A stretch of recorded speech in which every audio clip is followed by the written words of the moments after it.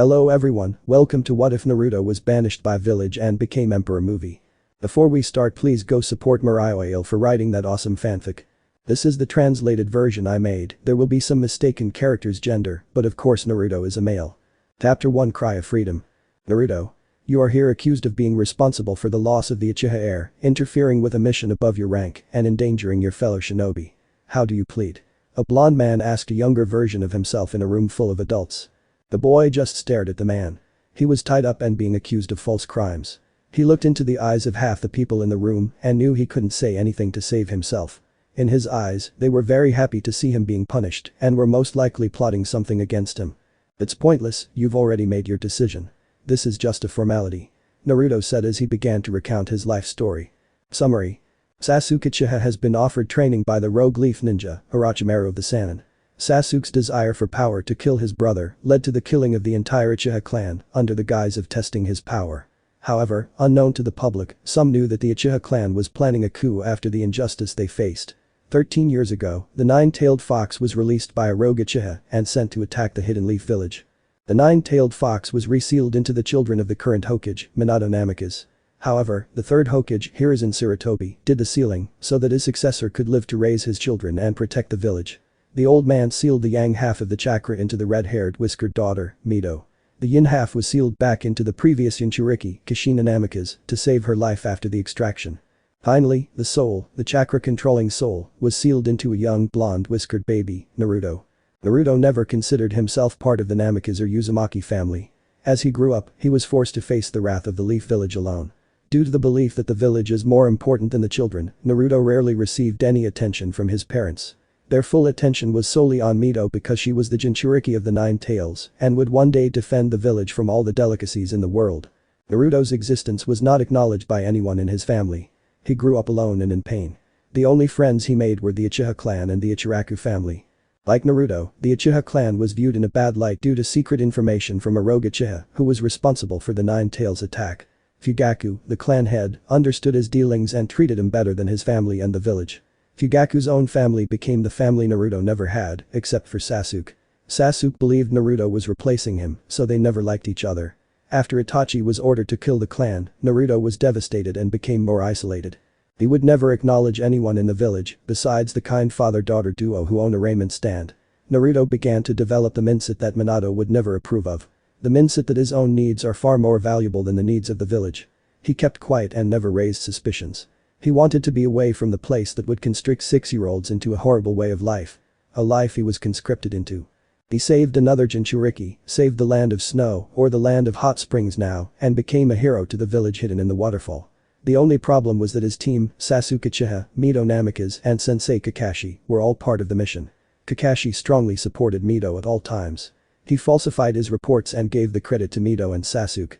Moreover, Naruto only fought seriously when his team was out of sight. Kakashi believed that Mito and Sasuke did so because they had some training compared to Naruto, the boy he didn't acknowledge as any form of contribution to the mission, any mission. Kakashi strongly supported Mito at all times. He falsified his reports and gave the credit to Mito and Sasuke. Moreover, Naruto only fought seriously when his team was out of sight. Kakashi believed that Mito and Sasuke did it because they had some training compared to Naruto, the boy he didn't recognize as any form of contribution to the mission, any mission. Kakashi strongly supported Mito at all times.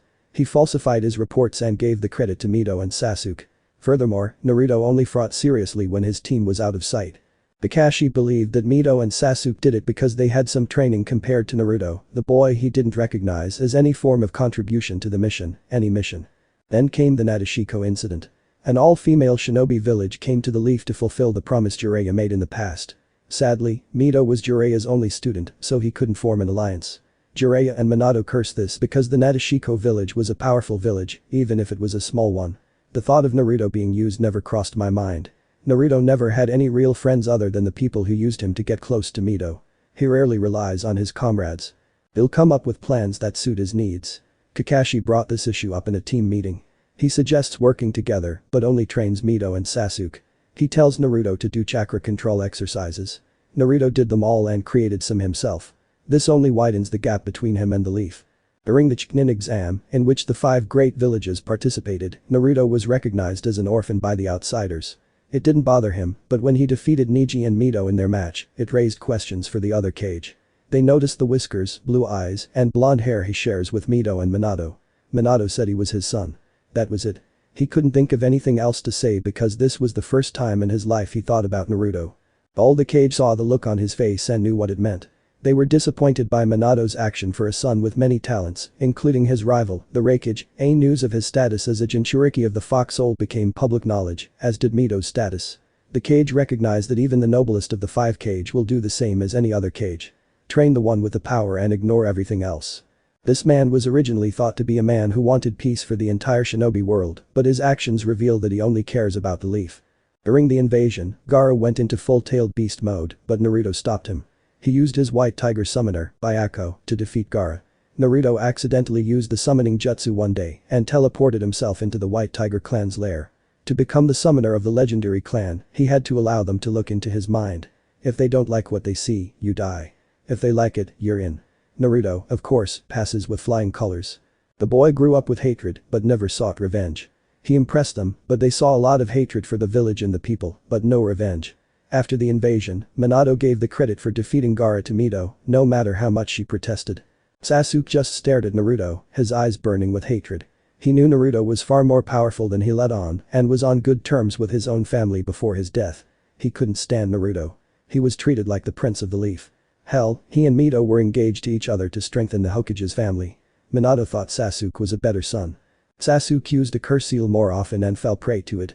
He decides to go rogue and go find Orochimaru to gain power. He left the village and the next morning Minato assembled a team to retrieve him under the belief that Sasuke was kidnapped by Orochimaru. A team consisting of Shikamaru, Kiba, Chimjai, Niji and Mito. Naruto was not seen as capable of performing an A-rank mission. A mission where any Chunin or Anbu could have been sent, instead Genins and a Chunin were sent because they were friends of Sasuke. However, Naruto was conflicted about not going. Normally he wouldn't give a shit, but Fugaku and Makoto were like parents to him. After much thought, Naruto ran to catch up to them.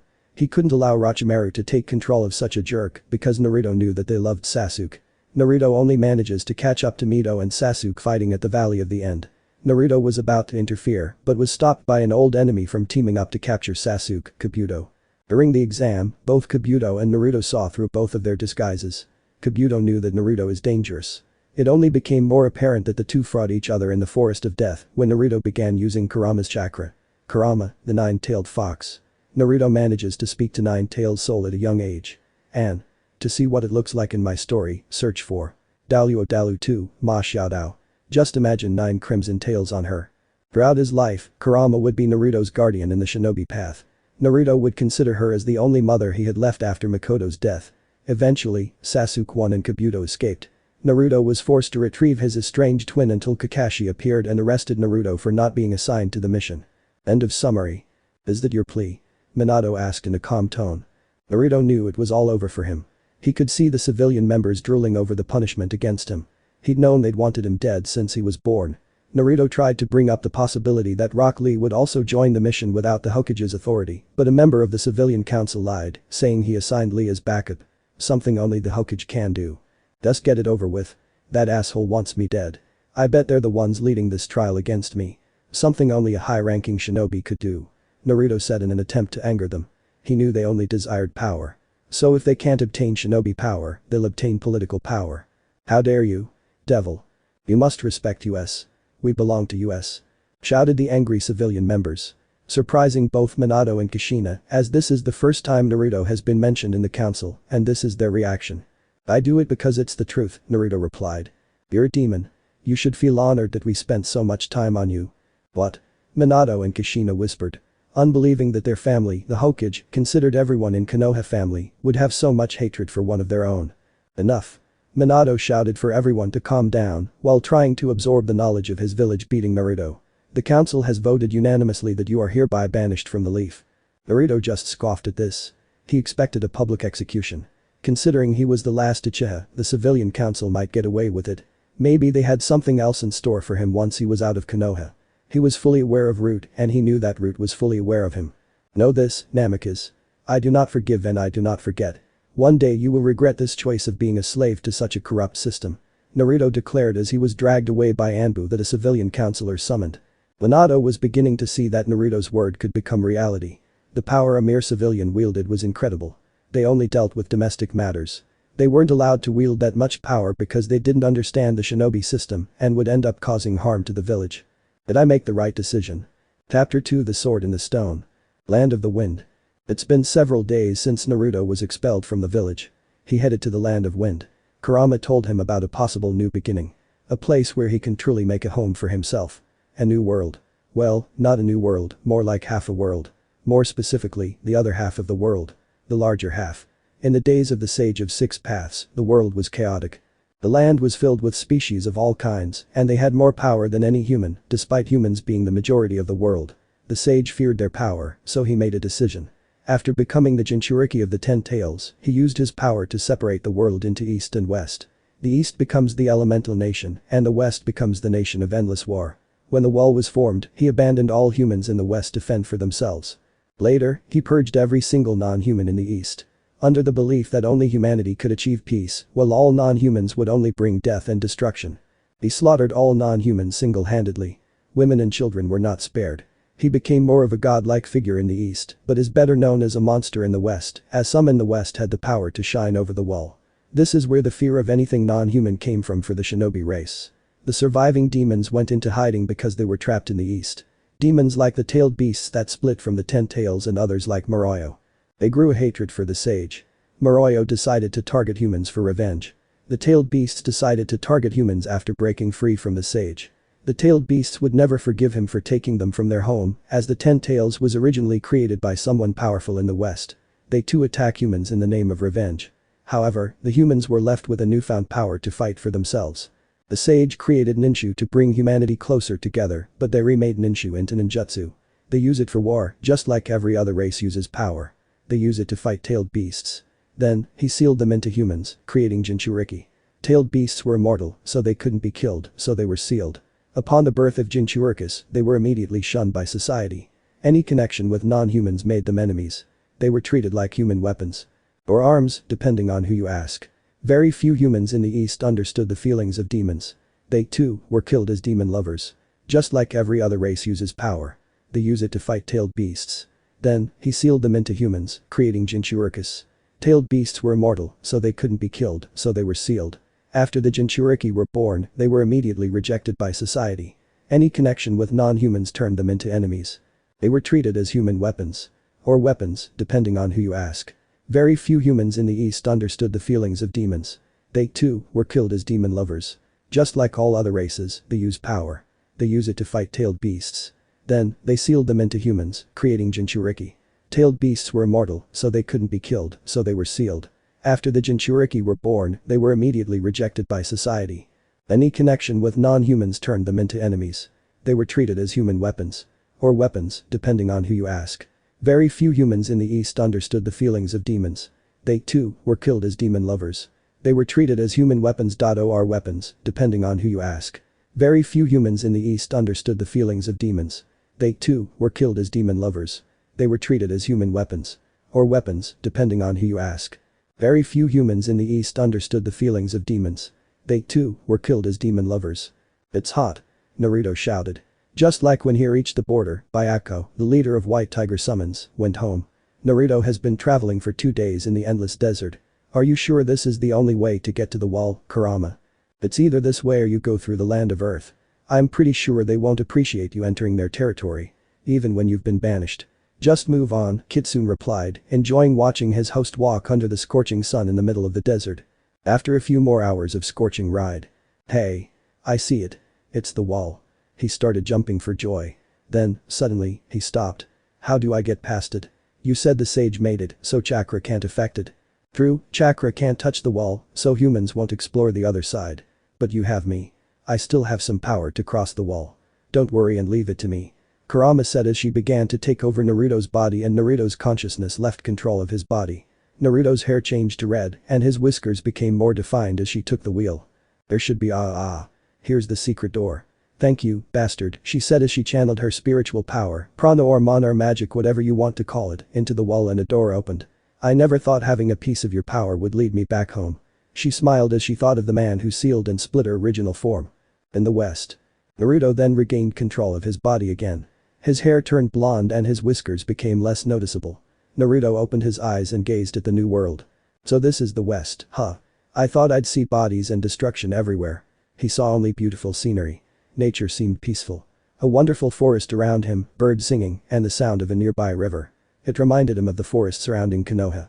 The place where he used to stay and hide during his days in Konoha. Yes, this place is definitely peaceful. Probably because people aren't around the wall. It can't be torn down without the power of the sage, which I inherited after the sage's death. I wish my other brother would see this. How I miss home. She said she was relieved to be home where she would be accepted. And now what? Go north. I remember the largest human city was there. The city of Camelot. The other race might not like you, so be careful. It was true. There are many races besides humans. There were demons like her. Also, demons are the weaker version of demons, but they have more potential to become stronger like humans. Then, the angels that God sent to protect the world, also their counterpart, fallen angel. Yaokai, like Kitsune, Nekomata, and many more. Ghouls, the mutated humans who are much stronger and faster, but have the problem of the ability to eat only humans. Finally, there are humans. The race with only the potential to become strong and are more adaptable. They can handle the biology of any other race, so there are many humans who fell in love with the other races.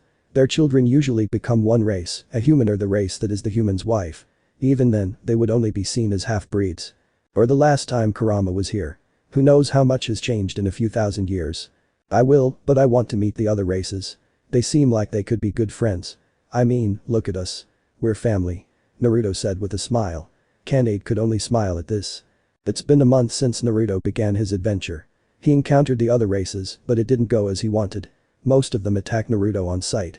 Naruto barely survives his encounter. If Kurama didn't take care of him, Naruto would be dead. There, he realizes that the race's full power is far stronger than chakra. If the war were to spread to the elemental nation, then the shinobi villages would surely lose. Naruto encountered some of the friendliest people. Flashback. Hey, I'm not here to hurt you. I'm just a simple traveler. Naruto said as he raised his hands to show that he wasn't a danger to the ghoul. How can I trust you? Humans always hurt me, said the demon. Wait. How can humans hurt a ghoul? I mean, aren't we weak? Naruto said, surprised that a ghoul would be hurt by humans. The ghoul looked at him in confusion. I'm from the other side of the wall. A friendly demon who lives in the east told me I could have a fresh start if I came here. I'm just trying to start over. The ghoul carefully studies Naruto. The idea alone seems impossible. As the ghoul watched him, he realized that there wasn't a single eye in Naruto's eyes. An explanation later. Man, humans sound pathetic in the east, the ghoul said after hearing Naruto's story. Wait. Humans can also fight at the same level as others. Naruto yelled in surprise. Your senjutsu sounds weak. I mean, senjutsu is one of the powers closest to God, but it can only take down your shinobi, who are barely on the same level as a warlord's lieutenant. I think you guys are weakening the nature energy you take in by mixing it with your chakra. Chances are, the nature energy is diluted by your chakra, so you can handle it. I mean, anyone can learn to use nature energy, but that doesn't mean you should. Some races, like Kitsune and Nekomata, are more known for having an affinity with nature energy. For everyone else, it might as well be suicide. Using pure nature energy can easily turn you into a warlord of a demon territory, the ghoul said, surprising Naruto that it is now possible to learn a stronger form of energy. However, it can only take down your shinobi who are barely on the same level as a warlord's lieutenant. I believe that you guys are weakening the nature energy you take in by mixing it with your chakra. Chances are the nature energy is diluted by your chakra, which is why you can handle it. I mean, anyone can learn to use nature energy, but that doesn't mean you should. Some races, like Kitsune and Nekomata, are more known for having an affinity with nature energy. Everyone else, it might as well be suicide. Using pure nature energy can easily turn you into a warlord of a demon territory, the ghoul said, surprising Naruto that it is now possible to learn a stronger form of energy. However, it can only take down your shinobi who are barely on the same level as a warlord's lieutenant. I think you guys are weakening the nature energy you take in by mixing it with your chakra. Chances are the nature energy is diluted by your chakra, so you can handle it. I mean, anyone can learn to use nature energy, but that doesn't mean you should. Some races, like Kitsune and Nekomata, are more known for having an affinity for nature energy. For everyone else, it might as well be suicide. Using pure nature energy can easily turn you into a warlord of a demon territory, the ghoul said, surprising Naruto that it's now possible to learn a stronger form of energy by mixing it with your chakra. Nature energy is most likely diluted by your chakra, which is why you can handle it. I mean, anyone can learn to use nature energy, but that doesn't mean you should. Some races, like Kitsune and Nekomata, are more known for having an affinity with nature energy. For everyone else, it might as well be suicide. Using Pure nature energy can easily turn you into a warlord of a demon territory, the ghoul said, surprising Naruto that it is now possible to learn a stronger form of energy by mixing it with your chakra. Chances are the nature energy is diluted by your chakra, which is why you can handle it. I mean, anyone can learn to use nature energy, but that doesn't mean you should. Some races, like Kitsune and Nekomata, are more known for having an affinity with nature energy. Everyone else, it might as well be suicide. Using pure nature energy can easily turn you into a warlord of a demon territory, the ghoul said, surprising Naruto that it is now possible to learn a stronger form of energy. Thank you very much. I hope to call you a friend in the future. Naruto said as he began his journey to Camelot. Are you sure you don't want me to bite you? I mean, I don't want you to starve to death. He said with a worried face. I can't bite a cute boy like you. I'll feel bad about it later, she said with a wink, making him blush. I hope we see each other in the future, he said. Me too. By the way, his name is Naruto, he said as he said goodbye to his new friend. My name is Taka Kirishima. I hope you find happiness here. Smiling back. End of retrospective. Naruto spent his journey learning how to harness one side of his energy, but failed each time. He decided to give it a rest until he reached Camelot, eventually reaching Camelot's gate in human territory. Stop. What's your business here? A pair of guards shouted, pointing their halberds at him. Naruto simply raised his arm. I'm just a traveler looking for a new home, Naruto said. What do you have to offer Lord Oda Nobunaga then? To join his kingdom, you have to offer something to our warlord. What? You have to give up something to their leader in order to join. He thought, confusing Naruto. Believing they would accept all humans. Then suddenly. It doesn't make sense. Said a man who appeared in the doorway. Dressed as a standard mage. I sense something from you, you're not human. Kill him. Shouted the mage, realizing that Naruto has demonic power over humans. The guards charged at him with killing intent. Naruto jumped back, but missed getting stabbed in the gut. Naruto pulled out a kunai and threw it at the guards, but the kunai only left a dent. Damn. Not even wind-enhanced kunai can pierce through his armor. The West is truly terrifying. Naruto began to panic. He then began making hand signs for a wind jutsu. Oh no, you're not a demon. The mage shouted. As he blasted Naruto with a fire beam spell, knocking him unconscious. They started closing in for the kill, but someone appeared. The boy belongs to me. I won't allow you to harm him. Said a woman in a cloak, covering a body. She used magic to lift Naruto up and carry him away. Who was that? One of the guards asks as he confronts the wizard. Someone to be feared. The mage said, trembling to believe who she really was. The large amount of mana she was giving away only indicated one person, and he hoped it wasn't her. The forest far from Camelot. Naruto was just left in the forest by a lake after being rescued by our mysterious woman. Then a blonde woman with blue-green eyes walked in as he went to the nearby lake to bathe. Who is he? He wondered. Ah. Naruto groaned as he began to wake up. He opened his eyes to look around. He found himself in a forest after being attacked. Find me, said an unknown voice. Kurama did. Don't worry, a wizard saved you and left you here. Take some time to rest and we'll think of something else to do. Kurama interrupted Naruto, assuming he would ask about the last thing he remembered. Okay, but did you hear that? Naruto thought, but was interrupted. Hey, are you okay? Asks a girl with blonde hair and blue-green eyes as she gives you a hand. I'm fine, thank you. Naruto said as he reached for her hand to pull himself back up. I'm Naruto. Who are you, Ms.? I'm Arturia Britannicus, the woman said as she picked Naruto up. How did you end up looking beaten up, Naruto? I was heading to Camelot, but I got attacked because I couldn't pay. He lied to her. Not wanting the cute girl in her casual clothes and Saber's casual outfit in Fate's Day Night to be afraid of him. Yeah, going to Camelot isn't the smartest thing to do. Nobunaga is nothing but a tyrant. Why would you go with him? He asked as he began to analyze it. Hey, I'm new here. I came from the other side of the wall and heard Camelot is where the humans are strongest. So I need some kind of starting point. Surprising Arturia. Impossible. No one can cross the wall. It's simply impossible. He expressed his doubts about Naruto's story. That's where you're wrong, miss. Said a woman's voice that appeared out of nowhere. The same person who saved Naruto. There spoke a legend that everyone here knows. Wait, who are you? Both Naruto and Arturia said as they took out a kunai and a sword respectively. You should have heard of me, ma'am. I am Merlin. The boar's sin of gluttony. One of the 7 deadly sins. Merlin said as she took off her cloak. She is seen as a slim, attractive and tall woman with 3 moles under her right eye. Her outfit consists of a long coat with a very revealing and open fur collar, with heart-shaped buttons, shorts with a heart, and thigh-high boots. Merlin's hair is shoulder-length and black. I thought sins died out long ago, Lady Melon, Arturia said as she began to bow in respect. They did it. All the other members are dead. I'm the last survivor and I plan to rebuild the sins with the help of this young man, Merlin said. Whoa, whoa, whoa. Time out. First of all, who are you? Naruto said as he drew their attention to him. Of course you wouldn't know. You're from the east. Surprising Arturia. She didn't believe him at first, but hearing it from a legendary figure makes it more believable. I saw you cross, but first, an introduction. I am Merlin, the boar's sin of gluttony. The last member of the legendary 7 deadly sins. Each sin represents a person's power. My power is close to that of gluttony. You know about the 7 sins, right? Getting a nod from Naruto. Well, I'm Arturia Britain. I'm just a simple woman trying to make a life. She then turns to Naruto. Find me, said the mysterious voice, as Naruto ignored it while paying attention to the situation in front of him. So I am Naruto. The backstory afterward. I thought the sage was a peaceful man. I never expected him to be such a cold man. Merlin said in surprise. She'd always heard that the sage fought for peace. Apparently, he sought a peaceful world for humans only. Well, at least now I know that humans don't change. Even in the peaceful east, there is trouble and corruption. Arturia said as she gave Naruto a sad smile. Seeing him fight in the land that is more peaceful than the west. Alright. Now, what's this legend you keep talking about? Naruto asks as he looks at Merlin. She simply looked at Arturia. She sighed. There's an old story my mother always told me when I was younger. Ever since the endless war began, all the races prayed for a miracle. For someone to stop the fighting and save us all. God answered that prayer. But, it wasn't what we wanted. God crafted a sword. A sword that is proof of one's right to save the land and rule the west. God placed the sword in a stone somewhere near Camelot. Whoever pulls the sword from the stone will either save us or conquer us. The golden sword of the victorious, Caliburn. Arturia said as she told that fairy tale. Amazing Naruto.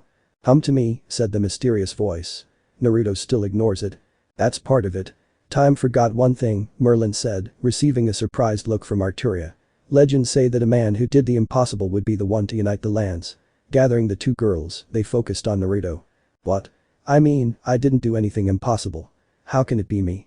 Naruto said as he starts waving his hand in denial. You crossed a border between east and west. It is said that alone is impossible. I saw you cross the wall, so I followed you ever since. You should at least try to draw the sword. The world needs a king. A fair and just king. So far, Naruto, you are a kind man. You chose not to kill the demon that stumbled upon you, you saved anyone who was in danger, and you have yet to kill anyone when you crossed. Merlin said confident that he was the chosen one. What? Arturia cried out in deep surprise. You're telling me you haven't killed anyone in the west, but you've killed people in the east. People in the west are more dangerous, and you shouldn't let them kill others. I don't care about that. I gave them the chance to leave and not harm anyone. They took it, and that was enough to satisfy me. As I said, that sounds like an ideal king for a peaceful world. At least try to draw the sword. You've met all the requirements for drawing the sword. And most importantly, you'd be the one uniting the West instead of conquering it, Merlin said. There's still a problem. No one has found Caliburn. Camelot says it's in the forest. That's why I live here. To find it and stop the fighting. Arturia said proudly, while Naruto smiled at her. Having the same thought if he had Caliburn. It was meant for the once and future king. Do you really think anyone can find it? Merlin said, scoffing at Arturia's statement. Wait, you mean? Yes, I think Naruto could find it. He'll most likely be the one to find the sword, so the sword can call him, Merlin said, but was interrupted by a wave of a hand. By Naruto's hand.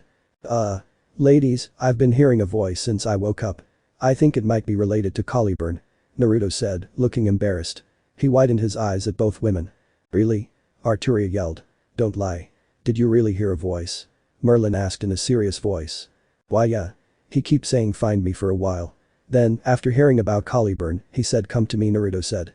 It must be true then. Arturia said. You're the one who will save us. As she holds his hand. Let's follow him then. Merlin said. Getting a nod from the two as they got up and followed Naruto. A few hours of walking through the forest. I'm starting to think you're leading us on a wild goose chase, Naruto. A tired Arturia said. Merlin keeps walking. Then they both stop. Arturia didn't notice them stop and bumped into Naruto. Making them both fall. Hey. Why did you stop? Arturia yelled at Naruto, but look what's in front of them. A golden sword stuck in a large rock. Is that? Yes, Merlin replied with a smile. The power it emits can only come from legend. Naruto just walks towards him. Flame us? Caliburn said. Surprising the two girls. Making them believe that Naruto is the one. Naruto approached the stone. He slowly grabbed the sword. He pulled it out and a brilliant golden glow blinded everyone. It's so warm. Arturia said as she felt Caliburn's light. Finally. We're saved. Merlin said, smiling at him with his arm crossed. AI. Naruto screamed in pain. Naruto. Both girls shouted. See you next time. Chapter 3 The Golden Sword of Victorious. Naruto. Both girls shouted. Naruto began to scream in pain. Pulling Caliburn out of the stone did something to Naruto. Do you really expect a simple man to be able to wield the weapon God himself created? Arturia and Merlin only have Naruto to worry about. Merlin was analyzing the entire situation while Arturia tried to communicate with him. Arturia couldn't get close. The pressure Caliburn emitted was too much for the girl to get close. Lady Merlin. We have to do something. I can't stand to hear him scream in pain any longer. Arturia cried, tears welling in her eyes. From the short time she'd known him, she realized the two had a lot in common. They'd most likely become fast friends. What can we do? Caliburn is stronger than any of us. He's clearly doing something to Naruto. After a pause for thought. Naruto is from the east. His body isn't capable of handling power like what you saw in the west. Caliburn must be rebuilding his body. But Naruto is weak. He's not like us. He'll need this transformation. All we can do is wait. Merlin said as she waited for Naruto's transformation to take place. Arturia could only watch in pain. She felt helpless. There was someone in front of her suffering and she was powerless to help them. A feeling she hated. Arturia always wanted to live in a world where no one tried to harm each other. A fair and just world. A world that legends always spoke of. During her childhood, she always dreamed of being the person who pulls the sword from the stone. Now, she realized that it was the blonde man who was destined to achieve her dream. A dream that Naruto could agree with. After 10 more minutes of bright light, Naruto's transformation finally takes effect. He had already fallen unconscious about 4 minutes ago. The pain was too much for him. As soon as Naruto fell with Caliburn in his hand, Arturia ran over to check on him. He's alive. Arturia said, sounding relieved. He'll need to rest. However, this is a problem. Merlin said, frowning as he scanned her body with his magic. What's wrong, Lady Merlin? Besides the missing whisker mark, Merlin said, while Arturia looked disappointed. She likes her whiskers. It made him look cute. Let it be known that Arturia Britain will never admit to liking cute things. He has a new power. He has a magic net. Magic circuit. So it's a magician? He asked confusedly, using many terms for a magic container. Since there's no official system for magic, many people use many terms for magic and everything related to magic. Yes and no. He's a mage, but that transformation is something else. Feeling it, he's more different than a standard mage. His magical signature is more akin to angelic magic. Like the angels in heaven? She asked. Getting a nod from her. Grab him. He needs a rest. Wait. Are you going to leave me behind? Said a beautiful red-haired nine-tailed woman. Arturia drew her sword and pointed it at her. Who are you and state your business here? Arturia demanded, as Merlin mentioned Alden. His sacred treasure, a small crystal ball. Merlin senses its demonic power and it's not something to be taken lightly. Merlin is undoubtedly stronger than the new woman, but with Naruto unconscious, he couldn't risk her safety. Really? I'm hurt. Naruto was telling you about me a few hours ago. Who else can be a beautiful redeed like me? He said with a fox-like grin. After giving it a few minutes. Kurama. We both blurted out. Bingo, she sang as she twirled around like a girl showing off her dress, but Kurama was showing off, his assets. How did you get out? From what I understand, you were always trapped in the blonde. Merlin asked as he lowered his crystal ball. So did Arturia, as sheathed her sword. I have no idea, but I'm guessing it has something to do with the golden sword. He pointed at the sword in Naruto's hand. The other two looked at Caliburn. Of course it was me. A voice came from Caliburn. Using the voice of Ilia's fragment, or more commonly known as Ilia from Trinity 7, widening the eyes of everyone looking at it. Are you speaking? They all said in unison. Do you really expect a weapon created by God himself not to be sentient? I mean, people will come to challenge Master to claim me. Only Master and others approved by him may wield me. Giving the 3 time to absorb the new information found. I feel that Master does not wish for you to be a trap, Lady Kurama, so I freed you, giving you a magical fountain to make up for your leaving Master. The fountain Master received is special. They are personally designed by God, so you will be a great mage if you wish. What really matters is that you have more power to fulfill your destiny. Sorry for not reporting what I was doing, I was quite tired. Waiting in stone for thousands of years tends to make someone sleepy. The 2 girls just blinked. Kurama was too busy enjoying his freedom to worry about the how part. Of course it is. Kurama howled with happiness as he jumped. I guess that's fine. Arturia said, sounding unsure of how to respond. She still doesn't fully trust any other race. As long as it helps in the end. I'm fine with that. Merlin, finally absorbing the latest news. Arturia took Naruto back to her home while the other 2 just talked. Merlin couldn't let thousands of years of knowledge pass without discovering something for herself. Caliburn was in its sheath. "Hello," Caliburn said as he gained the attention of everyone in Arturia's small home. "I'm new here, but you all know the legend, right?" Receiving a nod from the two humans, so the master will accept his role to unite the land. Receiving a nod from Kurama. Knowing his former host for a long time and how he wants to help people. "I watched the land from the beginning. The only way it stands a chance if the master gains more power. I recommend starting with the help of the two celestial dragons." "What? How can we get those two monsters to help unite the land? They spent their time destroying instead of helping." Arturia shouted. "I don't like the plan anymore." "Calm down. That's true, Albion and Drake have been rampaging through the land for a long time. However, they were sent with me by God, so they will answer to Master if he shows me. They are loyal to the once and future king. Now he finally arrives. They will accept him as their master. However, they may prove it, so Master must focus on gaining power." Getting a nod of agreement from the three. 4 days later. "Ah." Naruto groans in pain as he finally wakes up. "What's wrong with me?" He starts to get up and look around the room. He only sees a sword. "Oh, Master. You're finally awake," Caliburn said with glee. Blink blink. "Okay, I'm going back to sleep. I'm still dreaming." Naruto hid back under the covers. "How rude, Master. I'm real. This isn't a dream." "So how are you talking? Swords don't talk." He pointed at the sword. "Simple. I was created by God." Blink. "Good. You're real." He agreed. "Any creation of God is special, so this should have been expected. So, what do I call you?" "Caliburn is fine, Master." "Oh, I should mention I modified you." "What?" He cried in disbelief. He didn't like the idea of messing up his biology. "I'm sorry, Master. You're weak." The word stabbed him right in the heart. Human, another attack on his heart, lacking power, and another attack and can't face anyone on this side of the world alone.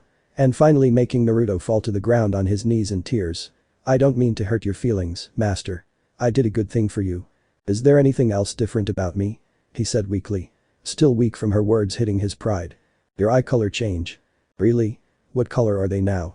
"Well, one eye is still blue. Your other eye is red now. I think the red eye represents your new discovered magical power." "That's great. At least I'll be able to stand out now. So what's this great magical power I have?" Not really caring about his now heterochromatic eyes. In fact, he found it pretty cool. "Well, your magic fountain is special. They were designed by God." Naruto's eyes widened. "They have the power to connect to the king's treasury. I believe she called it Babylon Gate. It's a special gate that only you can summon. It's a pocket dimension that contains every weapon ever created. God believes the world's treasure belongs to his chosen one. That's you." 3. "So let me get this straight. Can I summon any weapon I want that's been created?" "Yeah. Even the one in the east?" "Yeah." "Damn. A whole arsenal of the best weapons sounds amazing." Naruto shouted in happiness.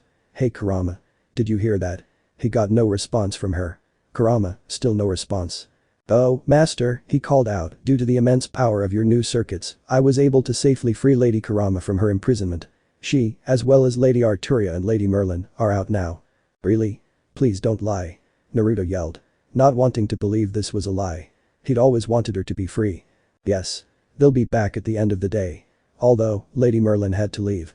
She said she needed to rebuild the 7 deadly sins for the upcoming war. "What war?" he said with concern. "The War of Unity. You will fight to unite the land, won't you?" After a minute of silence. "What? I can't fight a war. They're too powerful. I mean, I want peace in the West, but I can't do it. Now. You have new powers and can train to become stronger. Lady Kurama told us about your wish to see the races living together in peace. If you train hard, it will become a reality. It is also your destiny to rule the West. You taking me out of the stone is proof. I am only happy that you are a just and fair man." Making him smile. "I accept.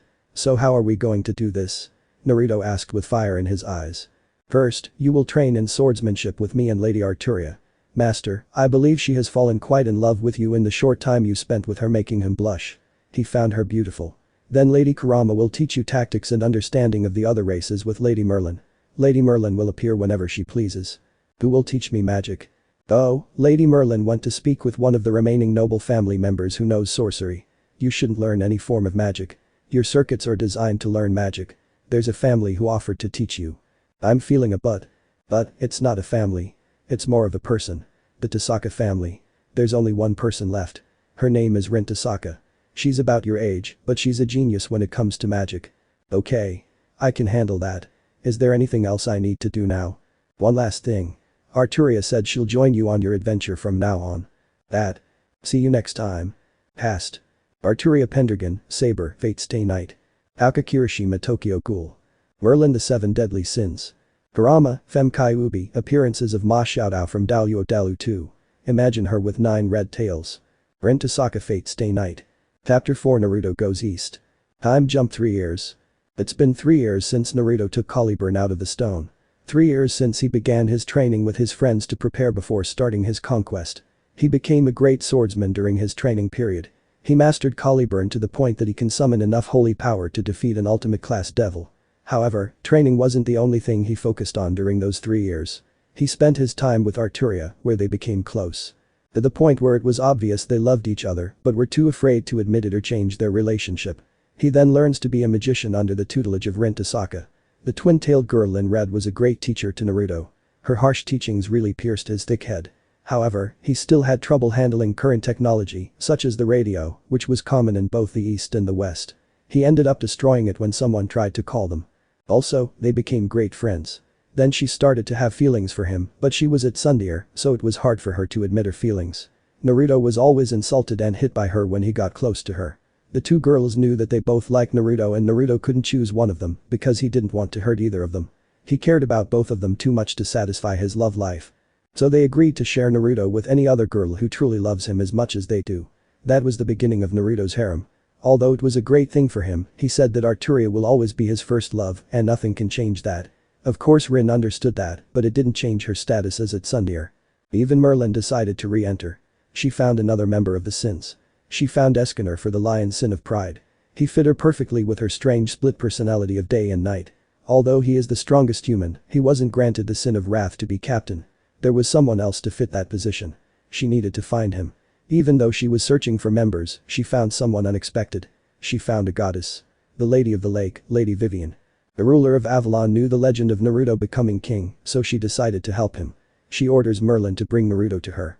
She gave Naruto a sacred sword, but not just any sacred sword. The sword of promised victory. The sword forged by the planet as the crystallization of humanity's wishes stored and tempered within the planet. A sword that was formed from the prayer of victory of all races and that the fairies made come true. It was a sword designed specifically for him and him alone. Along with Excalibur, she gave him Excalibur's scabbard, Avalon. Avalon grants the ultimate defense against anyone. Even against time to a certain extent. Avalon is capable of extending a person's youth. Which she shared with the girls. In addition, there is the amazing healing effect that surpasses the healing abilities of Jinchuriki. After receiving Excalibur, she gave Caliburn to Arturia. She could not accept it, but Naruto responded with the power she will need and as a token of being the first woman he loved. After hearing a speech of love, she accepted Caliburn. Naruto knew how much Arturia always dreamed of pulling the sword from the stone and becoming a noble knight. Now she possesses the sword she always wanted since her childhood. Of course, she could not stop thanking Naruto. Naruto did not sleep at all during the night and Rin was angrier than ever the next morning. Even after mastering Excalibur, he still uses his Gate of Babylon. He mastered some weapons in his treasury such as Gate Bold, and Enkidu. Although he usually uses the gate as a projectile weapon, he would summon the gate and fire the weapons at high speed to finish off his enemies. Upon experimenting with the Gate of Babylon, Rin notices that its circuit does not connect to the dimension containing the treasure. It was he himself who connects to the gate. It only raised many questions for him about the once and future king, because this is the first evidence in both the East and West that it was the person, not the power, that allowed such a miracle to happen. He develops his own technique to counter any physical or magical attack. He called it Banishing Shift. Banishing Shift is an ability that can only be unleashed as a counter to an opponent's attack. It could repel or disperse any type of attack, physical or magical. Its true form is capable of erasing everything to the zero dimension, erasing anything to nothing. The perfect technique against any powerful attack, but Naruto only uses it when necessary. He prefers the challenge of battle and sees this technique as a last resort. Or when he's too lazy to deal with an attack. After finishing his training, he and his friends went to the wall that divided the world. There was Naruto in black armor that resembled a knight's. Berserker's armor from Fate Zero. Lancelot's armor while it's still black Arturia in her armor and the same armor in Fate Stay Night and Rin in her usual red high-collared shirt, black skirt and long black socks under brown leather flats. Kurama decided to sleep inside Naruto. Even though she's free, she's still part magical creature and part kitsune. That means she's very lazy. She spent most of her time in Naruto because it's not the Soa prison for her anymore. Now she switches to more of a hotel. So we're going back to your old house? Rin asks. Yep, said the blonde. Will they be able to recognize you? Arturia asks. She's afraid that if someone sees him, they'll take him away. Not really. I have heterochromia eyes now and the whiskers are gone. I also have this helmet. He takes out his knight helmet and shows it to her. Making Arturia a little sad. She still misses his whisker mark. One day, Naruto brought a puppy to the Tasaka estate where they lived and Arturia went into full child mode and played with the dog all day. Rin never let it go. Naruto found it cute. Both of them never stopped teasing her about it. Don't worry master, no one can hurt you with me here. A voice came from Excalibur. Using the voice of a still manuscript or more commonly known as Sora from Trinity 7 on the left side of Naruto's waist. Me too. Even though I serve Lady Arturia now, I will always come to your aid. Caliburn exclaimed from Arturia's side. Why are we heading to the other side, by the way? I mean, it's a weaker world compared to ours, according to your stories. Don't get me wrong. I want to see how different it is from here. Rin asked. I wanted to see some people before we start the war. It might be the last time I see them, he said with a sad smile. Don't worry.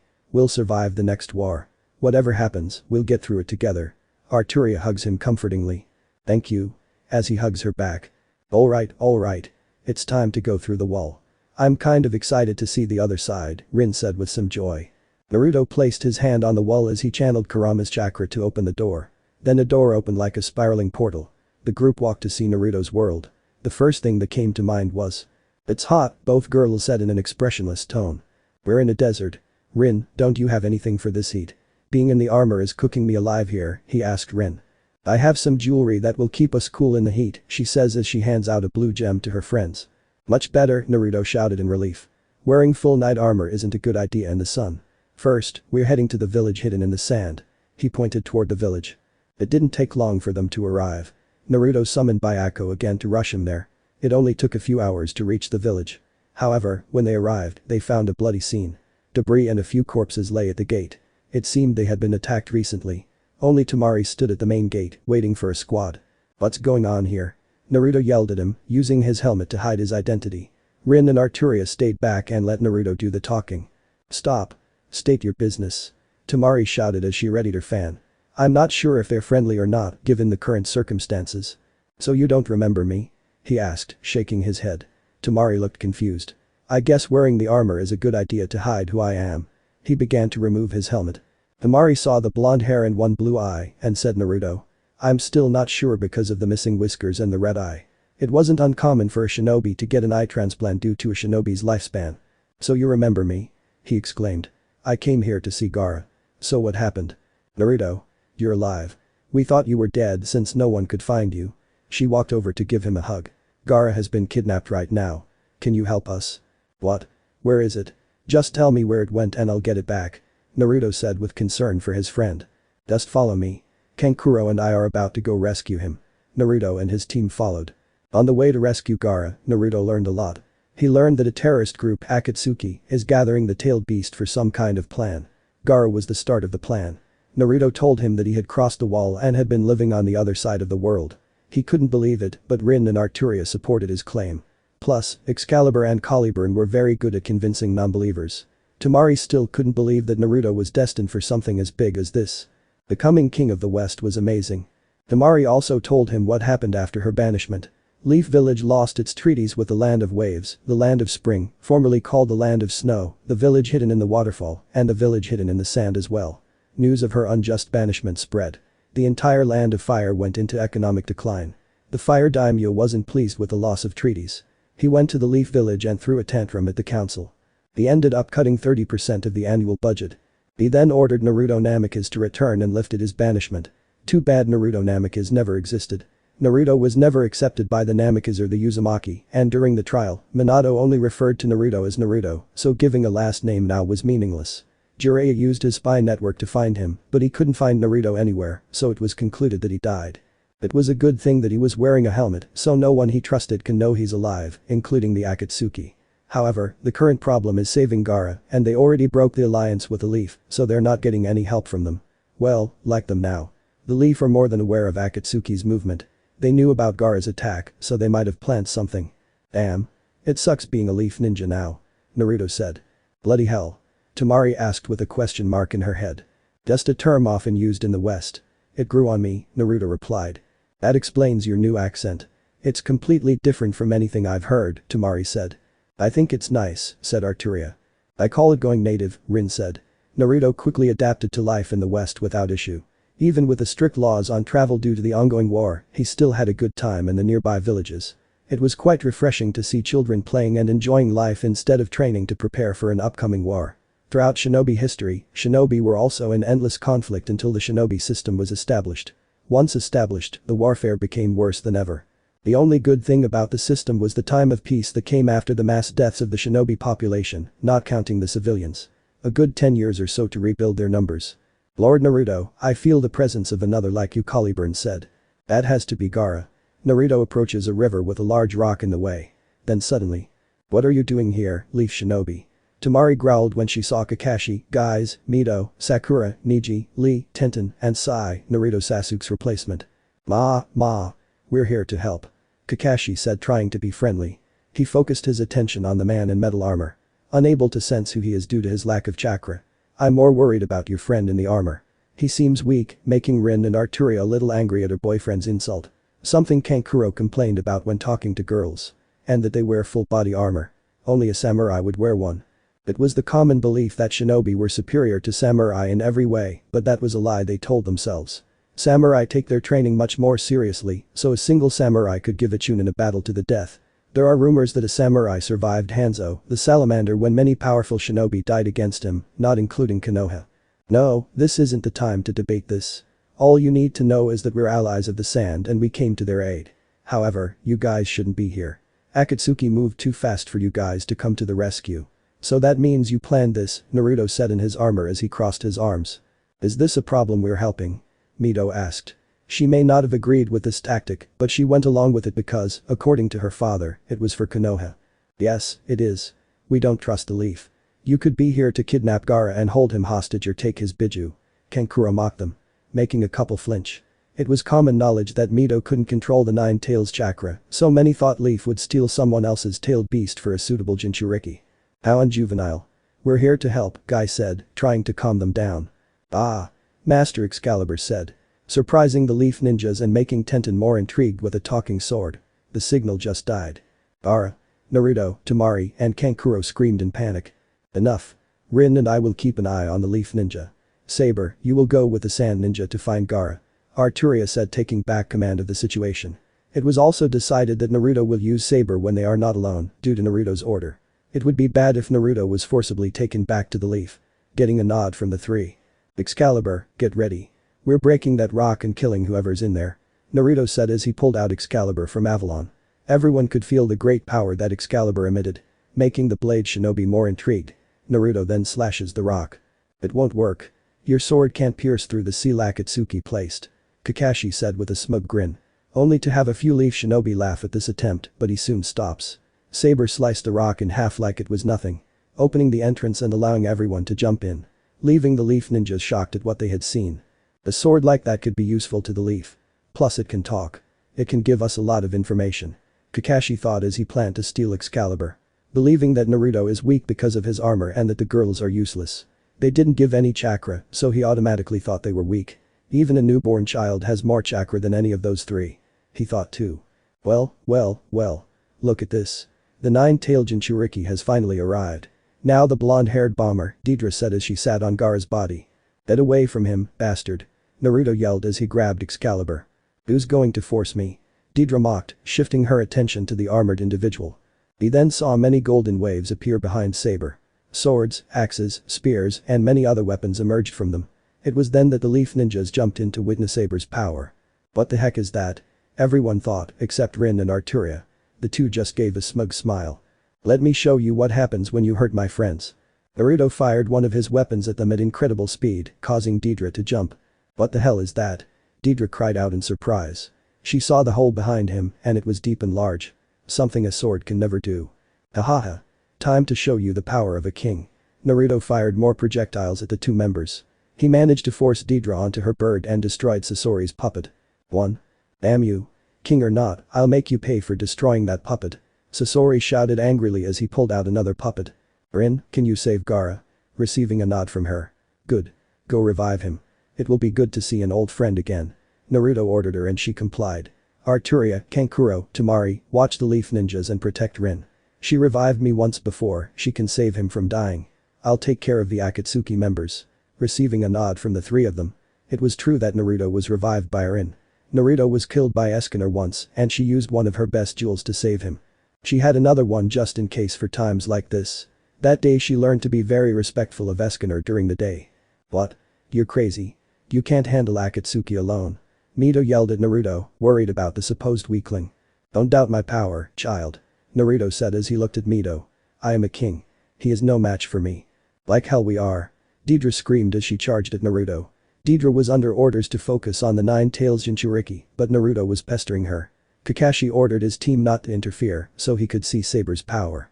Kakashi had never seen anything like it before and needed to gather information on the self-proclaimed king.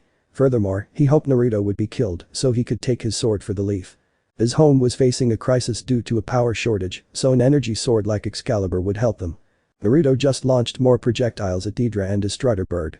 Sasori then summoned the third Kazekage to fight. However, the iron sand wasn't strong enough to fight Naruto's weapons. It ended up destroying the Kazekage's puppet. How dare you? That puppet was one of the weirdest I had. Damn you. Don't think you've beaten me yet. Deidre prepared a clay dragon and Sasori revealed himself as a puppet. The onlookers stared in amazement. It's okay. I have a heartbeat. Gaara should be fine now. He'll need to rest. There aren't any injuries left that I haven't fixed. Rin said as she finished bringing Gaara back. Thank you, Tamari shouted as she hugged her. Yeah. Thanks. Kankuro said, smiling at him as he checked on Gaara. He was relieved to see him breathing. Of course, I only did it for that idiot up there. I swear, he likes to show off. Rin said as she shook her head in disagreement with Naruto flaunting his power at this point. Excuse me, Miss Sakura asked, trying to figure out what brought a dead person without the resurrection jutsu. Rin. Rin Tasaka are in your culture, Tasaka Rin. Is Tasaka? How did you bring him back? I checked. The Kazekage's heart stopped and he was dead. Sakura asked. Extremely intriguing given that she's a doctor. That's none of your business. It's a technique that belongs to my family, she said. That's impossible. There's no bloodline that can bring back the dead. Sakura retorted. She knew many healing jutsu and healing bloodlines, but none that could bring back the dead. According to her teacher, Tsunade Senju, you can't heal the dead to bring them back. She should do it now, she tried. I never said bloodline. I said it's a family technique. Rin said while flaunting her twin-tailed hair. Boom. A loud explosion came from the fight between the Akatsuki pair and Naruto. Naruto simply stopped using the door as a projectile and started Enkidu and Excalibur to fight them. Naruto used the chains of heaven, Enkidu, to grab onto the clay dragon and bring it down in front of him, so the flamethrower Sasori fired at it hit it instead of Naruto. He's a tough son of a hitch. Deidre yelled at Sasori as she jumped to his side after her dragon was defeated. I've had enough of you. Sasori shouted. He lost his patience dealing with the reclusive king. He took out a scroll and summoned 100 puppets. Deidre had already lost all hope.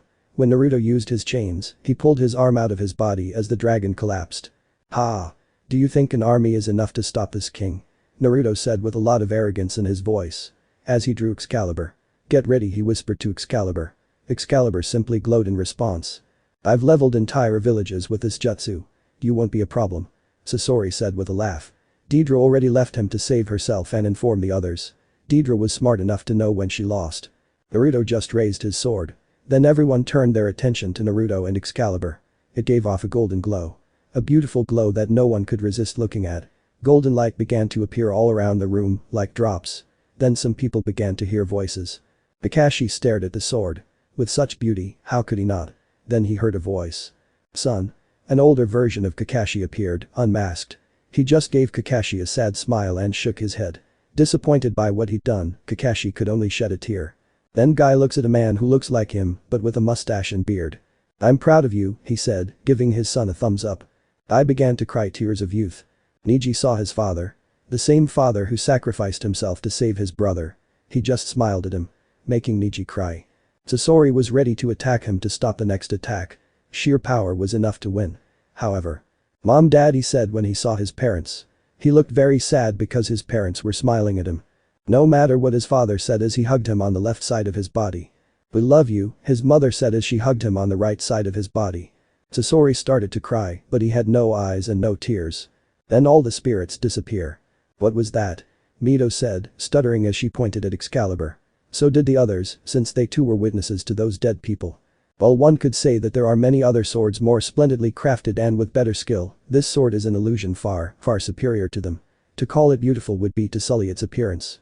Instead, it is something sacred, forged from people's conceptions, legends woven only with hope, Arturia said with such compassion.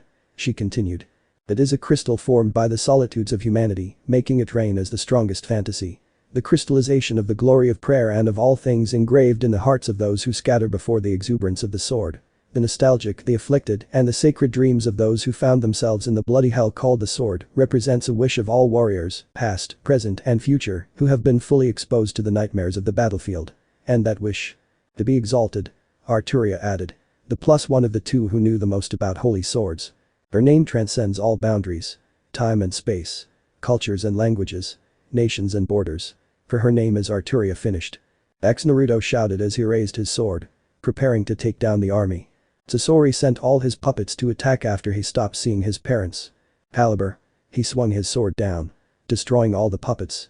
Including Sasori. Sasori just smiled and welcomed the golden light that is here to claim his life. I'm coming, Mom Dad. She thought with a smile. Naruto saw that she smiled. Find peace and happiness in the ever-distant utopia. Anne. The ever-distant utopia is Avalon. The afterlife. If that's wrong, I don't care. It's what Naruto believes in. Naruto said quickly enough so that Sasori could hear him. Even against people he doesn't like, Naruto is kind enough to pray for his enemy to rest in peace. Thank you my king. Sasori finally accepted him as king. Being destroyed by his attack. Naruto let out a smile. The explosion left a large hole in the mountainside they were on. Naruto went to Gaara to check on him. Then Kakashi walked towards him, but Rin stood in front of him. Would you like to join the Hidden Leaf Village? Kakashi asked. Trying to bring a powerful village into the hands of the Leaf. Ha! You think I would abandon my family? I know all about your reputation and it's not noble at all. We are a family. We never abandon our own. Rin said as she smiled at them when they widened their eyes upon hearing her devotion to her family. Naruto and Arturia's family. I asked nicely, but it seems you left me no choice. Kakashi said as he drew his kunai. As did the rest of Konoha's shinobi. Kuro and Temari prepared for battle. Naruto wasn't paying attention, he was picking up Gaara. However, Arturia was already one step ahead. I wouldn't do that if I were you, Arturia said, ready to slit Mito's throat with Caliburn. She knew the Hokage's daughter was worth a lot at the bounty office. Naruto told the girls that the shinobi system operated more like a mercenary guild than an actual government. I didn't feel her, Kakashi and Niji thought. The squad's best sensors didn't see a girl step behind them and get into position to kill them. I'll say it once. Back down or you'll be at war with us. The Leaf sent 2 squads to fight 2 Akatsuki members, and we only need 1 person to fight the pair of criminals. Do you really think we stand a chance? He asked the group. After giving him a moment to think about his situation, everyone, let's return to the Leaf, Kakashi ordered, surprising his team. They knew how important the mission was to their village. What? We can't leave yet. The Akatsuki are a threat. We can take them here and now. Besides, those strange people have incredible powers. If we Mito shouted before being interrupted. She understood that the village's needs outweigh her own needs and morals. Do that and you'll start a war with the sand. They're our allies and promised to help us in our time of need. We won't abandon them. Temari yelled at him, believing that allying with Naruto would be worth it in the long run. We can't start a war over a few people. Fall back. Kakashi ordered as all the remaining Leaf Ninja left. Chapter 5 Seeing Old Friends. In an open field with the sand group. What is that? Gaara thought as he felt some pain. I thought I was dead. He still feels a pain that feels like someone kicked him. Hey, wake up. You're worrying your family and friends, Sleeping Beauty. A voice reached his ear. Gaara begins to open his eyes. Only to see a man in black armor. Who are you? Gaara asks when confronted by a stranger after being kidnapped by Akatsuki. Gaara. Temari dove straight into her little brother's arm to hug him. Temari, he said in surprise. What happened? I saved you? Came the armored man. Well, more like she saved you. He gestured to Rin. May, do I know the name of the person who rescued me? I didn't expect you to remember me after all this time. Of course the armor doesn't help. Getting a confused look from the retreat. You can call me Saber when I'm wearing the helmet, but she took out her helmet. Gaara only saw blonde hair and red-blue eyes. You can call me Naruto. Gaara's eyes widened. I thought you died. Gaara stuttered as he saw his first friend in 3 years. Let's keep it that way. I don't need any attention right now, he said with his signature smile as he offered his hand to help her up. You've always been the unpredictable one, my old friend. As if reaching out to grab him. Okage Tower in Hidden Leaf Village, 3 days later. There, in the Hokage's office, Minato, Jiraiya, Tsunade, and Kushina wait Team Kakashi and Team Guy. Jiraiya gathered information on Akatsuki's first target, Gaara. Minato planned to rescue the Kazuki and have the village sign an agreement where the sand sells the precious metals found only in the land of wind at a price of their choosing and an alliance where only the leaf benefits. The leaf did not have the power they once had and their economy was falling due to their lack of power. They needed money and power to bring the leaf back to the top of the shinobi world. Report to Kakashi, Minato ordered, frowning. Not seeing the Kazuki with them didn't sit well with him. You're not going to like this, sensei, said a tentative Kakashi. Okay. Everyone except Kakashi, Guy, and Mito are dismissed. An explanation later. So this saber managed to fight two of the most destructive ninja capable of jutsus to level battalions by themselves and managed to kill one and cripple the other. Getting a nod from Kakashi. He also has this strange ability that forms golden waves out of thin air and weapons of incredible power shoot out to fight the two of them. Another nod. So he has a friend who is capable of bringing back the dead without Orochimaru's resurrection jutsu and another person capable of sneaking up behind and in a position ready to kill Mito. Another nod and an embarrassed look from Mito. She was a proud shinobi of the leaf and she allowed someone who was in her eyes a moving dead body to be in a position to be killed. She was trained to be the best.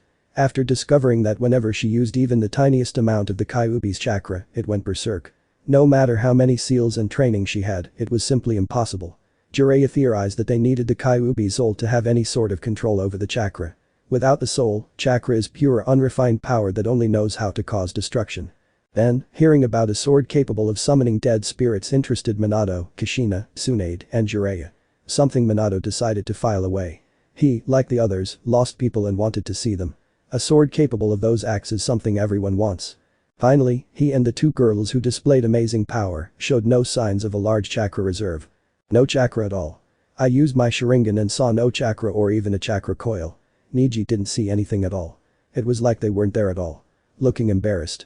He's one of the best the leaf has to offer and he couldn't calculate the power level of 3 people. That's impossible. You need chakra to stay alive, said Tsunade. An expert in the anatomy of the shinobi body. Ah, he said, rubbing his head. Do you know anything about them? He asked the 3 of them. The girl's sword and that boy, saber, can talk. Just by seeing the power of one sword, we can assume that the other has great power, Kakashi said. They're allied with sand. They seem to be a group of mercenaries, considering how young they are. Guy said with his usual attitude. The 3 of them seemed to have worked together for a long time. Not seeing a headband, he assumed they were a group fighting for a paycheck. After a few minutes to think. I can't allow these people to walk freely. I'll declare them missing and put them in the bingo book, surprising Guy, Mito, and Kakashi. It seems Jiraiya and Tsunade expected this because they understood the balance of power and these 3 jeopardized that balance. Kushina just nodded in agreement with her husband. Dad. You can't do that. That's against international law. Mito screamed. More shock at her own father's action. Sir, you can't do that. They're not part of the leaf or any village. Besides, they haven't done anything wrong, Guy added in protest of the idea. Labeling a ninja as a missing nin can only be done if they're part of the village they betrayed. Besides, they haven't committed any crimes and Minato was willing to lie about that. No matter. Mito, they have the power we need. This is all for Konoha. I don't want their power anywhere but here in the village. I'll say that they were once part of the leaf and stole those 2 swords. They'll be getting a warrant for their arrest. Minato told them. Mito accepted his answer. That tells you the lengths a shinobi, child or not, will go to for their village. Their entire lives, ever since they were born, they were raised to give their all for their village, so it was rare to see such blind acceptance. Sensei, I don't think it will work. Most of the elemental nation is already on bad terms with us. They won't believe what we put in the bingo book. They'll just ignore the order and take them themselves, said Kakashi. He already realized the major flaw in his plan to capture some powerful ninja. It doesn't matter. I will declare war on any nation that tries to take them from us. They have incredible power, which makes them part of the hidden leaf. Minato said without hesitation. After a few years of being Hokage, he adopted the belief that power belongs to the leaf. Seeing that the last Uzumaki, the last Senju, the last Uchiha, and the legendary Sannin are all part of the hidden leaf, all power belongs to them. He became blinded by power, only seeing that any form of power should be under his control. I'm afraid we're going to go to war soon if Sensei doesn't change, Kakashi thought. Guy too. The only person close to the Hokage who was starting to see the village's air. In Sand Village, in the Kazuki Tower. This is a lot to take in. On the way back to the village from the land of rivers, I think that's where Gaara was taken. Naruto told Gaara what happened to him. He went over the wall. The most mysterious thing for the people of the N Elemental Nation is what was over the wall. In the past, many ninja tried to jump over the wall, but they could never stick to the wall. Whenever they built something near the wall, it would start to crumble. Buildings made of stone or metal started to crumble and collapse. Of course, the other side had the same problem. It was the wall reacting to people nearby. To make sure they don't reach the other side. Hearing Naruto jumping over the wall and exploring life in the West. Hearing that chakra is a weak form of power compared to the power of the West. Hearing that there are so many races that are superior to humans, even humans are superior to humans in the Northeast. Especially since only about 40% of the human race could use magic or kai. Keep in mind that humans weren't the majority population in the West. Just thinking about an invasion from the races in the West scares him to no end. His home is one of the countries that border the West and East. Thank goodness for the wall. Gaara said after finally absorbing Naruto's new life. As much as I want to help you and give you the full support of my village, I can't. We'll simply be annihilated in the first battle. He said sadly. He wanted to help his friend fulfill his destiny of becoming king, but hearing of the great power in the West, a decision like that can't be taken lightly. He is the Kazekage now and he needs to think of the village first. Don't worry about it. I never intended to ask for help. I just wanted to see all of you before I leave, Gaara said encouragingly. All I ask is that you keep my identity a secret until I reveal myself, receiving a nod. I just hope I get the chance to reveal myself in the future, he said with a grim smile. Baka. You won't die. If you die, I can bring you back like I did before. Rin said to stop doubting his abilities. Still, I want to thank you for all your help in reviving me, Gaara said. Well, there's one thing Naruto said while scratching his head. Grr growl from Naruto and Arturia's stomach caught the attention of everyone in the room. Rin just facepalmed and Kurama was laughing at the two of them. 1. Hunger is an enemy we must all overcome, Arturia said with a passive expression as she placed her hands on her hungry stomach. Okay. Can we get some food? He asked. Tamari laughed, Kankura mocked them, and Gaara smiled. Of course. Gaara said as he stood up from his chair to take everyone to eat. 4 months later in the land of the falls. After Naruto's group time in the arena, they left to visit others. Gaara promised that he'd wait for the wall to come down and welcomed the idea of an alliance with Naruto when he became king. Naruto headed to the land of waves to see Tazuna and Inari. They were happy to see the blonde idiot alive and happy. He then went to the land of snow to visit Koyuki. He left the country with new bruises. Apparently, Koyuki decided to give him a deep and passionate kiss after hearing his plan for the future. After the kiss, she told him, I'll wait. And left. Leaving Naruto confused by her message and angering Rin and Arturia for her stubbornness. 1. Later, Kurama decided to tell the group about one of the last demons in the east, Marioiale. He wanted to offer her a chance to return to the west. All demons have long lifespans that make them seem immortal, so Marioiale was likely alive and shinobi were weak against him. The group headed to the land of demons and volunteered to protect its priestess, Shion. Shion was a brat who didn't get along with Naruto very well. Arturia was the person who would watch over her. Upon arriving at the temple, Arturia and Rin fought the army and Naruto took Shion to seal Marioiale. Of course, Naruto stopped her so he could offer Marioiale a chance to go home. He refused his offer and went on an attack from the east. He was consumed by hatred and wanted revenge on the sage, but he died before he could exact revenge, so he decided to target her people instead. Shion fell into despair and was prepared to die sealing Marioiale. However, Naruto fought hard with Excalibur, and by combining his sword and Shion's mystical bell, they were able to defeat Marioiale. Shion fell in love with Naruto and asked him to pass on his power, to which he agreed. He received another beating from Rin because she knew Naruto didn't understand what Shion really meant. Also, there was the time he encountered a couple of women when he decided to train in a more secluded place. While training with his swordsmanship and magical abilities, a couple of women watched him. They realized he was powerful, very powerful. They came out and introduced themselves to him. They were Shizuka and Takiwa. They were looking for powerful men to challenge and take home for Shizuka. It was no surprise that Shizuka lost. Watching how Naruto trains was terrifying. He used the Gate of Babylon to surround himself and fired many noble phantasms at him.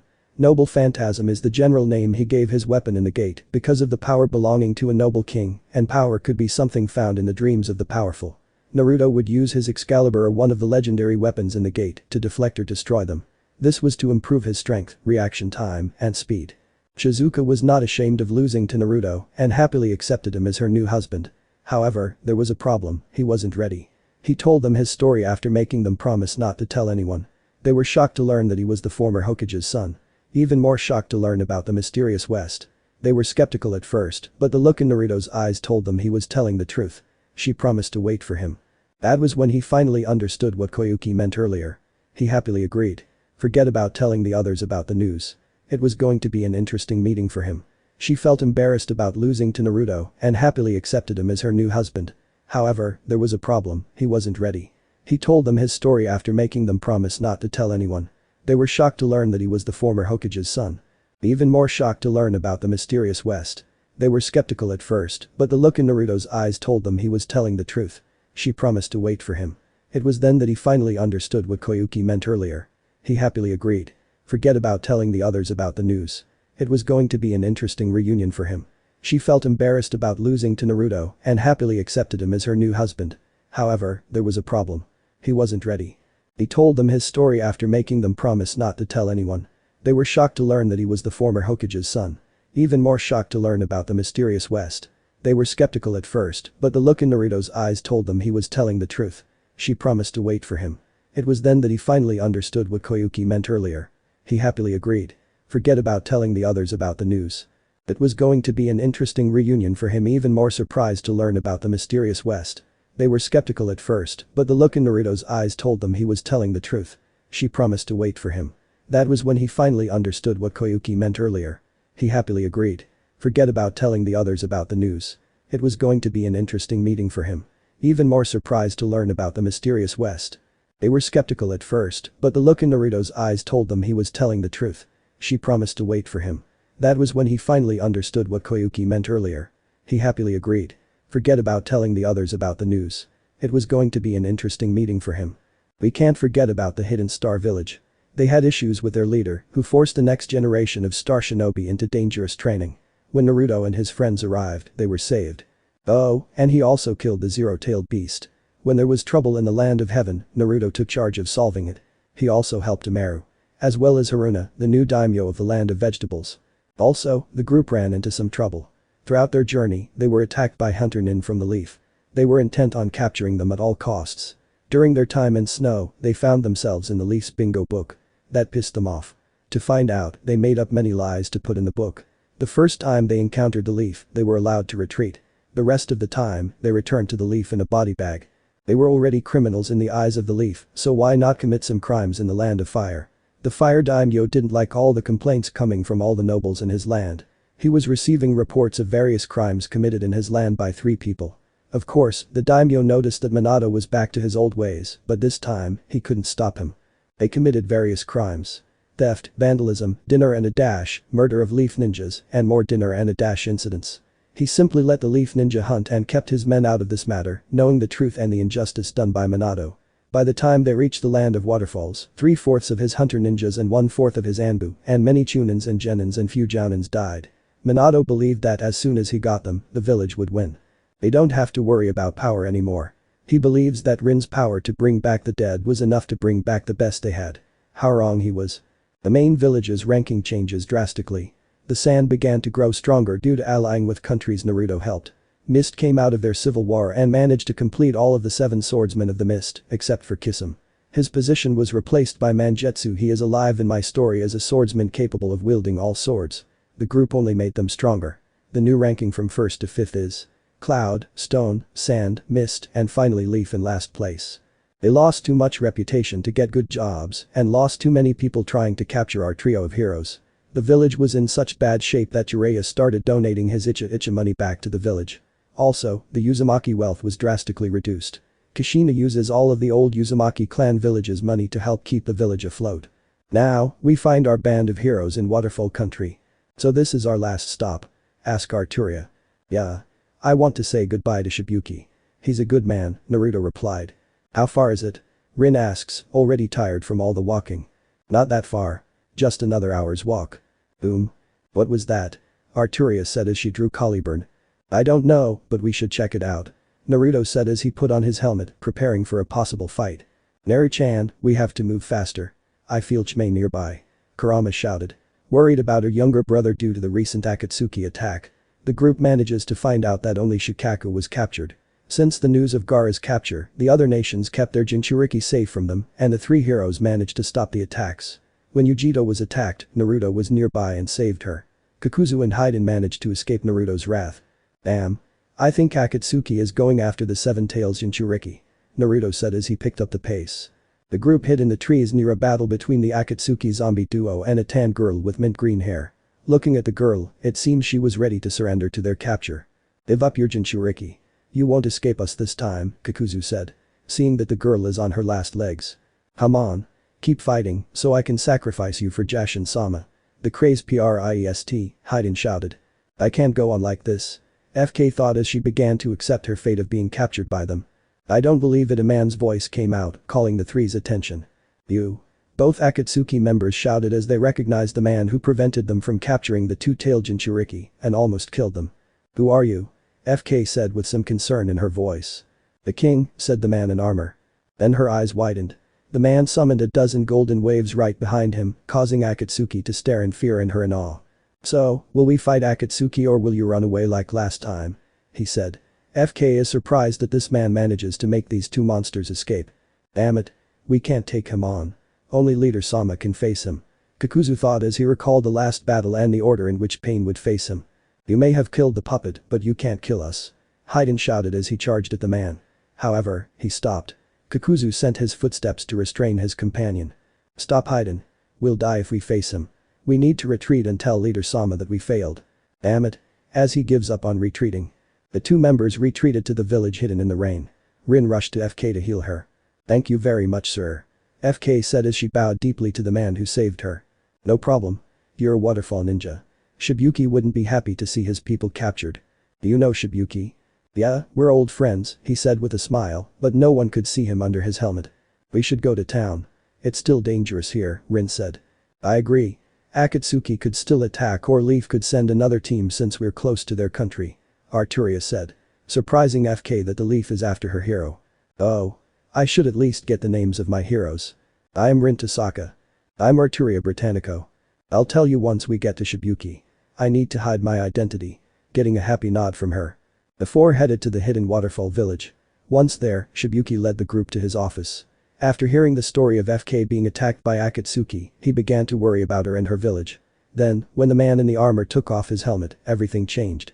Hearing their hero's story opened their minds. "Naruto, please take FK with you," Shibuki said, bowing to him on his knees. Both Naruto and FK said. FK blushed at the thought of going with Naruto. She idolized him after he saved her village from the traitor, Suion. Then, she fell in love after he rescued her from certain death.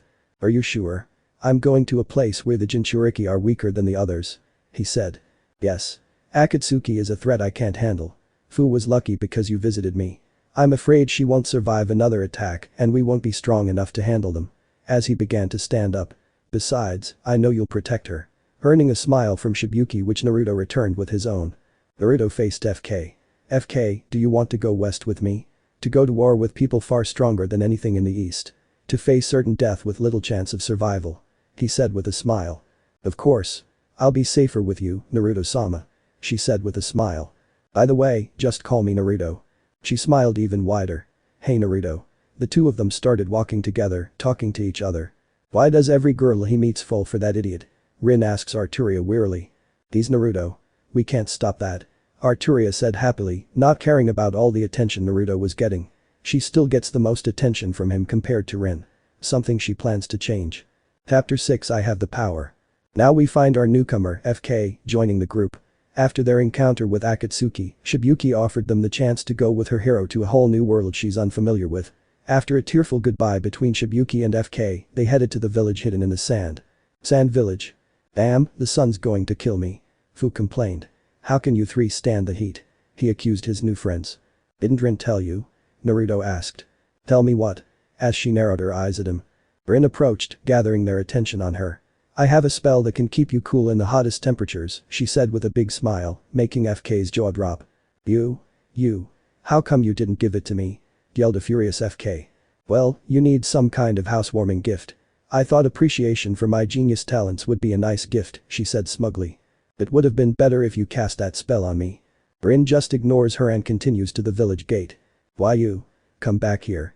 FK yelled at her and chased after her, demanding that she cool her down. "I feel like those two will become good friends," Naruto commented. "Not unless FK kills her first," Arturia said with a smile. "They have a unique dynamic." Time skip.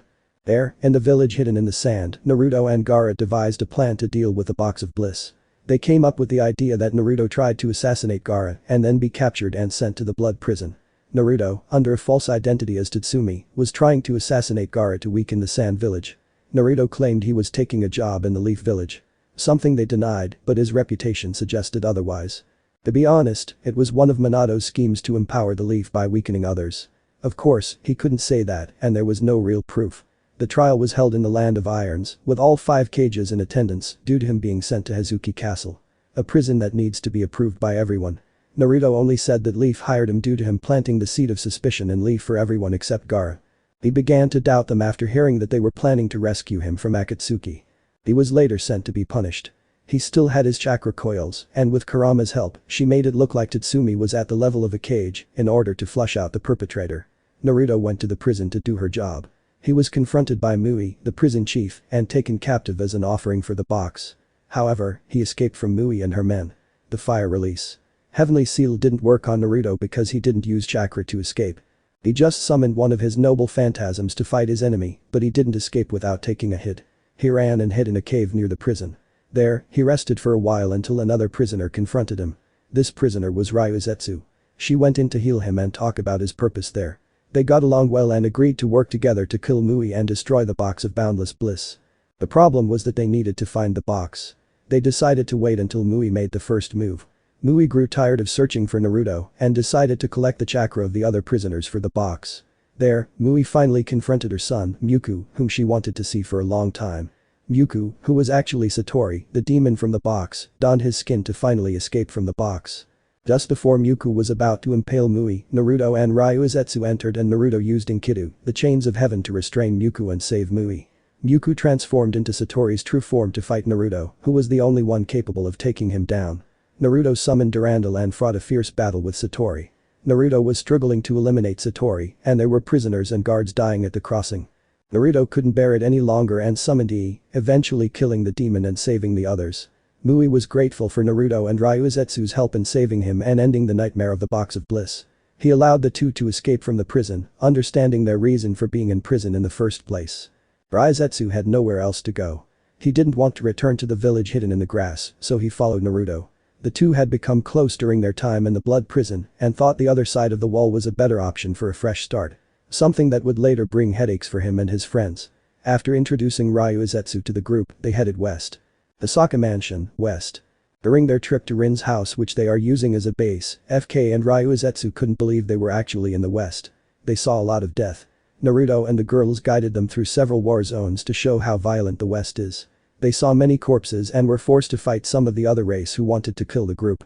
Of course, they were surprised at how strong the other races were. The ghouls were much stronger than most of the girls and gave them a hard time. The demons and the devil really scared them. They were ruthless and almost killed FK. If Chimay, Nanabi, didn't save her, she would be dead.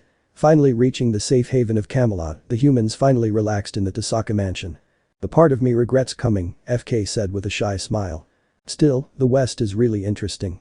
The culture is very different and the food is pretty good," Ryuzetsu said as he ate some fish and chips Rin made for the group. Something all the ninjas from the east could tell you was delicious. The girls nodded in agreement as soon as they tried it. "Thank you. Glad to know you like our cooking," Rin said with a smile. The entire group spent the next couple of hours eating and enjoying their time at the mansion. Especially Arturia, Rin rarely makes much food. She was going to eat as much food as possible. "Now that the celebration is over, we need to talk about what we're going to do next," Arturia said in a serious voice. "Right. We've finished your little vacation and now we're back in the West. What's next, Naruto?" Rin asks, causing everyone to look to the once and future king for guidance. The next step is to get more power. Even with all the weapons I could summon, we need more to fight in each race. I'm thinking something crazy." "How crazy?" Rin asked. She knew and feared that look. "I plan to take power from the celestial dragon." "What?" Rin and Arturia screamed, surprising the other girls who didn't know the legend. "That's stupid. Even for you," Rin yelled. "Alright. At least wait until Lady Merlin returns before you confront them," Arturia said with concern in her voice. Excuse me. Could you explain what a celestial dragon is?" FK asked as she raised her hand. The heavenly dragon are two dragons that have power that no one can face. In the past, the demon race challenged one of the two and lost their demon lord. Later they went into hiding to increase their strength. It was then that the demons approached and took their place as one of the powerful factions in the West. The demons are still more powerful than the devils, but they are low in number. Returning to the dragons, legend foretold that they were sent to aid the once and future king. Rin said in conference mode. So why is it a stupid idea for Naruto to face them? He's the once and future king. Ryuzetsu asked, confused about the problem. The problem, Ryu, is that I wasn't born when they sent them west. They waited and many people came after them like the Biju back home, so they fought back and started ignoring their duty. They would test me or just kill me. Seeing as no one is able to take them down, we think they will kill me. Naruto replied using the nickname he gave to Ryuzetsu. Oh. Said Ryu. It's still the right decision. It's time to face them. We can't wait for Merlin to return, he said as he stood up. I'm doing this alone. No ifs, ands or buts. This is my destiny and it's time to face it. What is your destiny then, Naruto? Ryu asked since neither she nor the others had heard the full legend. It's an old legend that existed long before the wall was built. It became a fairy tale that many parents told their children in hopes of giving them hope for a future without war. It says, a child who can pull the golden sword of victory from the stone will be granted power capable of saving the world or destroying it, Arturi replied, having loved history since childhood. FK just listened attentively and remembered something. This reminds me of, he continued telling the story. It was a story about the child of the Shibuki prophecy. He had a summons who would talk about that the whole time. Interesting story, a female voice said out of nowhere, surprising FK and Ryu. The other three already recognized the voice and its antics. Calm down everyone. It's Merlin. Naruto said as he continued sipping his tea. Then Merlin stepped out of the shadows and showed himself. You need to stop doing that. Coming out of nowhere without me noticing is scary, Excalibur said. He doesn't like any surprise that could endanger his master. Come on. I thought it was fun. Kurama said as he walked out of the kitchen with a bag of chips. It's good to see someone on my side, Merlin said with a smile. Now, I am Merlin. You should know me by now. She asked, receiving a nod from the two. Good, now FK, that tale isn't really surprising. After speaking with Lord Byako himself, I learned that every elder of each of the summoning races once heard our legend about the sword in the stone. Even the ancient white tiger had a similar memory of our story, but he only remembers parts of the legend. This summoned elder must have remembered parts of our legend and passed it down as a prophecy. A prophecy that was incomplete on his part and only works in the West. Our world is the one at constant war, not yours. Yeah, you ninjas are truly selfish. How did the old summoner pass it off as a prophecy? He said he saw it in a vision, Fu asked. You just said it. He's an elder. An old man with memory problems like all the other elders of every race. Merlin pointed out. Making FK realize that he was right. Elders of all summons were infamous for their old age and memory problems.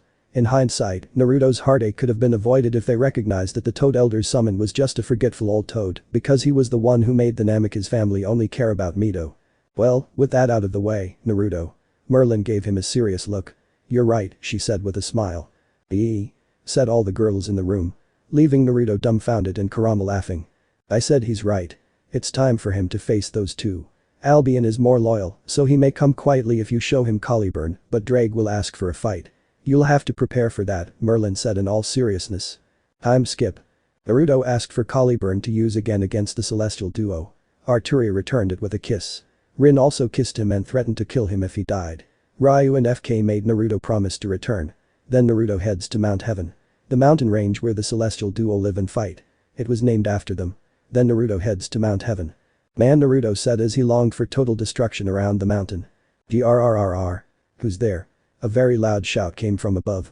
It showed two large dragons. One red and one white. Who dares enter our house? The red one shouted. I don't like intruders. Look, Albion, a human has come to challenge us. I haven't seen any humans come here before. This will be the first, Drake. Both Drake and Albion laugh at this. Hey. Don't look down on me. Naruto shouted. I don't like how people always look down on him. Make me human, Drake said. Naruto just smiled at this. He took out Caliburn and let its light shine in front of the two. I am possible. Drake shouted. Finally. Albion said with glee. Our master is finally here. That's right. I am the once and future king. I come here to ask for your help in uniting the land. I'm honored to help, Albion said, showing his respect. He was the more respectful of the duo. Not me. You have to beat me if you want my help. What are you doing, Drake? He is the one we were born to help. Will you deny our birthright? Albion asked. Damn it. He needs to prove himself worthy of my power. How dare you, Albion shouted, but was interrupted. I will fight. But Albion tried to protest. No buts. My whole life, I've never asked for anything. Everything I have, besides Caliburn and a few other things, I work hard to get. I won't let this stop me. If you want to fight, I'll give it to you. Naruto shouted as he took out Excalibur as well. "We are with you, Master my king," said Excalibur and Caliburn as they prepared to fight. "Albion, I appreciate that you show me respect, but I have to do this. This isn't about power. It's about proving my worth," he said, causing Albion to look at him with more respect, and he decided to leave the battlefield. "You earn a little human respect. I hope you're ready. Mother, God is a woman and created the celestial dragons, so they are her mother, promised me that her chosen king would be strong. Bring it." Naruto, Caliburn, and Excalibur shouted. Naruto charged at the Welsh dragon, while the vanishing dragon sat back and watched. Naruto began to cut Drake's scales, but it proved fruitless. "Damn, your scale is tough." He then changes tactics and leaps back after a powerful fire attack. He summons dozens of noble phantasms from the Gate of Babylon and sends them at Drake. "So you know about the gate. Interesting," Albion said with a smile. "Do you think those puny weapons are enough to break my scales?" Drake shouted.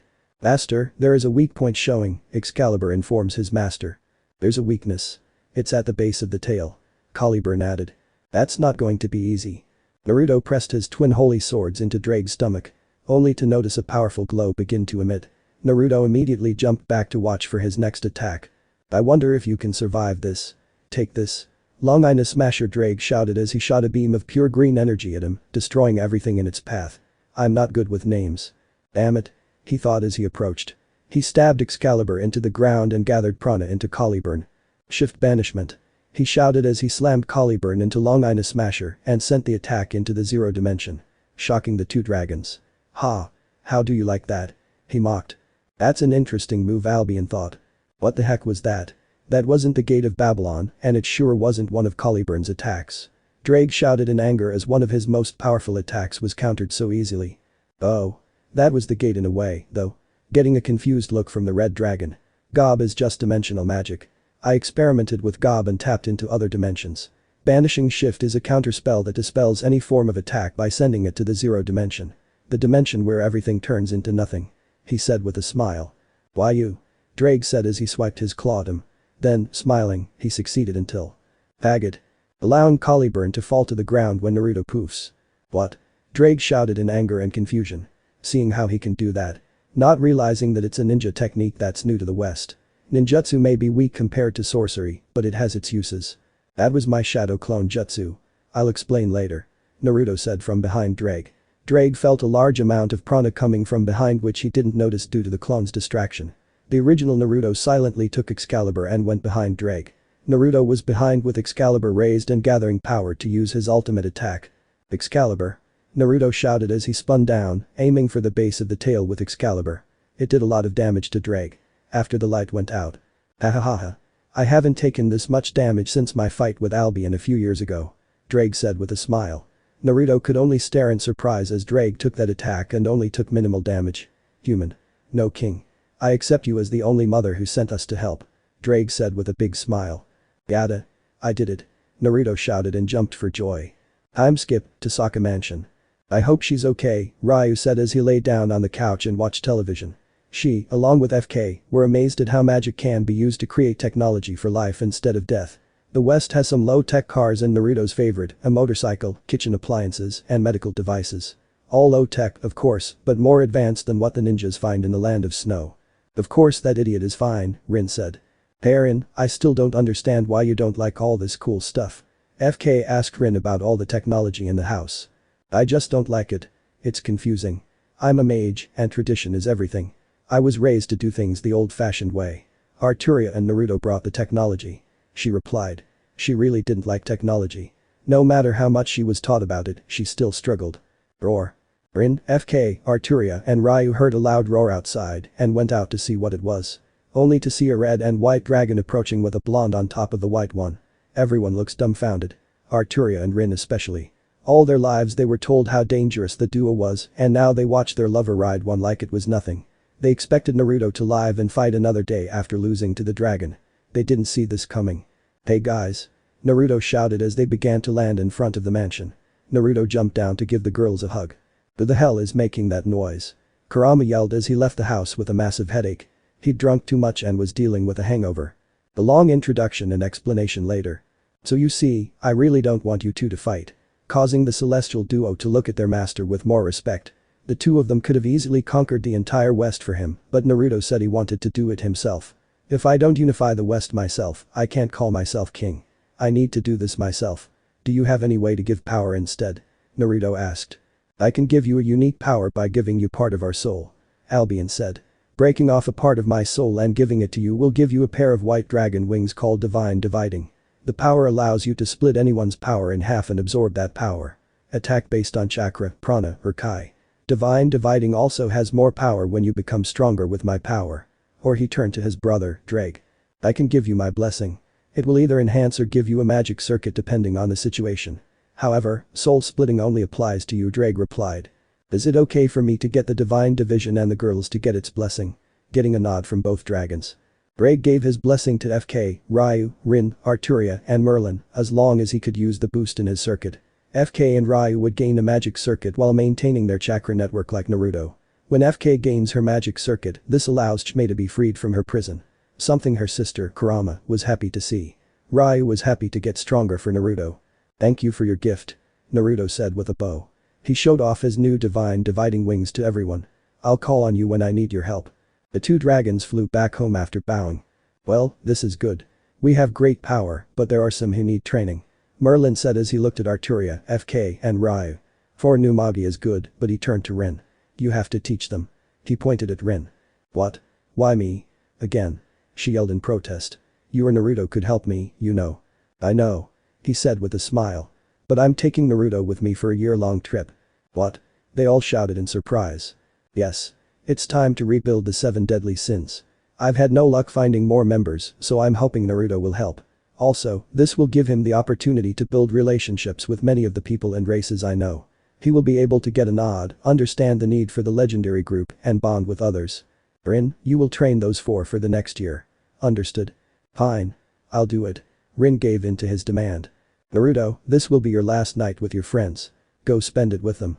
Okay. He and the girls went into the house to spend their last day together until he turned 1. It was a hot night for Naruto, Rin, and Arturia. They decided to have some fun with each other. Something they were saying goodbye to the next morning. Naruto said FK and Ryu. Promise me to come back. Then we'll have something to talk about, the two girls said. Okay, Naruto said as he kissed both of them on the cheek. Goodbye, Chime. I wish I could spend time going out. Be careful with your older sister, she's always getting into trouble. Naruto said as he hugged Chime. A beautiful green-haired girl. Hey. Kurama said in protest at that statement. Caliburn, take care of Arturia for me. Your great sword I was lucky to have, he said to Caliburn in its sheath beside Arturia. I will, my king. I promise to return alive, Caliburn replied. Of course, he said with a smile. Naruto, it's time to go, Merlin said. Bye-bye. Chapter 7 Flashback in the East. Somewhere is in the West. So Naruto, how was your trip back east? Merlin asked as they traveled the land in search of members. Mostly great. However. Flashback. During Naruto's short vacation in the Elemental Nation, not everything was pleasant. It was a simple visit to see all his friends and help people along the way. Suddenly, it turns into a manhunt for him and his friends. It was the right call to find a full bodysuit of knight armor during their reunion trip. However, it made him an easy target to identify. Not only did the Leaf Village hunt them down to kidnap them, but there were other groups interested in them. Well. Look what we have here. A voice reached the trio at the camp. Naruto, Arturia, and Rin drew their weapons and prepared to fight whoever approached them. It turned out to be a pair wearing black cloaks with red clouds and their signature hat. What does Akatsuki want with 3 random people? Naruto asked the leader. We came here to recruit you 3. Seeing how you easily defeated ours, Leader Sama, I hope you'll join, the leader said. The pair removed their hats to reveal themselves. Itachi Uchiha and Kisame Hoshigaki. Rin said as she recognized them from the bingo book she took from one of the dead leaf nin hunters. We have no intention of joining your organization, Arturia said as she readied Caliburn. Too much. Kisame said with a mad grin. That means we'll take you by force. He said as he charged Samehada. Don't kill them, Kisame, Itachi ordered as he continued to stare at the man in the armor. Support Arturia if she needs it, Rin. I'll handle this, Naruto said. Rin nodded at his order. Arturia easily blocks Kisame's attack. You're pretty strong for a girl, Kisame said with his crazy grin. This only infuriated Arturia. She began to push the mist monster back. Don't think a woman can't beat a man. She shouted as she pushed Kisame. Kisame noticed a cut on her cheek. Haha. Looks like I underestimated you. Next time, I won't let it happen again. Kisame went in for another strike. Caliburn began to glow with prana from the blow. As soon as his sword made contact, Samehada tried to shred it. What's going on? My Samahata should eat the chakra coming out of the blade and break it, said a confused Kisum. The trio just smiled at his statement. Itachi caught that smile. It's not chakra. How can your sword beat mine if it can only eat chakra? She once again overpowers Samahata. Then she charges at him with a slash ready. Kisum barely dodges. That's it. Water style. Water explosion colliding with a wave, Kisum shouted while making some hand signs. Then, a large wave of water came to hit her. Caliburn. Arturia shouted at her sword. Correct. Caliburn said as she prepared more prana for her next attack. Itachi and Kisum were shocked to hear her sword speak. She stabs Caliburn into the ground. Caliburn releases the stored prana and releases it underground. It collapsed into the ground right in front of her, creating a crater large enough for Kisum's jutsu to fill. Sparing her the disadvantage of fighting in water. She was a normal human, but a hell of a lot stronger than the Easterner. She can't do any special tricks, but she can handle much more than a ninja and a civilian alike. This will take too long. Itachi then made some hand signs to help his partner. Fire style. Phoenix Age fire, multiple fireballs went for Arturia. Then suddenly, several weapons came out of the golden ripples behind Naruto and destroyed them. Arturia gave him a nod of gratitude and continued attacking Kisum. Rin stayed behind and watched. This is their fight. Don't interfere. Naruto said as he crossed his arm and glared intimidatingly at Itachi. There were dozens of golden waves behind Naruto, ready to be released and strike Itachi. Is there any way to convince you to join Akatsuki, King? Itachi asked King once more. No, he replied. So be it. Fire style. Phoenix Age flower crimson nail, said Itachi as he threw some shurikens at him and covered them in fire. Naruto just fired his noble phantasm at them with great accuracy. He destroyed them all. Naruto then attacked Itachi with Excalibur. He was aiming for his head. Quickly. I can't dodge this or replace myself in time. Itachi thought as he readied his trump card. A red ribsage began to appear around him. Excalibur couldn't pierce through the chakra-made ribs. Master, be careful. This technique is very powerful. Excalibur used his master. He just jumps back and examines Susanoo. This is Susanoo. The Uchiha's ultimate defense and power. Itachi said as his Susanoo grew skin. Interesting. Naruto said as he pulled a weapon from the gate. It was Kaladbulb. The rainbow sword. I wonder if the Uchiha's last defense can withstand two legendary weapons. Itachi narrowed his eyes at the two swords in his hand. He didn't recognize those swords as legendary weapons. So he guessed they were weapons lost to time. He's half right. There are weapons in the gate that were lost, but there are some that people took possession of. The gate pulls the weapon from time and space in the past, so it can use them without any repercussions to weapons that still exist in the present. He charges at the humanoid jutsu while gathering as much prana into his swords as possible. Take this. He slashed at Itachi with both prana-filled swords. Only to break the jutsu at its bone stage. No good. It was too much power to take on, Itachi thought as he analyzed the situation. Kisum. He shouted to get his partner's attention. Kisum was shocked to see him take out Susanoo and see him in that state. Kisum struggled with his masks to get him in that state. Naruto did so without any problem. We won't win this. Retreat. Itachi then turned into a flock of crows and disappeared. Go ahead. I've seen enough to be strong enough to stand my ground against one of this nation's finest, Arturia said. Kisum referred to this nation. People would say country or people. He said nation, as in elemental nation. This was something she needed to bring up later with her partner. End of memory. So the Akatsuki are interested in recruiting you three. At least we know there isn't much to deal with. Merlin responded to her story. True, but they were annoying. We ran into the zombie duo, Haiden and Kakuzu. They were kidnapping the two-tailed Jinchuriki. We stopped them, but we ran into them more often. They tried to kill us or recruit us. However, the Leaf was persistent in their attempt to kidnap us. He said tiredly. How so? She asked. Flashback. Damn it. Minato slammed his fist against his desk. How can you defeat all the hunter ninja I sent? He shouted in frustration. Minato, calm down. We knew you were powerful enough to take on Akatsuki on your own. You can't expect us to kidnap you so easily, Jiraiya told his student. Several weeks have passed since he falsified the records of Saber, Rin, and Arturia in the Hidden Leaf records. Everyone is trying to kidnap them for their power. Many hunters died in his attempt to capture them. They were all sent back to the front of the Leaf Gate in body bags, shocking many civilians and ninja. Even Jiraiya's spies began disappearing while searching for information on them. He came to the conclusion that they were murdered. I can't keep looking for them. Whoever those three are, they're killing too many ninja and my spies. We'll need them all against Akatsuki and Orochimaru in the future. Jiraiya told Minato with a frown. He couldn't support his student's decision to keep searching for three strangers. Not with the causality count increasing. Well then. Jiraiya, as Hokage, I order you to gather a team and track down and capture those three. Minato ordered. Fine, but I'm telling you. It won't end well. Jiraiya replied. You're a Sannin for God's sake. That should be enough to take them down. Damn Minato. They took down members of Akatsuki. Just one easily overwhelms two members at the same time. It's safe to assume the other two can do the same. Doing this will get more of them killed. I may be a Sannin, but there are limits. Jiraiya yelled at him. Tired of so many attempts that ended in failure. It was too much like Orochimaru in Cloud Village. He didn't like how the village was run now. You have your orders, Minato said authoritatively. Jiraiya walked out the door and went to gather a team for a suicide mission. Minato, are you sure this is the right choice? Kushina asked as she came up behind Minato. Are you doubting me now? He asked Kushina as he narrowed his eyes at her. No, but nothing. This is all because of the leaf. He told us to end the conversation. He told the main excuse to himself and everyone else. She just left and went back home to check on Mito. Jiraiya gathered the best of the leaf to capture the trio. On the team were Kakashi, Guy, Kurenai, and Asuma. They were the best in their field of expertise and the best the leaf had to offer. He briefed them on the mission. Asuma and Kurenai didn't recognize the name of the supposed rogue leaf ninja. Kakashi and Guy just frowned upon hearing who their target was. Guy went on about how unyouthful this mission was. They managed to track them near Lightning Country. The trio finishes the deal by rescuing the two-tailed Jinchuriki. The recovery team was waiting for them to get far enough away from the border so they wouldn't attract the attention of any cloud ninja. They then jump in front of the trio. Wait right there. By order of the Hokage, you are to return to the leaf. Rin, Arturia, and Saber, Jiraiya said. To make it sound as if they were there to retrieve the rogue leaf ninja. Are you still at it? Arturia asked aloud. They don't even know our full names, Rin said. I bet they don't even know Saber is just a name I made up, Naruto said aloud. His comments confused Asuma and Kurenai, who didn't yet know the truth. They looked at their supposedly traitorous companions and didn't recognize them, but they had orders to capture them. Rin, Arturia. I'll take care of the guy with the big white hair.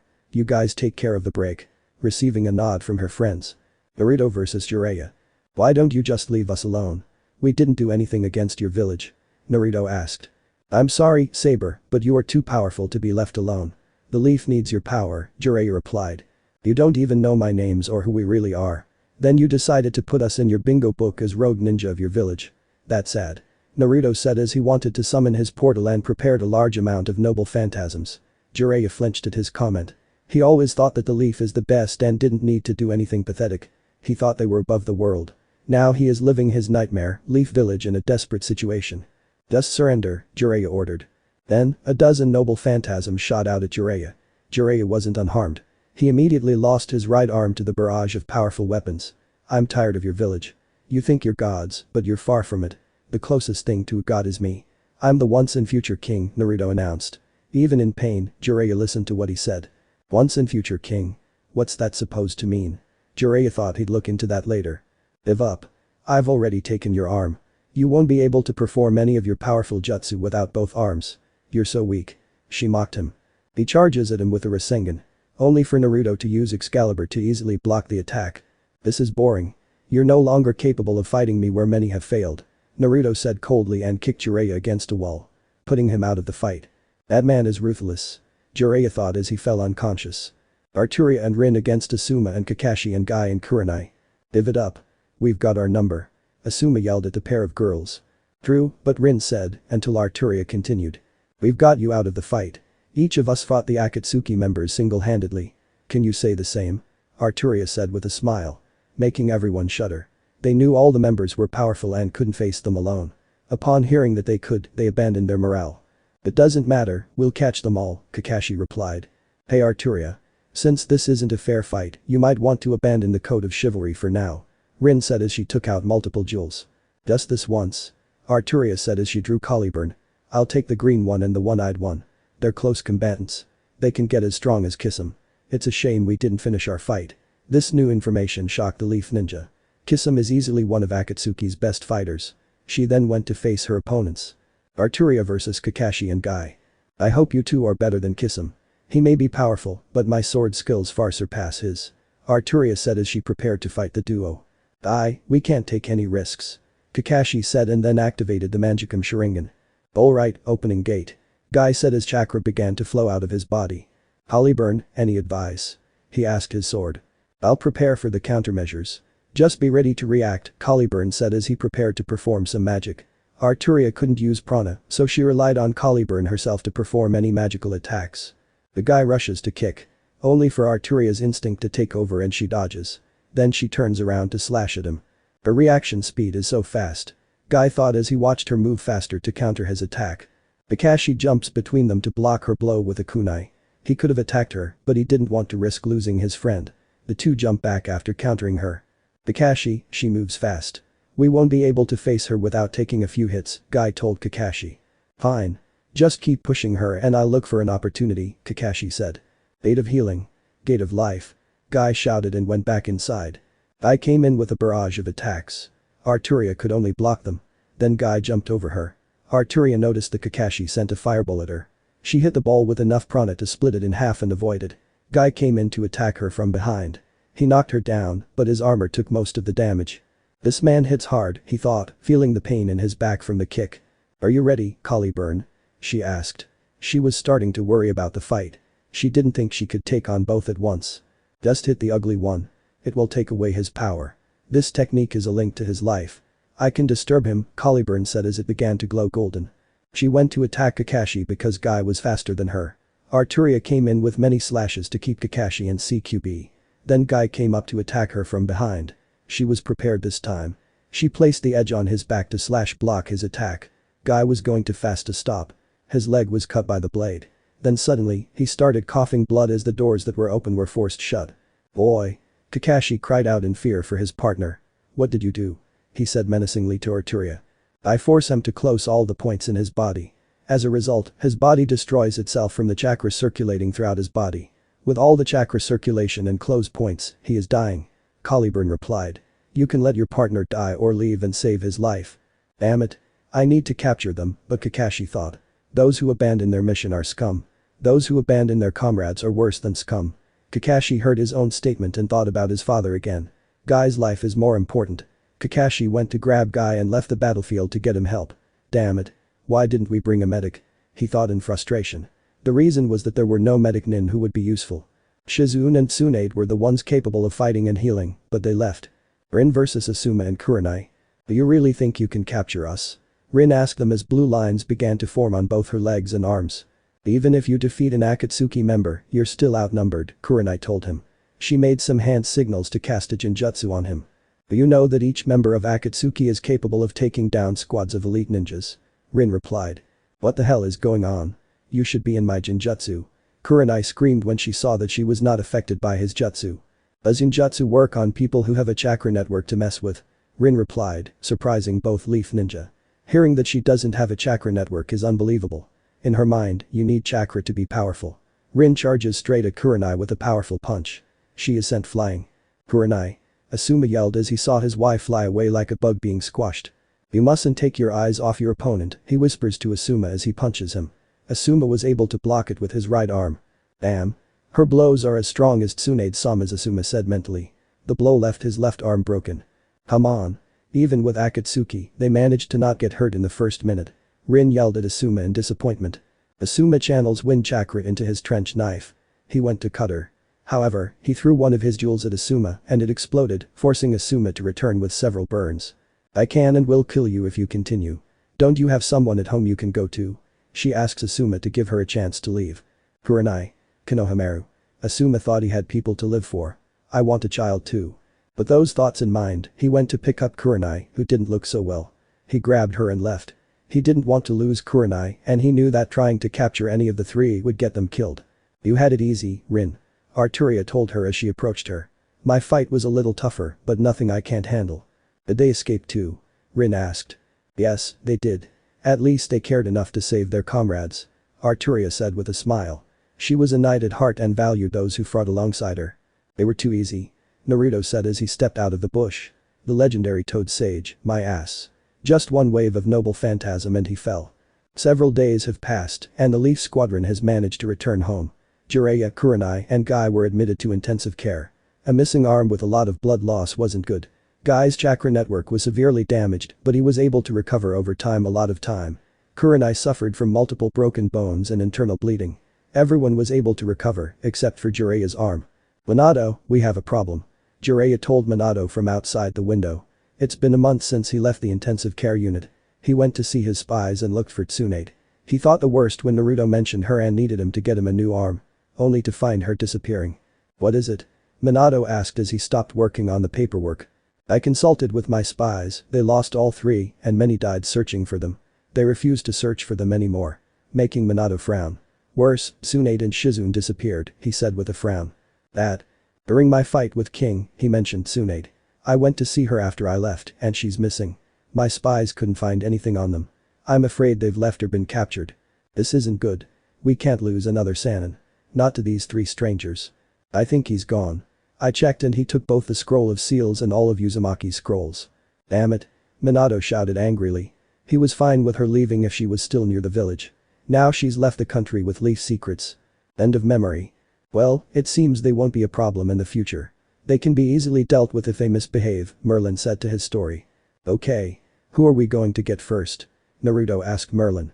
We're looking for the leader of the 10 commandments of the demon race, Merlin said seriously, surprising Naruto that they would go after one of the strongest in the West. Relax. There's been some trouble with him and this race.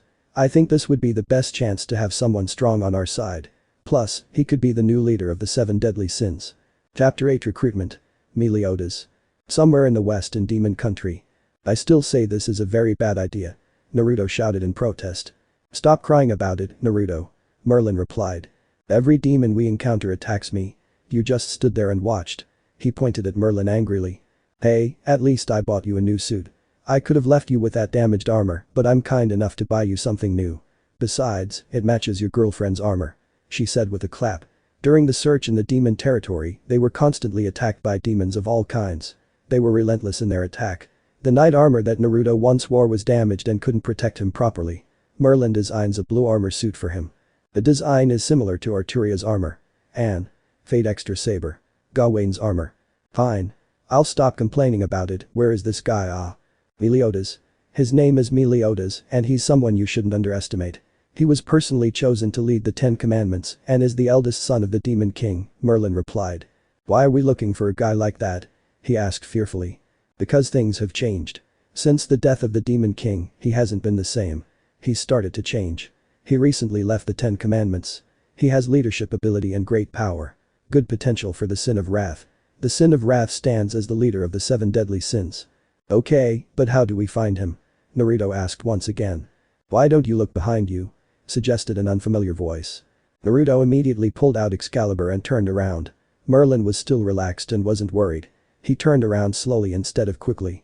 Only to find a boy with messy blonde hair and emerald green eyes. Who are you, kid? Naruto asked as he put away Excalibur. He didn't believe a child was a threat. Besides that, Excalibur hasn't said anything about him. She would warn him if there was danger nearby like the previous attacks. Who am I? Who are you? Asked the blonde boy. Oh. I didn't introduce myself. I'm Naruto.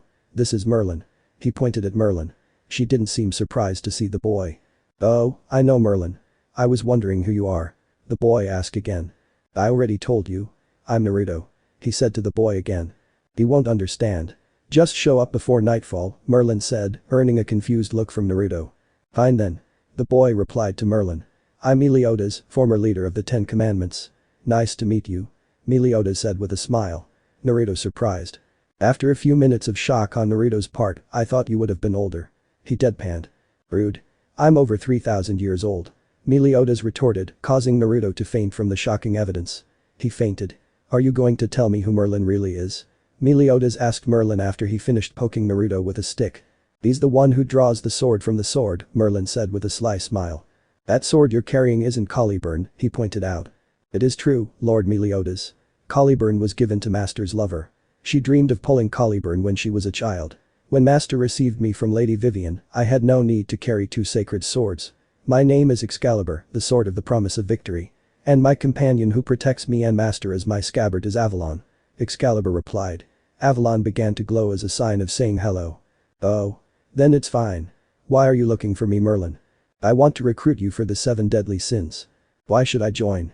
Naruto wants to unite the land. To unite all races and find peace with everyone. I want his dream to come true, but he can't do it alone. He'll need all the help he can get. He's too young and inexperienced. He came from the other side of the wall in the west. Surprising Meliodas. This is the first news about something coming from the east. He didn't like how life was there and decided to come here. Although he was here for over 3 years, he made some friends. Several human friends, including his lover and a ghoul. With the ghoul, he even offered to give her a bite to survive, to which she refused his offer. Surprising him even more. It was common for humans to kill ghouls immediately to avoid being eaten. So too is offering a ghoul a part of you dangerous. The kid seems like he'd make a fine leader, but he needs work. I hope you can teach him a thing or two and help rebuild the 7 deadly sins. Finished, Merlin. Let me try it first. Then we'll see. Meliodas said. He was definitely intrigued by Naruto. Most people wouldn't think of doing half the things he did. Merlin snapped his fingers and a puddle of water splashed onto Naruto's face. Ahhh. He yelled from the cold water and took out Excalibur and started swinging it around like an idiot. He then looked at the two people staring at him. Ahem, what do you mean you're over 3,000 years old? Naruto yelled as he pointed Excalibur at Meliodas. Meliodas just lunges with a punch to the face, but he blocks it with Excalibur, knocking Naruto down several feet away. What the hell? Just fight him, Naruto. This is a test for you. Merlin told him. Meliodas came in with another punch to the stomach, but this time he connected, knocking him down. Fine. If you want to test me like this, then I'll return the favor. Naruto shouted as he summoned several weapons from the Gate of Babylon. He throws them all at Meliodas. Meliodas pulled out his sword, Lost Vein. He easily blocks them all. So wasteful. Naruto then charges at him while continuing to summon noble phantasms and fire them behind him. He aims them carefully so as not to hit himself. That's better, but you could do better. Meliodas commented as he entered a stalemate with Naruto and used him as a shield against his portal.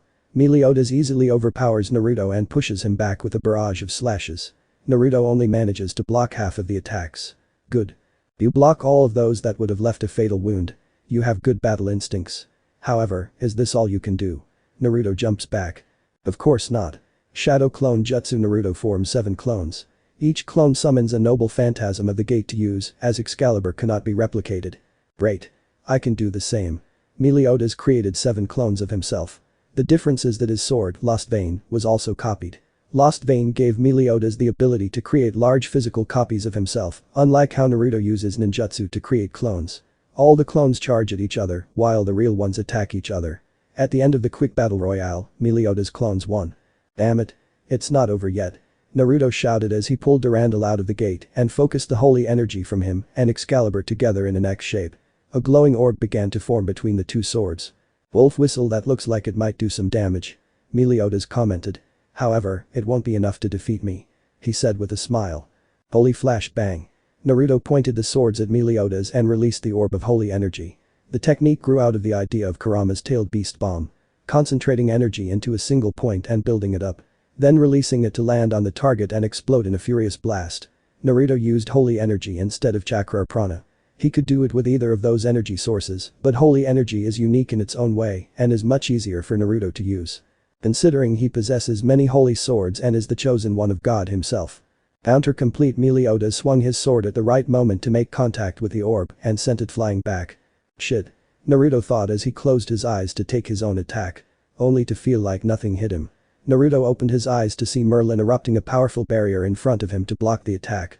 You did pretty well for a kid. Meliodas said as he walked towards him after the barrier fell. That last attack seems very dangerous and could have killed me considering I am a demon.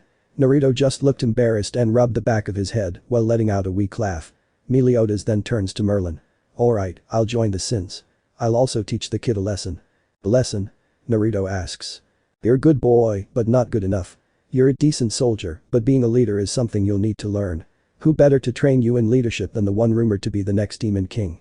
Meliodas replied with a smile. After some thought, fine. I'll try, but what about the 180? I heard you were once a ruthless killer, well respected by all the devils and other races. What happened to you? Naruto asked once more. During his years in the West, he learned a lot about the major players in the West. Meliodas was described as a ruthless killer. He would show absolutely no mercy to anyone here and had a great hatred for other races. Oh. Things happen. Meliodas said in his usual happy tone. Naruto thought he wouldn't want to talk about it and should be happy to be like this now. Chapter 9 Long Live the King. It's been almost a year since Meliodas joined the 7 deadly sins and Naruto's quest to unite the entire western continent. During the year, he trains Naruto in swordsmanship, much to his disappointment. He wanted to learn some cool techniques. Naruto didn't see the full potential of his power as the once and future king. Naruto only took the time to use a few weapons at a time from the Gate of Babylon and a few powerful techniques he learned.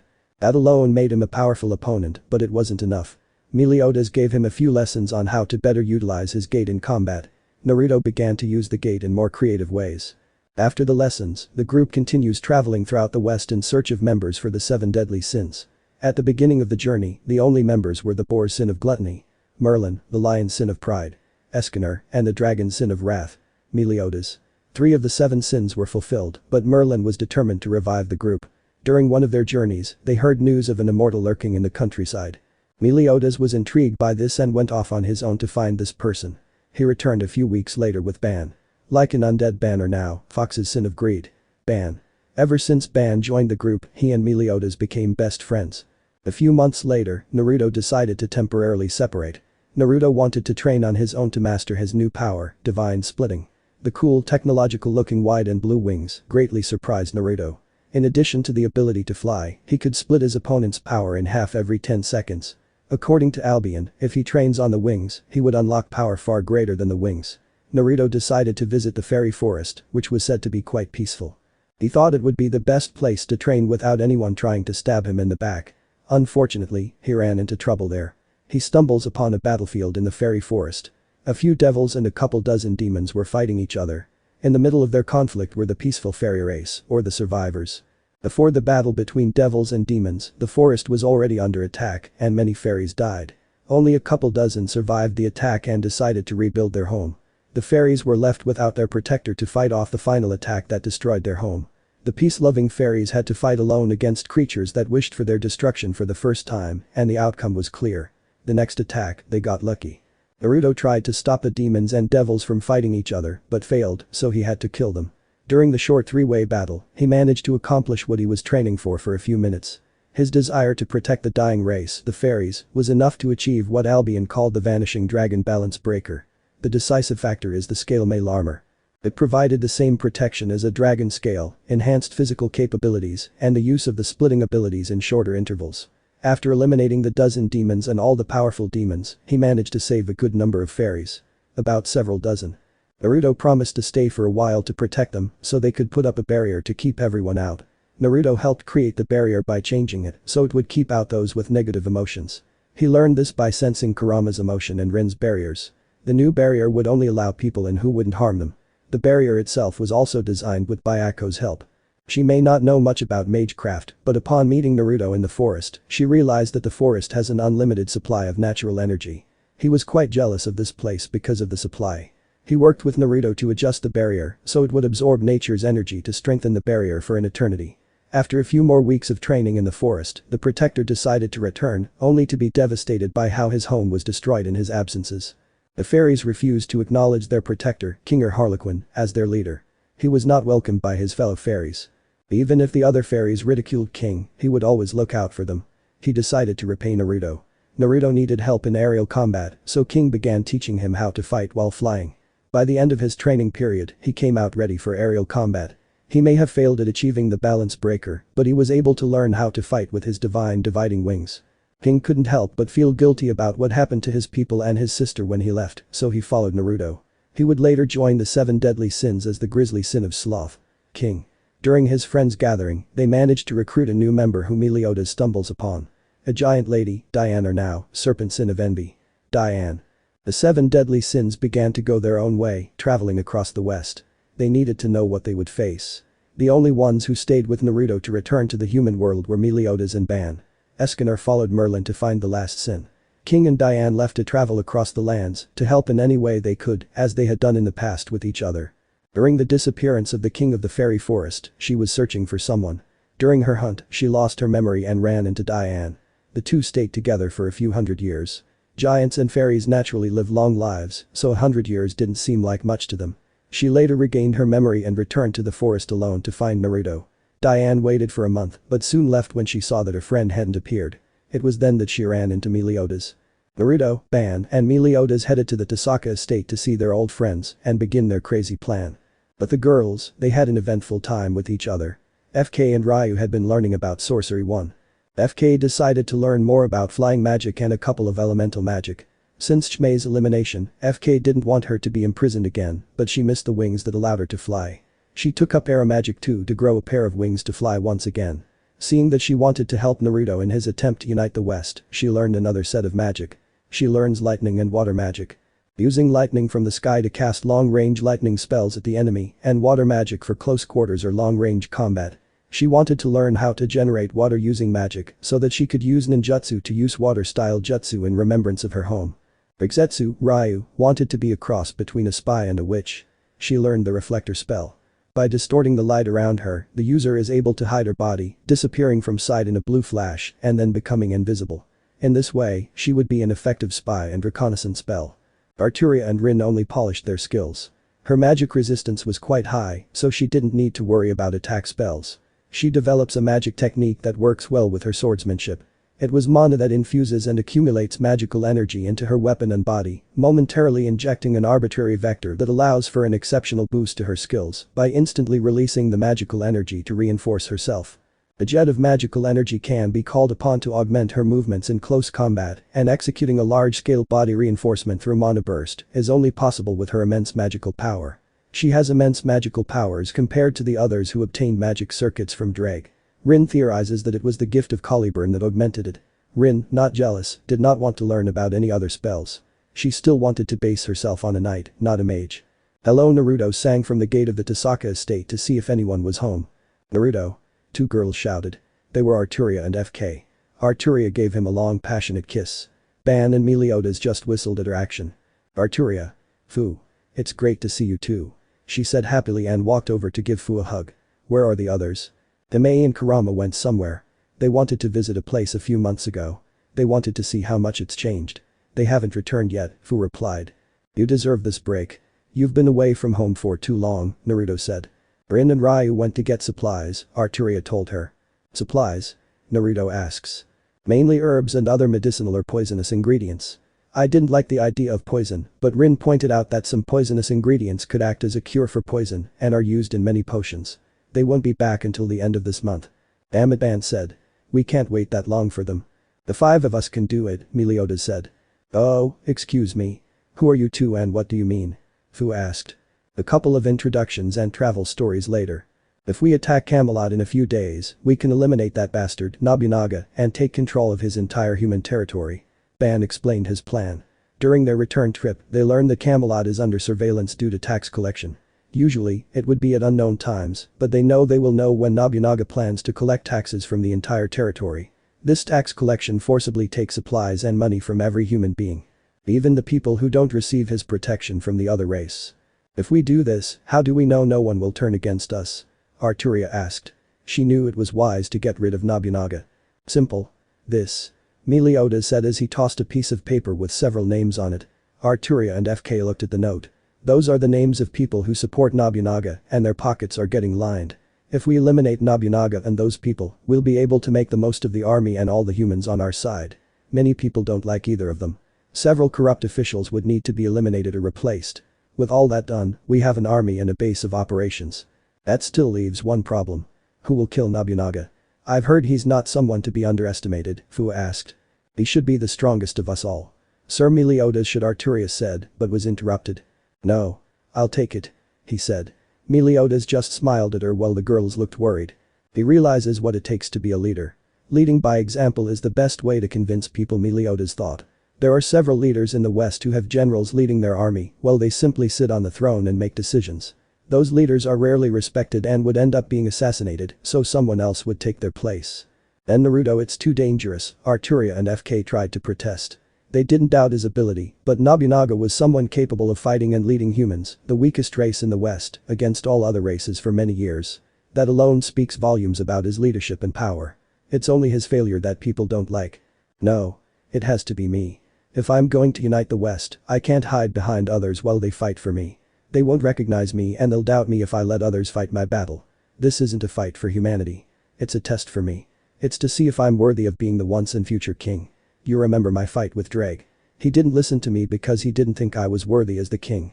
Others would think the same and only a select few like Albion would acknowledge my rule based solely on Caliburn.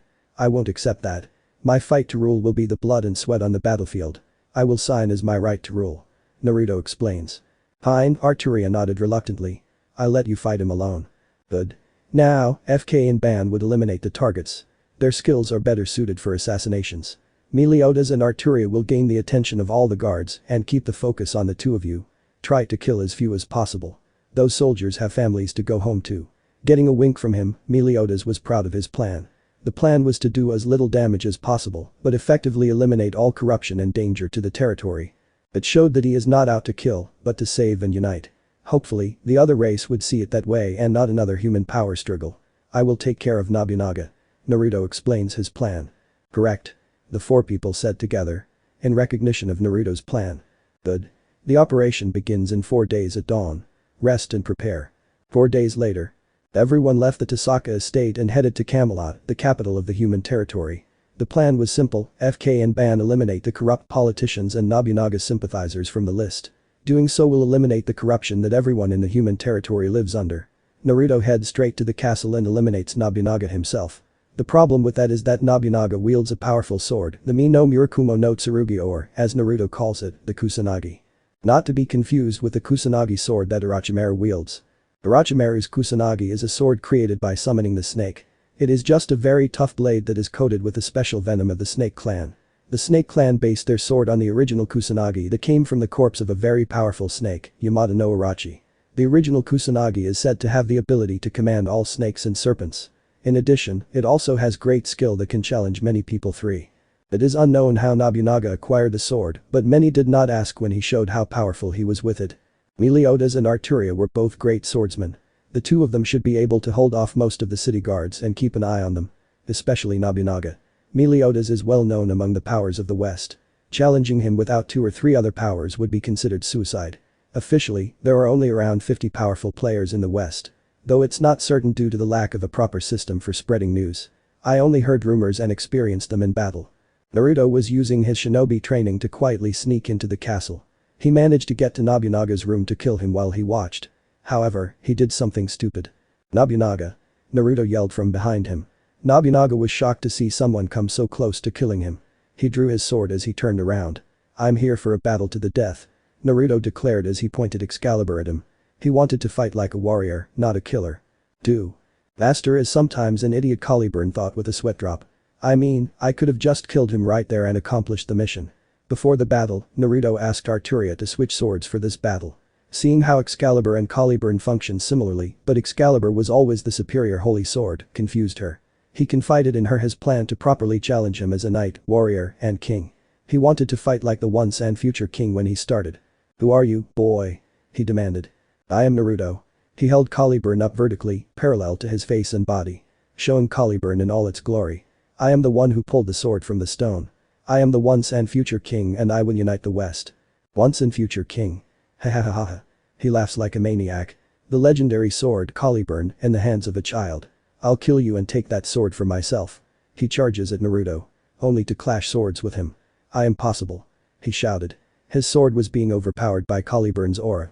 Naruto pushed him back. Out of his room and into the courtyard. Looks like the sword lives up to its legend. I will enjoy wielding that sword. He bit his thumb and wiped the blood from Kusanagi's side. Kusanagi snake belly. The Kusanagi seems to grow another sword. Snake lance. He swung his sword, forming a zigzag shockwave that creates a destructive impact. Naruto blocks it. Damn it. Naruto muttered as he spat out some blood. That sword really lives up to its legend. Of course. He may not be as powerful as me, but his skills are more useful compared to mine. Caliburn said sadly. It was considered one of the strongest swords, but it lacked technique. Naruto summoned a noble phantasm to shoot at Nobunaga. However, this was a different attack than usual. He grabbed the handle as it flew out. Shooting at Nobunaga at high speed. Ah! Naruto quickly slashed his chest. Nobunaga began to cough up a lot of blood from his cut. The reason Nobunaga didn't react in time is because of the speed. The noble phantasm of the fire gate is like the speed of a bullet. During that time, it was much faster than most non-teleportation speeds.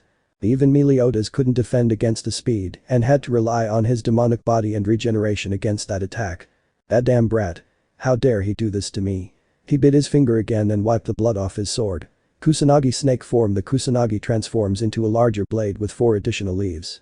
White snake starting is an irregular line of energy similar to his snake lance technique. That doesn't look good, Naruto thought like a light.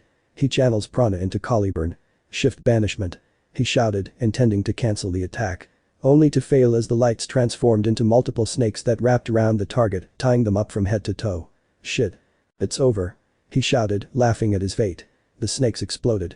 This was one of the strongest techniques the Kusanagi had. The white snake would take out many strong opponents. Because it separates when it's about to make contact and bind the opponent, it was a dangerous move. Arturia was still outside the city gates, fighting alongside Meliodas against all the soldiers coming toward them. She heard the castle's explosion and could only stare into the smoke. "Naruto," she whispered. She was worried about him. The explosion didn't help her at all. It only made her worry more. Somewhere in the sky, a mint green-haired girl had the same thought. "Focus. I'm sure Naruto is fine," Meliodas said, drawing her attention to what he was doing. "Have faith." Ahahahaha. He laughs. He watched as the smoke began to dissipate. "The golden sword of Victorious is mine." He cheered as he began walking towards Naruto's corpse. A powerful gust of wind blew the smoke away. To Nobunaga's great surprise, there stood a man in white armor.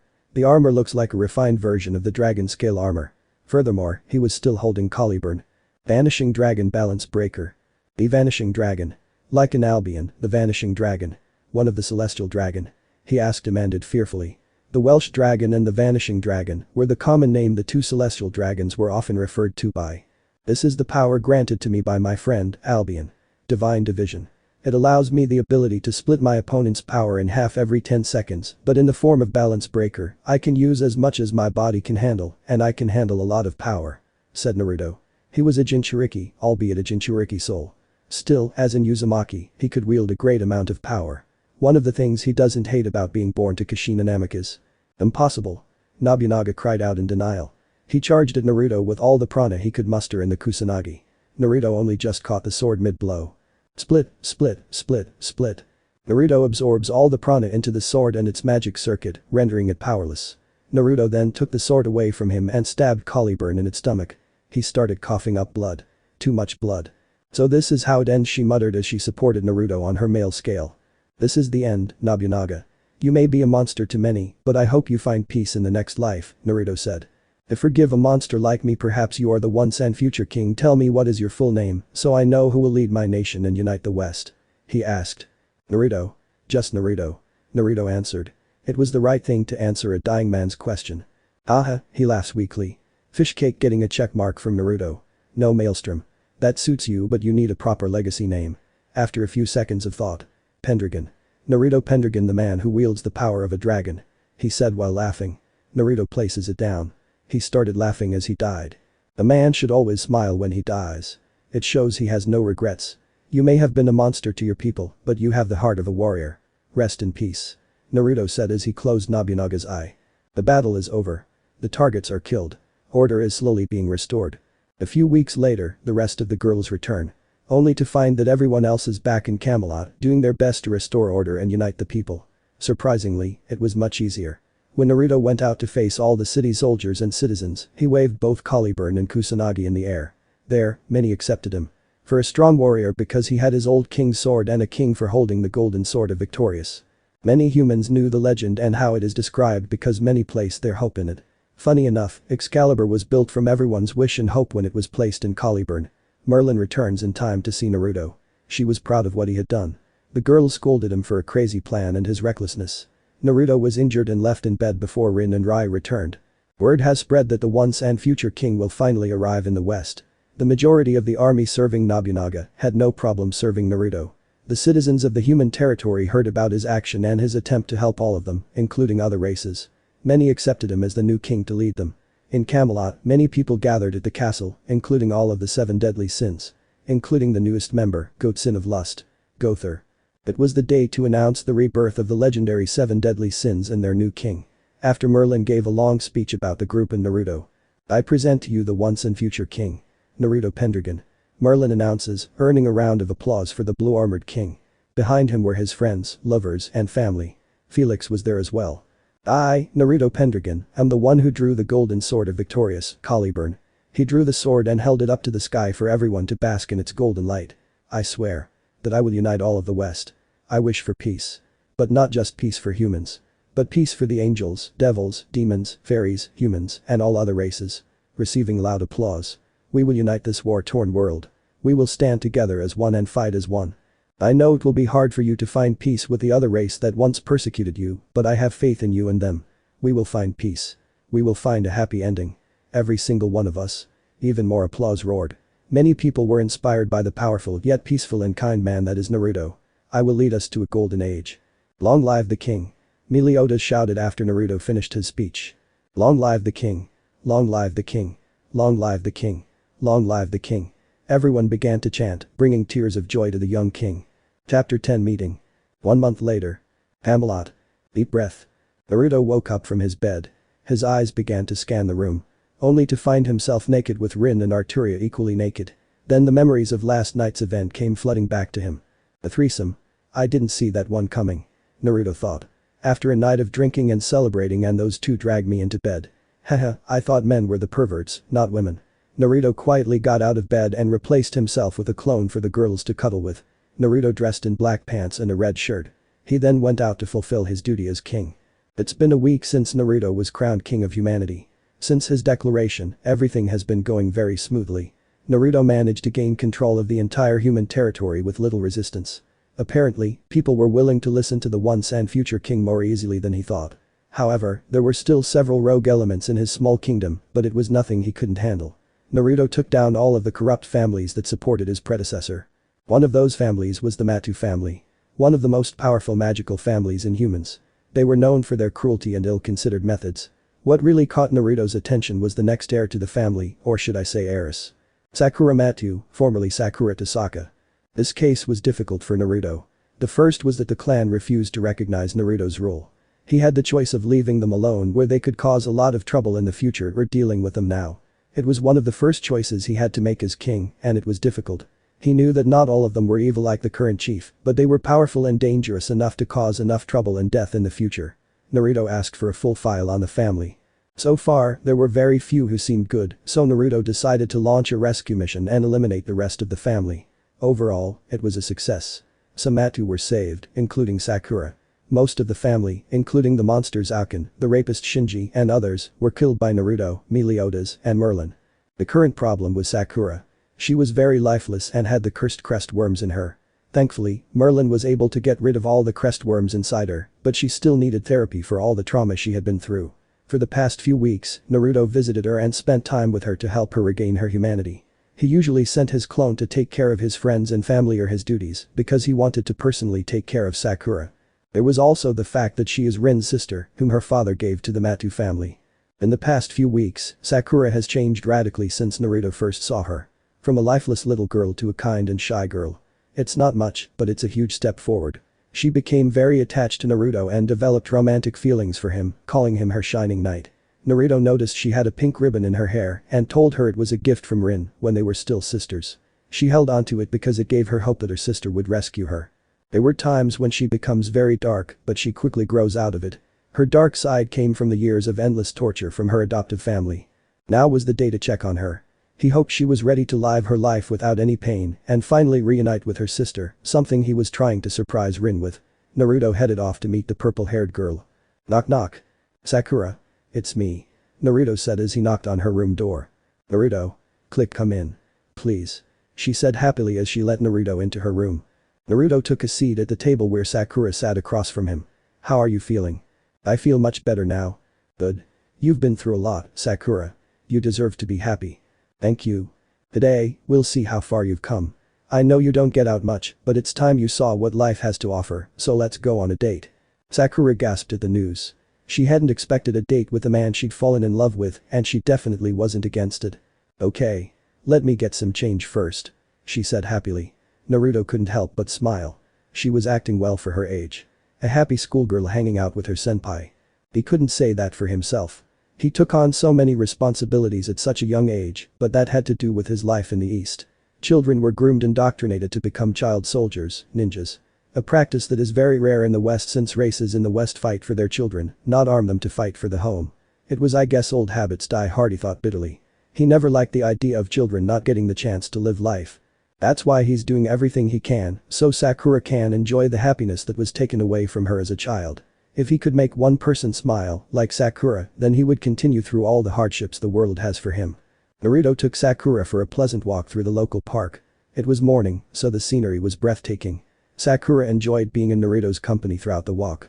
She even began interacting with the townspeople who were awake in the morning.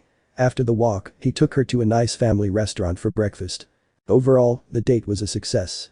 She enjoyed her time with Naruto and got a taste of life. She also seemed to be adjusting to the sudden change of environment.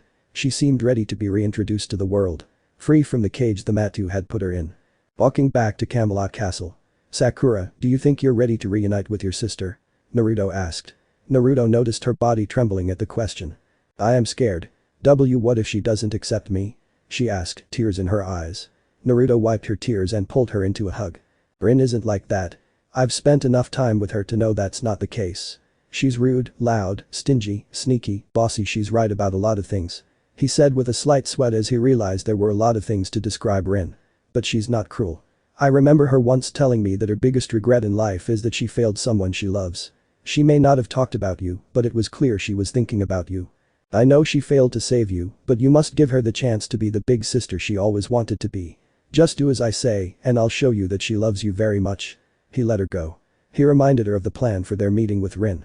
Sakura began to wipe away her tears, feeling the newfound courage to face her sister. Thank you, she said as she gave Naruto a quick kiss on the lips and walked into the room where she was supposed to wait. Small laugh. You're definitely Rin's sister, Sakura. Naruto muttered as he remembered Sakura's soft lips. Naruto went to find Rin. While searching the castle for a certain twin tail, Naruto saw a certain green-haired girl with tanned skin. Naruto-sama. 1FK shouted with joy at the sight. Sai, how many times did I tell you to drop the honorific FK? He asked. A lot. She replied happily. You're not going to stop, are you? She shook her head. Whatever. Did you hear anything from Chimay? She asked. FK looked sad and shook her head. No. I haven't seen her or Kurama since they left. I'm getting worried. What if they abandon us? Fu feared. She may not have been treated as poorly as other Jinchuriki, but she was alone for most of her life. Chimay was one of the constant people who was there for her in the land of the waterfall. No way. Naruto pulled her into a hug. He knew that since she was alone for most of her life, Chimay meant a lot to her, just as Kurama means a lot to Naruto. This is the first time you've had freedom and are home. You must be enjoying being free and home now. You'll come back when you're ready. Hi. He said happily, agreeing with her statement. Naruto started to walk away before yelling back at her. Have you seen Rin? Yes. She's in the library. She said something about looking for something, she replied. Thanks. I'll see you later. Naruto walks off toward the library, leaving a happy FK doing whatever she was doing before. Naruto walks towards the library to find his lover. Naruto arrives at the library to find Rin looking through various documents.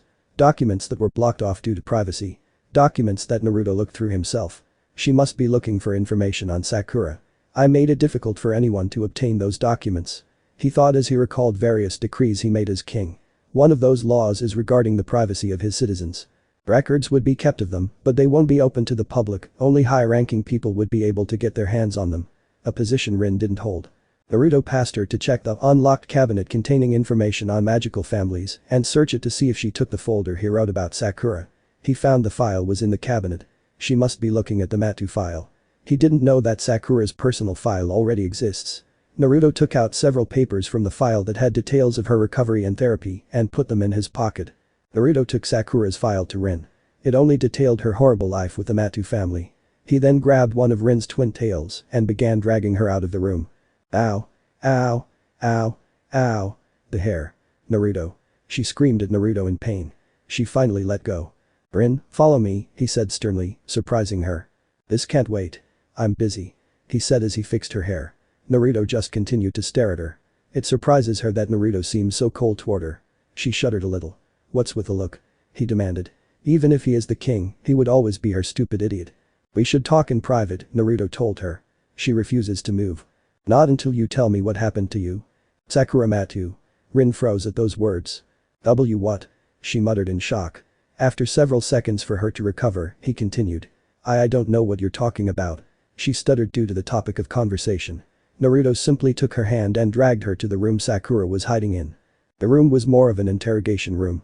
A table with 2 seats, a pair of doors, and an air vent. Naruto took a seat and gestured for Rin to sit across from him. She was very nervous now, but didn't show it. Why? Naruto asked. Sticking to the plan. I don't know what you're talking about, she protested. Playing the ignorant card. She didn't want to talk about it. Naruto then drops the file in front of her.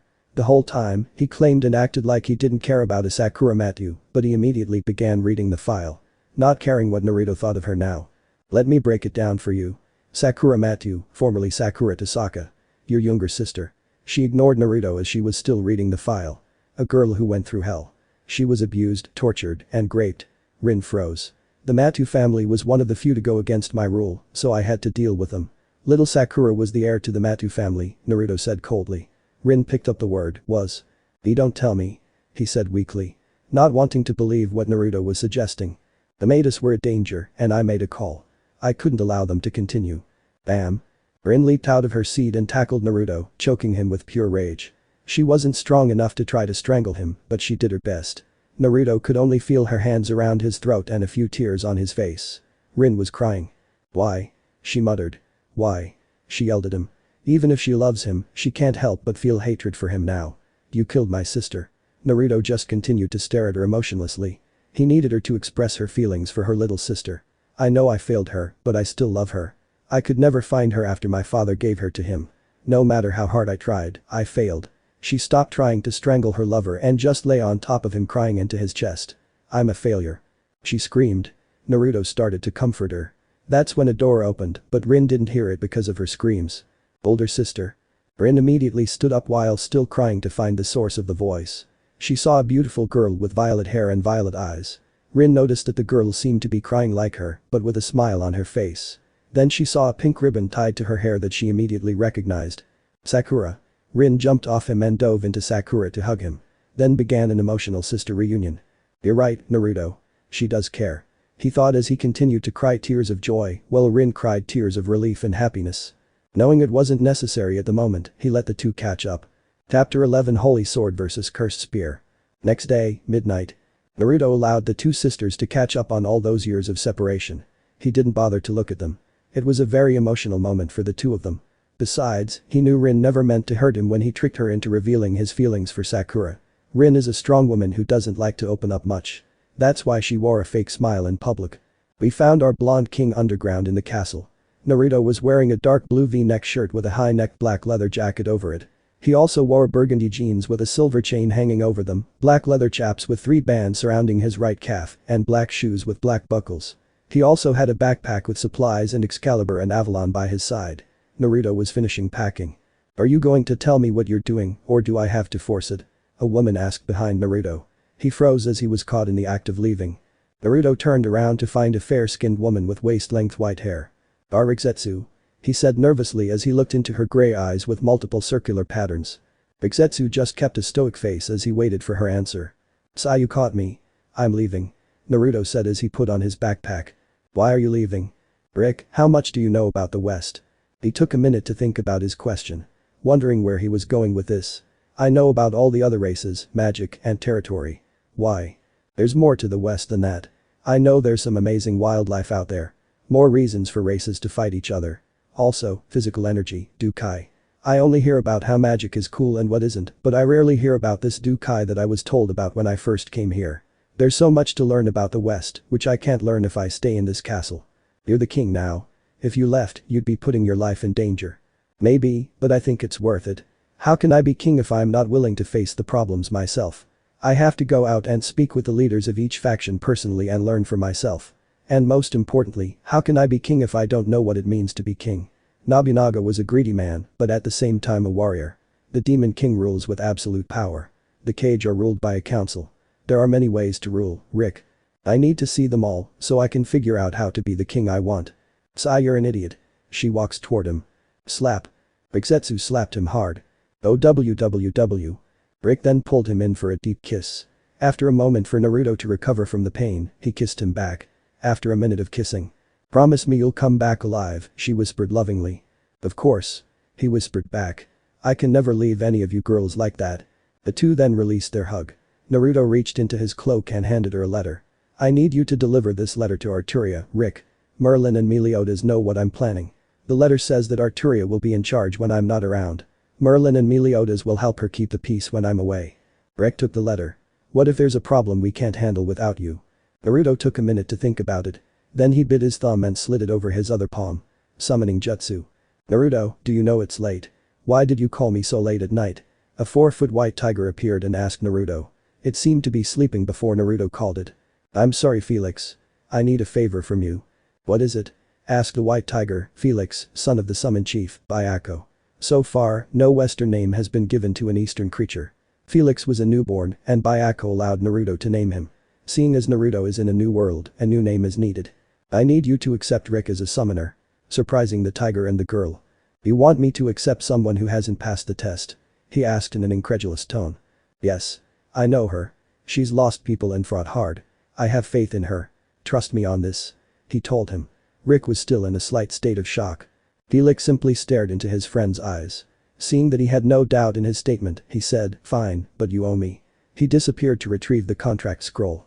"What did you just do?" she asked. "I just made you a summoner of the legendary white tigers. Be proud because now we are the only 2 summoners." "I didn't mean that." "Why did you do that?" "I did it because I know you deserve it. You've been through a lot back east and you followed me all the way to the west even after going through all that shit. You did all that alone and you'll have to work harder when you do. You're here. Besides, this way, we can keep in touch with each other. Of course, the others don't need to know about this," he said with a wink, causing her to blush slightly and smile. 1 week later. During the week-long journey west, Naruto made little progress on his journey. He traveled throughout the kingdom of Camelot and personally assisted the villages in his land. Many were dealing with bandits or the corruption that still lingered after the coup against the previous king. Of course, Naruto couldn't stay in the small villages for long. He would find Camelot guards and knights sent there to retrieve him under the command of his beloved Arturia. Man, she must be pissed off. Naruto thought as he walked through the forest that should lead to the outskirts of his kingdom. To responsibly drop all that on her all of a sudden, chuckle. "I have faith in her ruling in my place." "Your Majesty," a male voice shouted mockingly. Naruto took out Excalibur and began searching the area until he looked up into the trees. Only to find a rough-looking man in his 20s. The man wore blue clothing covered in heavy silver armor and a wolf head that held a crescent moon amulet. The man had blue hair tied back in a ponytail. The most notable feature he had is the red spear that screamed danger to anyone with the ability to sense magic. "One. Who the hell are you, Ponytail?" Naruto asks. I'm already giving him a nickname. The man didn't like the nickname at all. "What the hell did you call me?" He then leaps down from the tree branch. "I've heard a lot about you." He pointed his spear at her. "What did you hear?" he asked while holding Excalibur. "That's fake," Naruto thought as he looked at the spear. He recognized that spear at first glance. Gaebolg. The cursed demonic spear. Created from the demon, Kurid. The spear that will curse whoever it pierces. Also, the weapon that will always strike the heart. A dangerous weapon if it's real. The design and power are similar, but not the same. I should know, it's in my treasury. I heard you're the youngest king in existence. There's also the fact that you killed Nobunaga, and more importantly, you're the king of the past and the future," he said with a mad grin. "I wanted to test myself against you. So you're a believer in legends?" "I won't say I'm a believer. I'm more of a man who looks for strong opponents. If you think a fake Gaebolg is enough to defeat me, then you've greatly underestimated me," he said with a small laugh. The man could only laugh. Then he looked at his spear and began twirling it. "You could say that. I suppose there are some perks to being the man of the legends. My master, Scathach, made a copy of his spear to give me as a reward for being his student. It couldn't be separated from the original. I suppose, but being a fake doesn't mean I become any weaker. I can still be a challenge to anyone I face. Name's Kuchulin, by the way, what do you think?" He got into his stance. Naruto also took his stance. "I guess I have no other choice." The battlefield was silent. The two stared at each other, waiting for the other to make the first move. Then, the two disappeared in a burst of speed, and spear and sword clashed. Kuchulin was obviously the faster of the two, but Naruto had more power and strength. Naruto managed to block Ku's entire thrust, but he couldn't land a single blow. The blue-haired man was quite fast and agile. This exchange continued for several minutes as one of them attempted to land a solid blow on the other.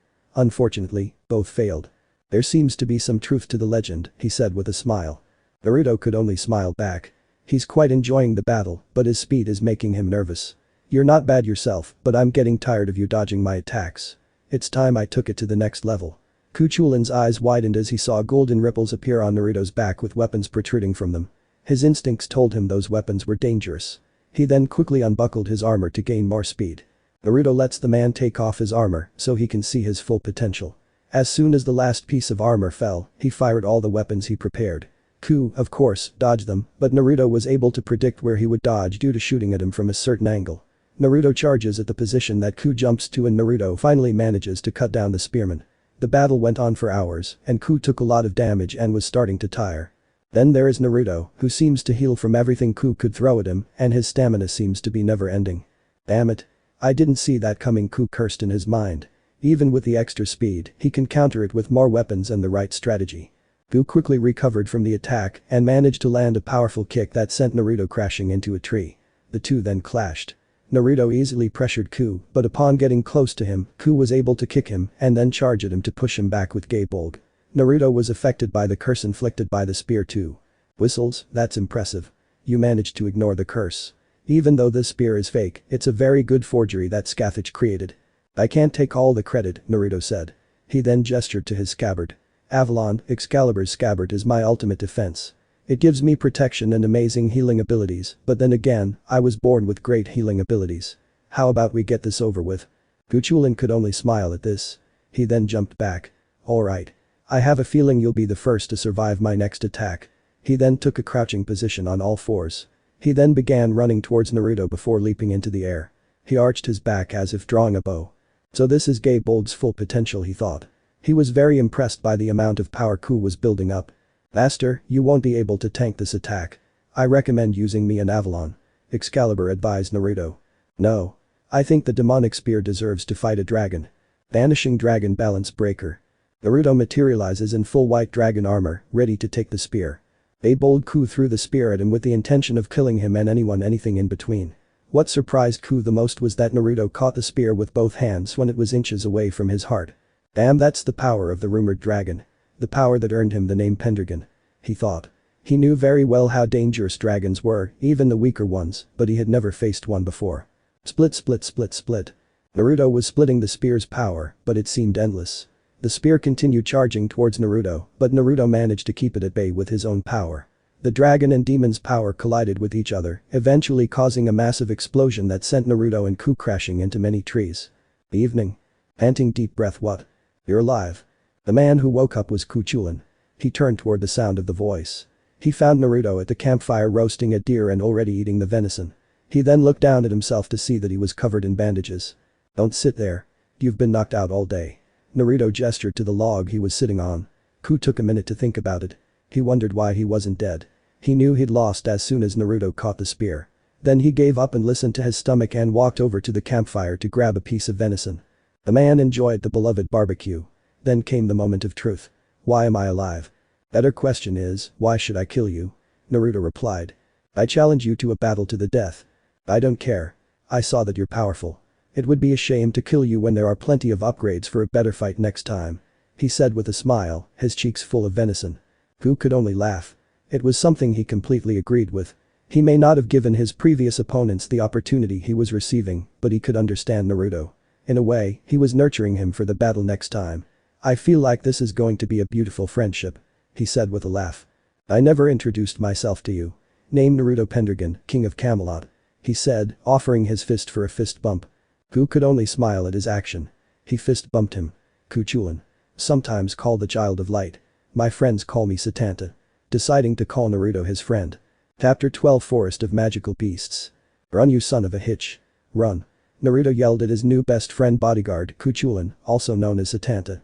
After their fight, Naruto quickly welcomed him as his new friend and, in turn, swore to serve him. What the buck do you think I'm doing? Satanta yelled back. The two were currently fleeing from a pack of magical creatures. Apparently, Naruto wanted to play with the animals, but he got more than he bargained for. Of course, they could have been killed, but they were here to see the animals, not hunt them. We're running out of space. Satanta pointed out as he noticed the cliff in front of them. Jump. Naruto yelled at him. Doing as he says, Satanta jumps right behind Naruto. They both landed in the lake at the foot of the cliff. They both swam to land and took a breath. I hope you're happy, Satanta said grumpily. How was I supposed to know they would attack us from behind? He retorted. I warn you, they were territorial creatures. They don't like strangers. He replied. What? He muttered. Since it was his fault this happened. The plan to see the wildlife in the Forest of Magical Beasts may not have been the brightest idea. The two idiots decided to camp inside the cave behind the waterfall. Although they could kill the magical beasts, fighting them in hordes was too dangerous. Night fell, and the two of them sat down to eat a well-roasted fish. A really big fish. Then I said. Hi. Satanta was telling Naruto a story from his past, but was interrupted by the scream. Buck. Who's out there at night? Satanta questioned aloud. Nighttime was for predators to come out and eat. Sai, let's go. Naruto ordered as he pulled out Excalibur to go save whoever was screaming out there. Satanta just shrugged before picking up his spear. Split. The two went their separate ways, searching for the idiot in the woods. Sure, he and Satanta were idiots in general, but they were empowered idiots. They could take care of themselves, unlike the screamer. Naruto finally found the source of the scream. It appeared to be a horde of blood-sucking demonic bats feasting on their prey. Naruto saw a woman in the middle of the swarm. She had long pale blue hair, purple eyes, and a symbol in the middle of her forehead. She was wearing a blue outfit and carrying a sword. It seemed the woman fainted during the bat attack. Damn it, Naruto growled. Seeing no other way to save her, he leaps straight into the swarm and picks her up. Get out of here. Bats are a pain in the ass. Satanta shouted as he began jumping into the swarm to kill as many bats as he could. His plan was to buy himself enough time to escape back to the cave with the woman, while keeping them busy. The blood-sucking demon bats were known to stay together in groups of hundreds and rarely give up on their prey. You better get back to the cave alive, idiot. Naruto yelled as he felt fewer bats biting him. He then left to take the woman to safety. A few hours later, Naruto took the woman to the cave and healed her. Bat bites came with their own poison, but Avalon had no trouble curing the poison with such a weak potency. All he had to do was let Avalon be near her. Satanta is going to need Avalon to help him heal himself. He murmured. Damn it, I'm doing it. Satanta yelled as he charged into the cave. Naruto noticed him covered in blood and bit down. He gestured for him to sit next to the unconscious woman. Seeing that he was annoyed from fighting all the bats, Naruto brought his fine wine out from the door. He needed a good drink. Before summoning golden cups to drink from, Satanta took the bottle and began to gulp it down, earning a laugh from him. Do you know anything about this woman? A minute passed before Satanta's eyes opened. How the hell was she defeated by such weak magical creatures? I suppose you know her. I know about her. Her name is Yun Yun too, she is the leader of the Yunland sect. What really bothers me is how the hell can a Do Emperor lose to bats? Do? As in Dukai. The complete physical energy of life. Satanta nodded. Naruto did some research on Dukai. Mainly because he can use a small portion of Dukai through chakra. Unlike magic and chakra, there are ranks for Dukai fighters. There are 10 levels per rank and 12 ranks, God Practitioner. Magic is easier to use and learn to fight, but Dukai requires complete physical energy and a strong spirit. Unlike chakra, Dukai requires a strong soul, so the practitioner won't die from the overwhelming change of the body. As the old saying goes, a strong body is a strong soul. In the West, Dukai practitioners are more feared than magicians. Of course, a magician can create unimaginable things, but a Do King can easily defeat an army, but a Do Emperor can defeat 2 Do Kings. Their great power was known and feared. Challenging those with Dukai practitioners was dangerous compared to magicians. Only the best magicians can hold their own against a Do King or Emperor. However, there hasn't been a single Dukai user who has been able to destroy countries in the blink of an eye since the construction of the wall. Magicians could still have such power today, but now there were only 10 magicians capable of such feats. I've never heard of the Yunland sect. Amazing Satanta. Really? They're officially the strongest Dukai sect. Their base in the Jaima Empire. Satanta told him. He knew that, officially, they were the strongest, but there were always reserved people everywhere. Naruto's eyes widened before he grew tired. Of course they would be located in the middle of the hot zone. Naruto knew a lot about the West. Deeper in the country, it was a complete war zone. It's technically where the endless war started thousands of years ago. The place the Sage of Six Paths feared and created the wall to keep all those monsters away from his people. The man who preaches the peach would allow the war to continue because he couldn't understand it due to the war starting before his own mother was born. It was too terrifying for the half-human, half-alien to handle. The Jaima Empire was the second largest human country after Naruto's Camelot, but they had more veteran warriors for humanity. Camelot was able to hold on longer because they had quality over quantity. Sure, the empire had a lot of strong people of its own, but compared to someone like Merlin, Ban, himself, or the now deceased Nobunaga. These people could fight off entire countries single-handedly, but they never venture outside their own country for no real purpose unless it was to protect. What are you going to do with her? Satanta asked seriously. This could be his first test as king. As king, Naruto had to put his country first. He needed to get rid of those who would oppose him, so killing Yun Yun will weaken the Yunland sect and in turn allow the Jaima Empire to fall apart due to constant warfare without powerful people fighting for them. It would be one less country for him to deal with. Or he could force her into his own country. Have her fight for him. He may be a mage, but he only focuses on runes and spells that will help him with the spear. Using some spell to erase his memory might do the trick. Or it might help her. Knowing Naruto, he would help her and the Jaima Empire achieve peace through love and understanding, Satanta thought.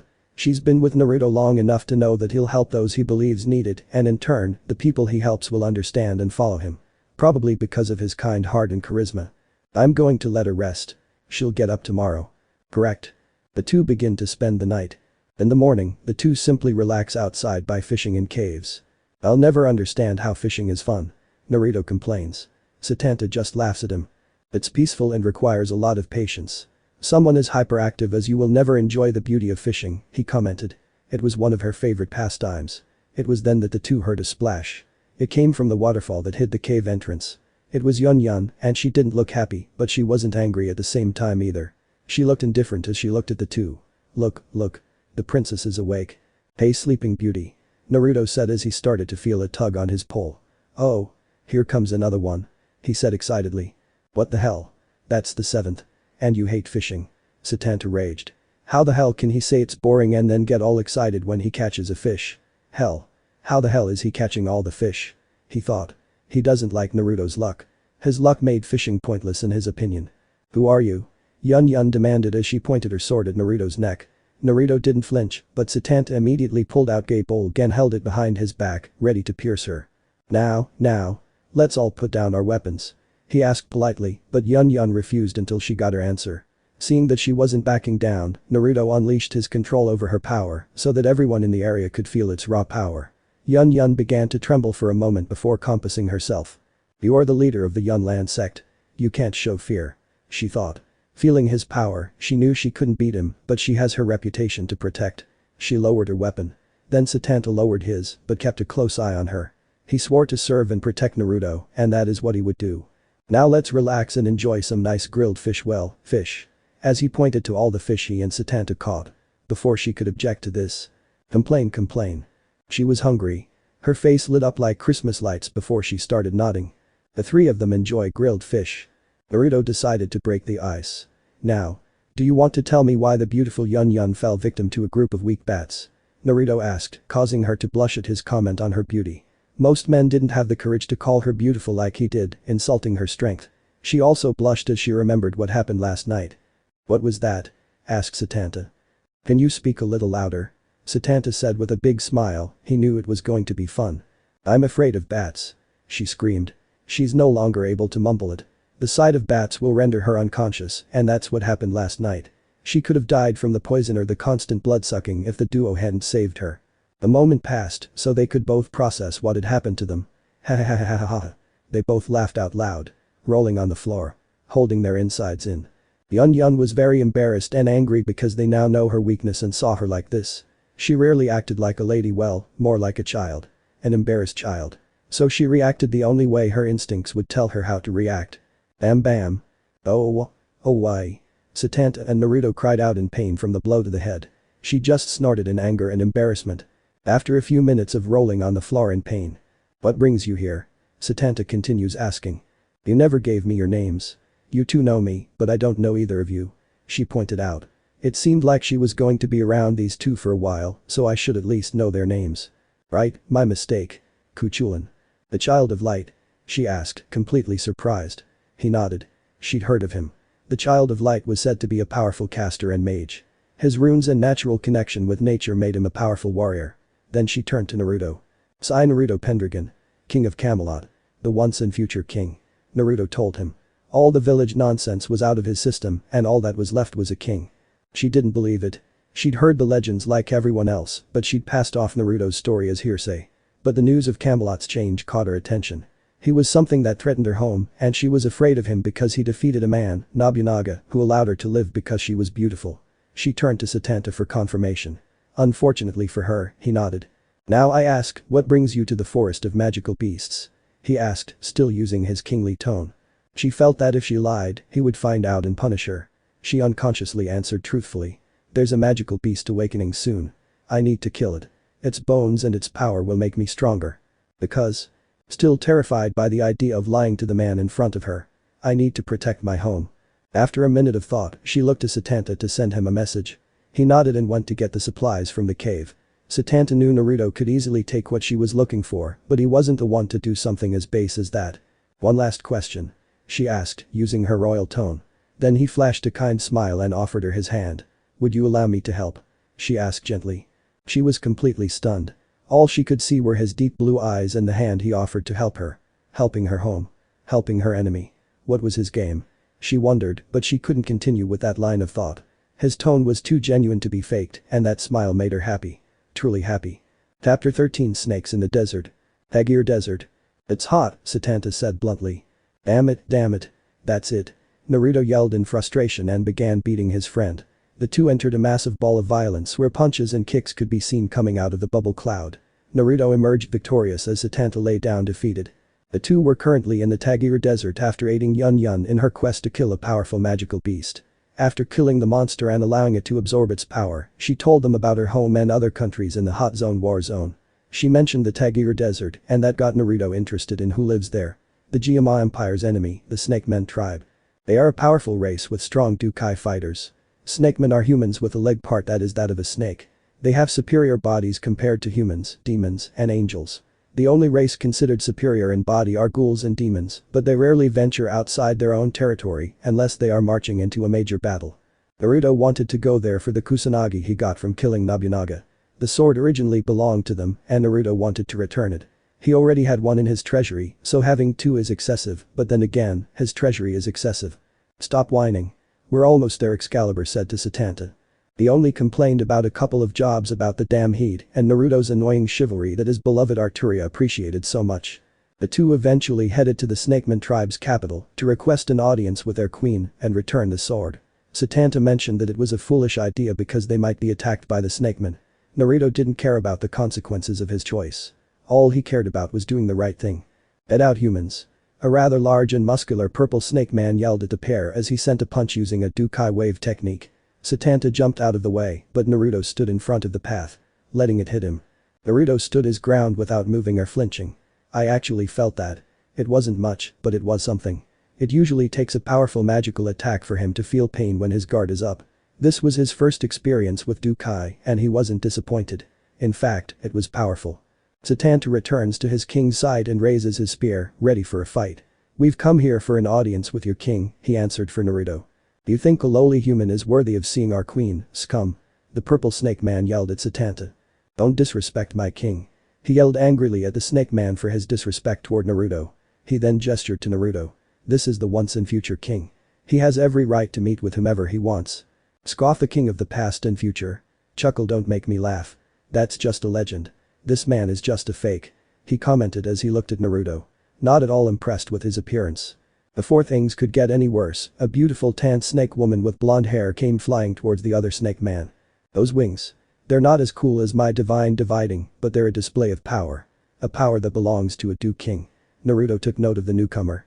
Mo Bossy. We have trouble. The snake woman said to the purple snake man, Mo Bossy. Who's attacking, Yume? Mo demanded of the snake woman, Yume. Humans, he said grimly as the two looked at our pair of misfits. Don't say it. Naruto muttered to Satanta as he facepalmed. He knew what was going to happen. I told you so. He said victoriously with a big happy smile. Scum. He shouted in anger as he sent a powerful wave toward the two. This time they jumped out of the way. Whoa. Calm down. We're not here to fight. We just came to see the queen. Naruto yelled at the two as he and Satanta jumped back. That's what the group of humans said before they attacked me. Yume yelled at him. Hey. We came here alone. I don't know who the hell you're talking about, ma'am.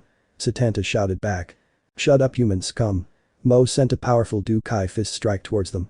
Instead of hitting Naruto and Satanta, it hit a blue-green magical beast dragon one that landed in front of the duo. After the smoke cleared, 4 people stood behind the 2 mages. There was a strong, blonde man who seemed to live in the wild and was training to be the strongest. Another man, but he wore glasses and had white hair and blue eyes. He looks more professional civilized compared to his blonde friend. Then there is an old man with a long white beard. He looks like a traditional old man of someone from the east, but at the same time, not from the east too. Lastly, there was a woman. Naruto immediately knew who she was. Even if she was wearing a cloak to cover herself and her face. All 4 humans were fighters Dukai users. 3. Who the hell are you guys? Naruto asked bluntly. Satanta had his gay bulg ready, constantly shifting positions to fight either the new group of humans or the Snake Men tribe. The wild-eyed man took a step forward. Who the hell are you? You have no business being here. Not liking his attitude, Satanta took a step forward. Don't get so big-headed, Dukai user. He then began to exert a massive amount of mana and killing intent from gay bulg. The tip of it spilled blood-red magical energy. I've already killed many of your kind. Don't disrespect my king, or I'll cut off your head. Seeing that the situation was about to escalate into a battle, the white-haired man stepped forward to calm his companion. Everyone, please calm down. We're not here to stir up trouble, but rather, we have a request for your noble queen, he said. Naruto decided to voice his opinion. Get in line, friend. I'm here to speak with the queen. Also, from what I can gather, you and your group are attacking a member of the Snake Men tribe. If you're really here to talk, then stand down. He ordered. Naruto changed his tone mid-sentence. All the while, he had been more casually talking to people. Now he is once again in his kingly tone. Who could you be? He asked politely. Like the others, Naruto's tone also took him by surprise. His tone exuded royalty and power, but his attire suggested he was a vagrant or a criminal. It's rude not to introduce yourself to this king. He sounded a little annoyed by the man's attitude. My apologies, your majesty. He bowed, taking her word as king at face value. Her tone and aura were enough to convince him. I am Guhi. Better known as the Pill King within the Gyama Empire. I am also affiliated with the Yunlan sect. So it's Yun Yun. Naruto figured that the gift from the Yunlan sect is enough to connect the dot to her identity. He then looks at the cloaked woman, who flinches slightly under his gaze. He just smiles at her, which she notices. The Pill King, that's right. Using Dukai, medical pills can be created to increase strength, create poison, cure diseases, prolong life, and much more. Something I'm sure mother would love to do. Unfortunately, she doesn't have the ability to use Dukai, nor does anyone else in my kingdom. I am Naruto Pendragon. The king of the past and future and the king of Camelot. He declared, surprising the other male humans. You may also look surprised, but Mo just scoffs at his statement again. Tell me, why do you hurt those you only want to talk to? He analyzed him to see if he was lying, but couldn't see any signs. Either he's a very good liar or he's telling the truth. He'd also heard about the rumors that once in future king had finally appeared in Camelot, but in the endless war, people like to tell stories to increase hope. Naruto could be a story to boost the morale of the Camelot kingdom. I seek to speak with the queen. I need something she possesses. As if the queen gave you the essence flame. Yume yelled at him. Essence flame. Flames created by the essence of the world. A very powerful fire that no other fire can disobey. Naruto thought as he remembered reading about it in the file. Even if you desire the essence flame, you have no right to attack anyone. Naruto drew Excalibur. It gave out a brilliant glow that blinded everyone except Satanta for a moment. As a king and a knight, I cannot allow such crimes to go unpunished. The man savagely dove straight at Naruto. I've had enough of you. He readied a powerful punch. A few feints away from Naruto, he launched his attack, cutting a path toward him, but was stopped by a blue-haired man with a red spear. I've had enough of you too. Satanta charged at him. Ready to fight. Naruto raised his sword, ready to fight. That's when the woman, Yun Yun, attacked him with her own sword, forcing the two to lock between blades. I'm sorry, Yun Yun, but I can't allow what you and your group did. She just gritted her teeth as she slowly began to lose ground. Even though she fought Nobunaga and lost, at that time she was only a Do King. Now she's a Do Emperor, and it seems her power hasn't changed because she's losing to Naruto. Why? The Snake Men tribe is a cruel race. They don't deserve better treatment. Naruto won the confrontation and sent her flying back, whereupon the old man caught her. True, but my honor refuses to allow you to harm the Snake Men tribe. Do unto others as you would have them do unto you. Luke 6:31, the Bible. I will treat anyone as I wish to be treated. Regardless of their past crimes. There is still hope for a better future, and I will not allow emotions to cloud that future. Naruto charges at the two. Naruto's Bible quote shocks the watching Snake Men. They only respect strength and won't bow to the weak. Some began to respect Naruto because he wasn't there to disrespect or hurt them like others in the past. Before Naruto collided with the old man and Yun Yun, a powerful source of energy came from the village palace. Shocking everyone.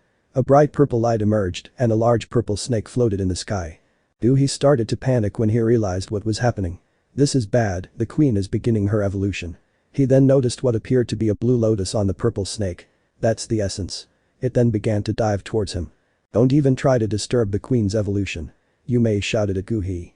She charged at him and prepared an attack. Naruto was about to intervene, but the old man attacked him. I'm sorry, your majesty, but we need the essence flame. Giving Yun Yun the opportunity to fly towards Yume and prevent her from attacking Guhi. They all entered into a brief battle with each other. Once Guhi arrived at the queen's palace, he was blocked by an energy barrier. He was frustrated at not obtaining the essence flame. Something's wrong. Naruto muttered as he sensed something was wrong with the queen. This was a rare moment and Naruto had no knowledge of what was going on, but his instincts told him something was wrong. He was then proven right when the giant snake began attacking everyone. Sending anyone nearby away. The queen. Mo screamed in terror, like many other snake men. Something was wrong with their leader. Naruto walked into the destruction as everyone began to flee. The power is consuming her, Naruto told Mo. Human. Is there anything you can do to save our queen? He asked, almost pleading. I've got something. Just get everyone to safety. He nodded as he, Yume, and the other snake men began evacuating the area. Satanta. He shouted to his friend, who won his battle. Fortunately, he didn't kill the wild man. Hold the line. He nodded. Vanishing dragon. Break the balance. Naruto transforms into Albion's chainmail. Drawing the attention of all who haven't seen him. He inspires hope in the people to save the village. Naruto. Her power is spiraling out of control. Albion's soul fragment spoke to Naruto. The essence flame is consuming her. It will kill her soon. I know. I need to contain all the excess power. Do you think you can handle the power of a snake and fire? I am a dragon. There is nothing I cannot handle. Naruto easily broke through the barrier protecting the queen. Once he touched the queen, he began to divide his power. This made the evolution process easier to accomplish without the overwhelming power. That's his power, Yun Yun muttered in amazement. During his time in the forest of magical beasts, Naruto only displayed his power with a sword. This was something else. Soon the lights went out and the large snake began to disappear. Naruto flew back to where everyone was gathered and what appeared to be the other snake men leaders waiting for him to arrive. Naruto led a young red-haired girl toward them. Once he landed and dispelled his armor, "Is this your queen?" he asked. He wasn't sure if he was or not because of how young he was. Naruto is considered the youngest king, but his circumstance was unique. The queen was supposed to be a mature, beautiful woman, not a cute hexy teenager. Chapter 14 Beginning of the End. Location not revealed. Do you understand the mission? A dark voice asked. The voice gave the stranger an image of Naruto Pendragon. Elite. Was the only word the stranger uttered as a bar appeared on the image. You will eliminate Pendragon when our agent begins his attack. Understood. Sacred city of Gyama, capital of the Gyama Empire. I told you it was a bad idea. Satanta yelled at Naruto, punching him in the face. After returning the queen of the Snake Men tribe, Naruto took out the Kusanagi and gave it back to her. However, they were not happy with the presence of strange humans in their land, but they were the ones who saved their queen, so they allowed them to be in their land. Then came the problem with Yun Yun. She along with the people of the Gyama Empire attacked them and wanted revenge, but Naruto would not allow it. He gave them a warning that attacking Yun Yun would make him their enemy. Naruto thought that would work, but he was wrong. They attacked him, Satanta, and Yun Yun. The two were about to fight them to the death, but Naruto grabbed them both by the back of their necks and shouted, "Reserve." The three were chased for a few hours, but Naruto managed to get them all out of the Tagir desert. Yun Yun thanked them for their help and offered them safety within the Gyama Empire. To give them time to rest and think about their next destination. Naruto stood up from his friend's blow. Satanta was against the idea of allowing Naruto to come to the empire, but they were in the capital now. This is literally the heart of enemy territory. He yelled at the blonde. How stupid can you get? I mean, traveling is one thing, but traveling into enemy territory, much less their capital. You'll get killed. He spoke uncharacteristically. Usually, he's a casual man who enjoys a good fight, but he takes his sense of duty seriously. He swore to serve and protect Naruto, but he was having trouble doing so when the idiot jumped headfirst into danger. At first, it was fun and all, but there was no limit to how much Naruto was willing to risk his life for the dumbest reason. Ma. Yun Yun, promise us safety here. Naruto tried to reassure him. Besides, this place is beautiful. I've never seen anything like this in Camelot. Naruto heads towards the window of his hotel that Yun Yun made them stay at. Naruto opens it to look at the floating island above the city. The island is home to the Yun Land sect, the strongest sector guild if you're not from around here. I'm going to say this right now. They'll try to kill you. At the very least, capture you, Satanta told him seriously. We'll be fine, he told the blue-haired wizard. Then he grabbed Excalibur and put it on his waist. I'm going out to explore. Don't wait up. He then jumped out the window. Satanta ran to the window to stop him, but he had already disappeared into the crowd. It's a pain in the ass, he complained. Streets of the holy city of Gyama. Naruto walks through the city in awe. The place is a marvel. Beautiful white buildings everywhere in pristine condition, and the streets are bustling. Then there's that floating island in the center of the city that Yun Yun told him was home to the Yun Land sect. Everything seems so peaceful considering the country is technically at war with everyone around them.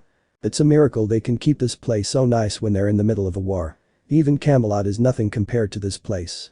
No wonder they call it the holy city of Gyama. Naruto commented with a whistle. It was at the cost of many to keep our capital and our city safe in this way. Naruto turned around and found it was the beautiful white-haired woman, Yun Yun. She approached with a smile. I came to your hotel room earlier, only to find your bodyguard sleeping. She told him with a look that demanded an answer. She wasn't afraid of him like she was in the past, currently. It's like there are two people. There's the kind, carefree idiot Naruto who has a welcoming aura, and there's King Naruto who terrified me to the core with his power alone. She thought. I wanted to see the city, and Satanta said we shouldn't have come here. Naruto replied with his hands behind his head. He would be wise. You are technically the leader of an enemy nation, she replied. True, but who said I was a good leader?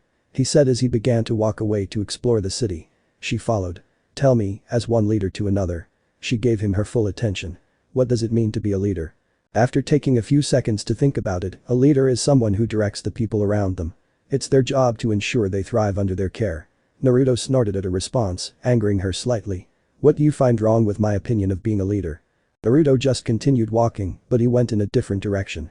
Towards the alley. By definition, that's what a leader is, but that's the true meaning of being a leader. He then pointed towards the alley. Yun looked towards what he was pointing at. She was surprised to find what she was looking at. If being a leader means ensuring the prosperity of those who follow you, then why are there children living on the streets?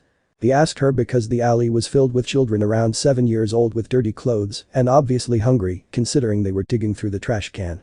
As soon as she took a step to help the children, all the children saw her and ran away. Wait. She tried to stop them. She wanted to help them, but she didn't understand why they were afraid of her. I suppose this is the real reason why this city is in such an astonishing state when there are armies surrounding the Uchiha Empire. The rich prosper, while the poor suffer. He walked over to the stunned Yun and led her back to a nearby park bench. Before I became king, I encountered the exact same thing in Camelot. For as long as I can remember, I knew that the world is a cruel place. The strong survive and prosper, while the weak suffer and die. I became strong because I don't accept that. Survival of the fittest is one of the most basic rules of life, and I reject such a notion. What does it mean to be a leader then? She asked softly. She thought about what Naruto said and knew he was right. He stood out as the leader of the Yunlan sect and acts as the sword and shield of the Uchiha Empire. She thought everyone would be safe, but in reality, those she protected from suffering were still suffering. As a child, she suffered a similar fate to those children who ran away. Her parents were killed in one of the thousands of skirmishes that plagued the Uchiha Empire by their enemy. She felt so weak because she could do nothing to save her parents, so she trained hard. Hard enough that she became the apprentice of Yun Shan, the previous leader of the Yunlan sect and current sect elder. She didn't want anyone to suffer like her and believed she succeeded. However, after seeing homeless children earlier, it tore her apart. Was all her work for nothing? Did all those lives she saved and taken mean nothing? Sure, the empire is safer than before, but people were still suffering. She simply ignored that fact and believed the empire just needed someone to protect it. I believe a leader is someone who understands their people. The reason I left the care of my kingdom in the hands of others is because I am not a good king. I don't understand my people and my enemies. She looked at him. I promised to bring peace not only to Camelot, but to the entire land. Believe it or not, but I also consider these people my citizens. They need help like everyone else. I left because I need to understand the endless war more, so I can be a proper king who can protect them. I travel the land to understand them, so I can be a proper king who can understand them, so I can give them a reason why they should follow me. My current self is not ready to be king, so I let others take my place until I am ready. He said with such passion. She felt inspired by him and began to understand him. She felt she would follow him too. Then she looked into his eyes. They were so warm that she lost herself in them. Yun, are you okay? Naruto asked. He saw her turn around nervously. He wasn't an idiot. He knew she was growing feelings for him, but he's in a relationship with Arturia. Then again, she's allowing him to have a harem. He saw Yun as a friend and it didn't hurt him to come to her, physically or emotionally. He'd wait and see where their relationship went. He took a minute to compose himself. She turned around and handed him a letter. This is an invitation to the upcoming receiver competition the Empire is holding to promote peace with other nations. You told me you want to learn more about Dukai. Being a receiver is the equivalent of being an alchemist for mages. This is a bit biased considering I'm a Dukai fighter myself. I believe a receiver is superior to an alchemist. He accepted the invitation with a smile. I'm looking forward to it. Thank you Yun, he said with a bright smile. She smiled back as the sun shone behind him. Time jump. Receptionist competition. Naruto and Satanta arrived at the competition and were given seats both where Yun was. Naruto. It's good that you could make it. Yun said. She then gestured to the girl with long pink hair, hazel eyes, and a white, slender body. This is my apprentice and the next leader of the Yunlan sect, Nalan Yanran. She was just a child. No older than 4 years old. It's an honor to meet you, your majesty, he said respectfully with a bow. Naruto took a good look at her.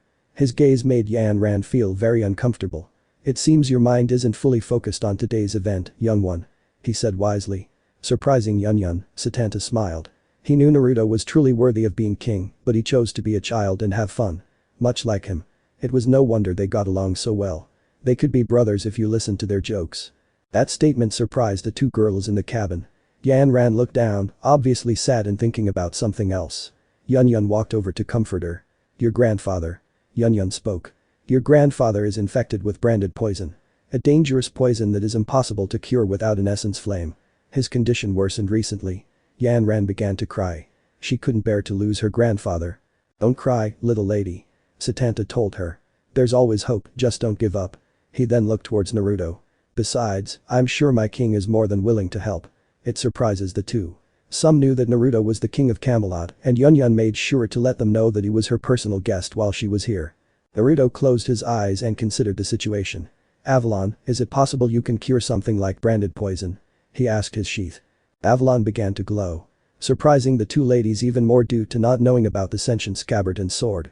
"Are you asking a serious question?" she asked as if insulted. "My healing prowess can prevent you or anyone I care about from aging or regenerate any lost limbs or even a destroyed heart. A simple poison is nothing to me." Give the girl hope. "The only problem is the marked poison itself. The poison sucks the Dukai out of the person. It will make them weak. It could be a simple weak body that needs to rest or a body that shuts down completely. It depends on how strong the person is and how much of a fight they put up against the poison." Yan Ran grabbed Naruto's shirt with desperation in her eyes. "Can you save my grandfather? Can you really save him?" Naruto kneels down and hugs her.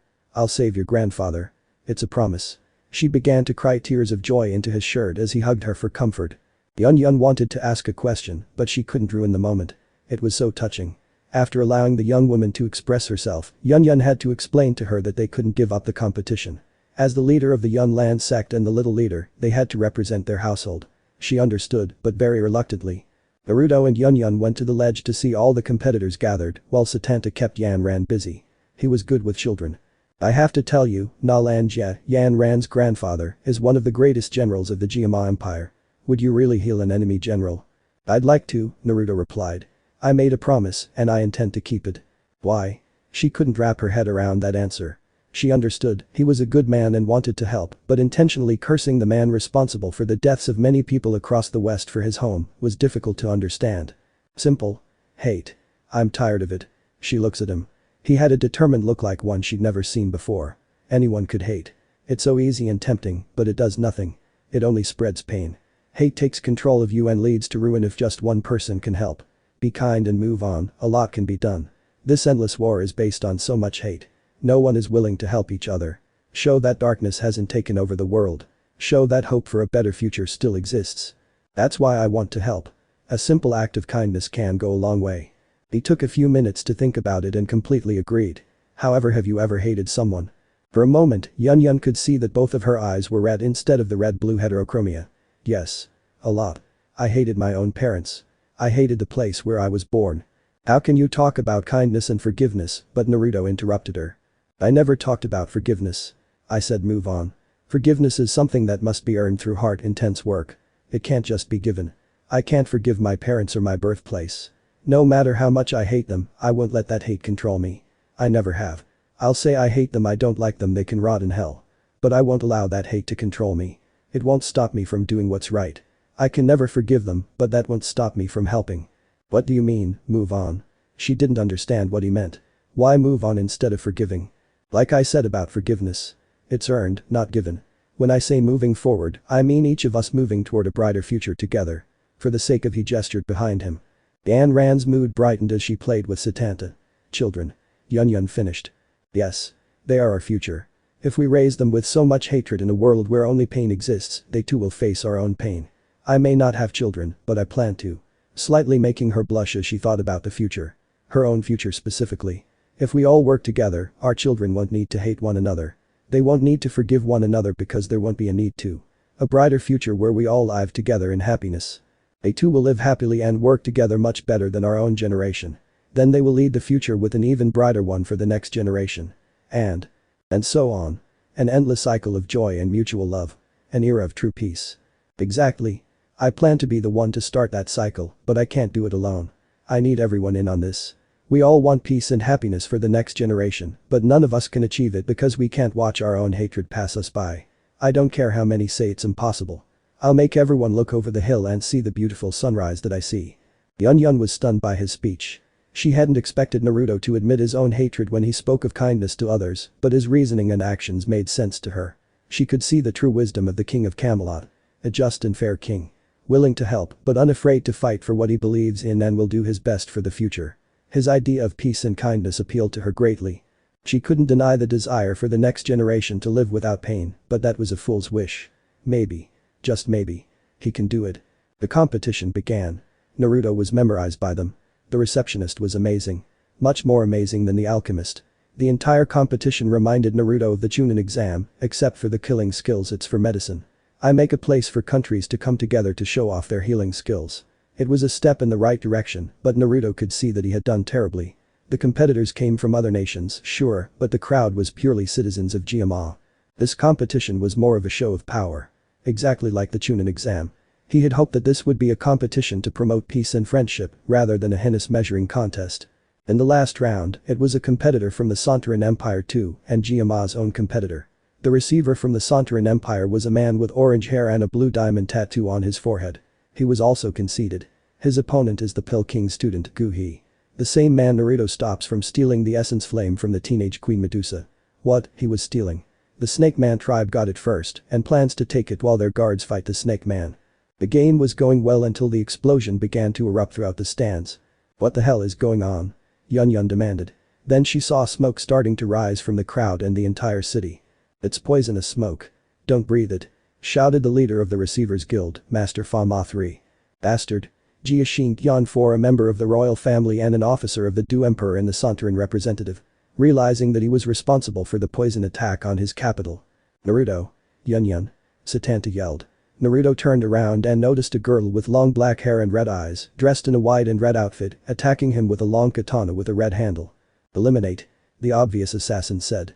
Before Naruto could draw Excalibur, Yun had already drawn her sword and intercepted it. I'll take care of you, murderer. Yun easily forced her back. Yun deal with her, she's most likely part of this. Satanta, go and take everyone to safety. Before any of them could object. Now. The two nodded and followed his order. Yun chased after the assassin as she ran away, missing his only open opportunity. Satanta grabbed Yan Ran and brought her to safety first. Naruto summoned his divine wings and flew into the sky. Avalon, can you heal everyone in the city? He asked quickly. I can, but I need a lot of power. Avalon informed his master. Okay, get ready. Naruto began redirecting all the prana and all his magic circuits through Avalon. Ah! Naruto yelled as Avalon formed a golden sphere that quickly grew and grew. Until it covered the entire city, healing everyone. Such a vast amount of magic could be felt by everyone. Everyone felt Naruto's power. I mean everyone, and they knew someone very powerful was out there. Some feared that power. Some seemed happy about it. Several days later. After Naruto healed the entire city, saving so many lives, he fainted. His healing sphere even reached Nalan estate. Nalan Jia was fully healed and noticed the chaos in the city and rushed to help. The first thing he did was see Naruto fall and caught him. Not knowing anything about him, his instinct told him to save him. His instinct had never failed him before, so he took him to his home. He then went back out to help fight off the attack and organize troops to secure the city. Everyone was shocked to see their hero up and moving. Eventually, the Gyama Empire manages to deal with the attack. It was just a poison attack on the city. The plan was to poison as many people as possible to weaken the Santorin Empire. They sent their vessel on a suicide mission. The only other one they sent was that black-haired girl who was aiming to kill Naruto, but she escaped. Thanks to Naruto, the only casualty was the Poison Master Receptarier. Naruto manages to cure everyone and repel the poison single-handedly. The real problem was restoring order after the mass panic. Satanta supported Naruto, protecting him after he saved everyone. The elderly general, of course, was grateful to the young king not only for saving his life, but also for protecting his citizens. Once Naruto woke up, he was greeted by a very happy Yan Ran. After calming things down, Naruto finally spoke with Emperor Gyama and several important figures. After much thanks, they offered an alliance to the Kingdom of Camelot. Since their king is willing to protect his home, they would make a great ally. Naruto happily accepted, which brought joy to everyone in the chamber. Even old man Nalan was happy and patted him loudly on the back. Even after all those years of suffering from the branded poison, he fought every second and retained most of his power. Finally. Naruto and all the warriors ran out of the chambers to see what was going on. However, they could only see a large black object in the distance. No, Nalanja whispered in despair. But why is he coming here? Yun screamed in complete terror. Everyone else started falling to their knees and started crying and talking about how it was useless. Satanta. What the hell is going on? Naruto demanded. Only to see his friend trembling in fear. Something he'd never seen before. He'd seen him scared, but this was something else. It's Achnaloja. Many screamed in sheer terror. Naruto saw a massive black dragon with blue patterns on its body approaching the city. He had no idea who Achnaloja was, but the dragon's magical power was immense. Far more than his own. Deep down, he felt dread. He was afraid when he sensed the dragon. For the first time in his life, he began to feel all hope leaving his body. No matter how hard he tried to hold on to hope, it was abandoning him. Chapter 15 Kingdom of Albion. The Hidden Leaf Village.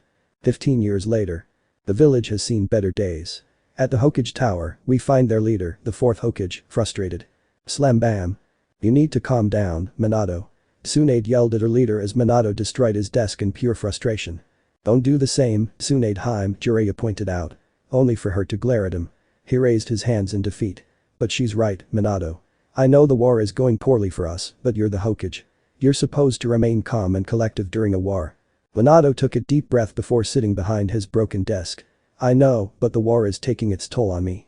Even with my Flying Thunder God Jutsu, I can't fight on so many fronts. We're losing too much land. There hasn't been any fighting in the Land of Fire since the first Shinobi World War 1. It can't be of help. Tsunade told him while biting her nail.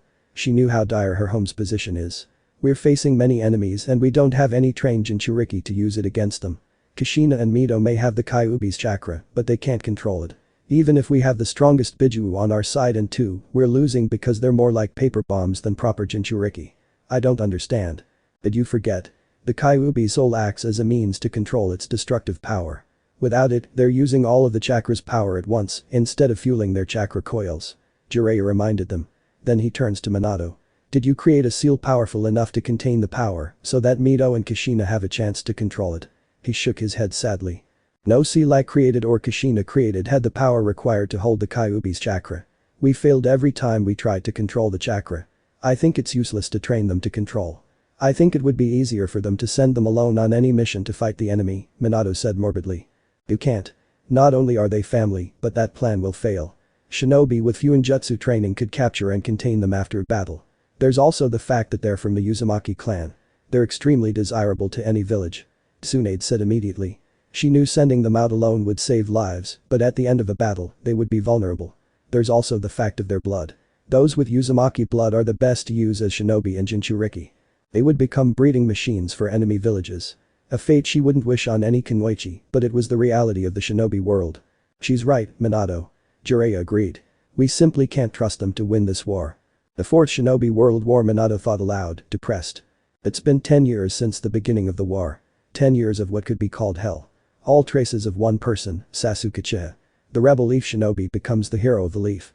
After his defection, Konoha had no choice but to label him a rogue shinobi, much to the anger of the Konoha villagers. However, his rogue status rebelled after his actions. After training with the rogue Sannin, Orochimaru, he killed the snake after many years of training. He then went after his older brother, Itachi Uchiha, and killed him. Having achieved his revenge, he returns home to a hero's welcome. It may seem like nothing, but an everyday matter for a shinobi, but the death of those two created problems that started the war. First, Itachi's death forces Akatsuki to start their plan early. Due to the fact that they were missing a couple of Jinchuriki, they couldn't start their plan to harvest the Bijuu, but with Itachi's death, they began. The villages lost their Jinchuriki to Akatsuki. However, the hunt stops at the 7th Bijuu. For their plan to work, they needed to collect all the Bijuu in order, and the 7th and 9th Bijuu were missing. Leaving only the 8-tailed Jinchuriki and the 2 unstable 9-tailed pseudo-Jinchuriki. The balance of power was completely thrown off and the hidden villages began to militarize. I mean way more than the standard shinobi militarization seen during peaceful times. Bringing great tension for all nations. Orochimaru's death wasn't permanent. He eventually managed to reincarnate himself through the use of his many subjects who bear his curse mark. Realizing the world's problems, he decided to take advantage of them. He also militarized his own nation, the village hidden in the Sound. He also made many alliances with smaller nations to increase his power.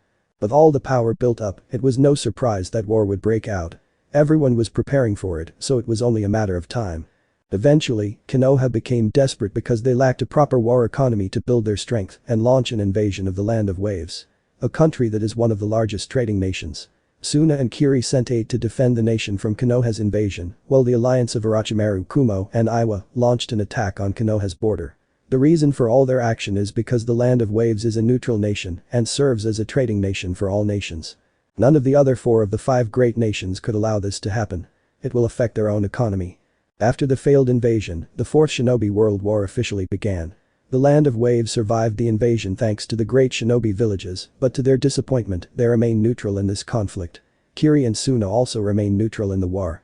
Kiri recently emerged from their civil war and did not have a powerful enough military to fight a war and protect themselves. Suna saw no reason to join because they knew they constantly faced problems due to their harsh desert home, so sending their shinobi to fight and die seems pointless in war. Primarily, those 2 villages serve as aid to smaller countries that were forced into war due to the fighting taking place back home. The alliance of Orochimaru, Kumo, Iwa, and Konoha were the main power in the war. They all fought each other due to their own issues with each other. Orochimaru would try to convince the Reikage and Tsuchikage to work together to fight Konoha, but due to Iwa's lack of Jinchuriki, it became difficult to work with each other, mainly with Kumo, who held most of the power. Mainly due to a lack of trust. It was a godsend for Konoha, but they were still fighting on multiple fronts. "Sensei, what do you know about the Albion Kingdom?" Minato asked Jiraiya. Jiraiya wasn't surprised to ask about it. It was the hottest topic of the past 5 years. The kingdom over the wall. Everyone was interested. "Not as much as I like," Jiraiya said frustratedly. About 5 years later, a portion of the Great Wall created by the Sage of the Six Paths collapsed. For shinobi, something like this was the very definition of impossible. They thought it was the second coming of the Sage of the Six Paths. They would never in their lives assume anything about the wall happening because it was indestructible. The portion that descended was in the Land of Winds. Almost immediately, Suna secured an alliance with the newly founded Kingdom of Albion. To their sheer surprise, the west side of the wall contains all kinds of life. Many are not human, much to the public's fear. Everyone wanted to know about the west, but very few knew the truth.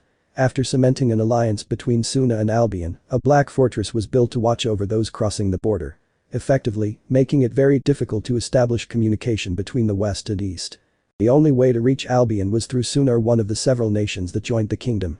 The one well-known fact about Albion is that they were in an endless war that lasted longer than the earliest shinobi history and only ended recently due to the prophecy of the once and future king coming true. A prophecy that caused several shinobi to rethink. The nations that gave up their own sovereignty to join the kingdom were the Land of Waves, the Land of Spring, the Land of Demons, and the Land of Vegetables. There were also shinobi villages that joined the kingdom due to their lack of power, such as the remnant of the Land of Sky and the Natashiko village, the village made of kunoichi. Those 2 shinobi villages moved entirely to the west, where they were granted territories. The last village to join the kingdom, instead of forming an alliance, were the village hidden in the waterfall and the village hidden in the stars. The only shinobi villages left in the elemental nations. Of course, the king of the west was a kind and fair king, so he let those nations and villages govern themselves, but he still needed to report to the king by having an ambassador in the capital, Camelot. Many of the shinobi villages were afraid of this western takeover. Especially when they saw how Albion provided troops and technology to every nation and village that joined or allied with them. The protection the king sent was there to protect the nation, not to serve in the shinobi corps. They were a military power meant to protect the citizens, rather than work for them. Iwa thought Albion was an upstart nation trying to take over the world, so they launched an attack on the Land of Vegetables. The Tsuchikage and the rest of the world discovered the power of the West. The magic the shinobi laughed at showed that it is far stronger than their jutsu, and the new form of warfare they provided completely changed warfare. The use of AIRSHIPS-2 was something they had never seen before. An airstrike by magic cannons from the ship proves to be too much for the shinobi, who were unable to defend themselves due to the distance and power. From that day on, everyone feared and respected Albion. Of course, that didn't stop the shinobi from carrying out infiltration missions in the west and in the nations that are part of the kingdom. Fortunately or unfortunately for the shinobi, most of the infiltrations failed, and those that succeeded ended with technology they couldn't use or learn about. They couldn't understand that prana and chakra are 2 different things. Almost all of my spies who tried to enter Albion failed. That damn ghost suppression fortress 3, Jiraiya said loudly as he slammed his fist against the wall. The black fortress built between the Land of Wind and Albion is impressive. Preventing all forms of illegal entry to the other side. There were stories that the fortress was called the Ghost Suppression Fortress because they prevented the dead from crossing over. Of course, Jiraiya didn't believe in ghosts, but it seems there's more to it than meets the eye. And when my spies make it through and come back, they don't even recognize me. Surprising the other two in the room. Did Albion put memory seals on them to make them forget? Minato asked, familiar with this kind of work. No. I checked, and there are no seals on them. I think it's their magic. He spat. He didn't like magic. He thought it was all bullshit and that people were too stupid to know what chakra was, but it turns out he's the stupid one. I only hear stories about an organization of my spies in Western nations. Like Akatsuki? Tsunade asked seriously. She blames them for starting the war because of their desire for the Biju. No. Jiraiya shook his head. I heard it's called Oni. Demon? Minato translated. Yes, but I don't think it's what the names imply. I think it's a counterintelligence organization, he replied. So they kill spies? Tsunade asked. It was the best way to keep information from reaching their enemies. Yes and no. I think it's more. I think they not only act as a spy system for Albion, but they also prevent anyone from knowing anything. I have reports of my own spies returning to the west. They never return, Jiraiya explained. That was dangerous information. Both Tsunade and Minato knew what that meant. They return to their own spies. Oni either promises them money or uses magic to brainwash them. Neither option was good and only proves how dangerous the Albion kingdom is. Even if they are dangerous, they are only the hope of winning this war, Minato declared heavily. We both know that trying to secure an alliance is nearly impossible, Minato. Tsunade shouted. They refuse to talk to most of the elemental nations. That might be true, but you still have the best chance of winning this war. Besides, the Chunin exam is coming up and Suna is hosting it and Albion is invited to watch the event. Jiraiya told them, raising their hopes. And because of international law, the Chunin exam is considered a place for a ceasefire, so we can gather more clients. All nations would want to participate. Mainly because the king and queen will be attending. It will be the first time any of the Kage, besides the Kazukiage, have met the leader of the West. I've heard stories about the king, not many, but enough to know that he is extremely powerful. So we have a plan. We gather our best genin for this exam and try to impress the king. I'll convince him to help us, Minato said with a hint of hope. Be careful, Minato. Tsunade warned. All the Kage will be doing the same. He nodded, understanding the situation. So, who do we send to the exams? She asked. We need to send the best possible. I can demote several shinobi from Konoha 12 so they can be eligible for the exam. You may not like it, but this will be considered an S-rank mission. Minato replied. He knew he needed the best, and the genin he had were either fresh out of the academy or dead. Most genin from all the nations in the war faced similar problems, so they could do the same for the exam. I pray to God this works out. Even the prophecy turns out to be false. He said depressed. But Jiraiya nodding. Both men were putting all their eggs in that basket and it turns out that after the king rumors and the once and future king prophecy, the great Toad Sage made a mistake. His so-called child of the prophecy was actually the once and future king and saved the world. It just wasn't the shinobi world. Camelot, Kingdom of Albion. It was a beautiful sunrise in the capital city, Camelot. There were tall, monolithic buildings as far as the eye could see. Skyscrapers as tall as the eye could see. Streets filled with vehicles never seen before. Airships traveling in and out of the city. The layout of the city was something never seen before for it was so foreign to normal structures in both the elemental nation and most of Albion. For the unprepared, people would assume they landed in another world or a different dimension or something ridiculous. However, others would say that the city was modern. There was one building that stood out from the rest, if you could believe it.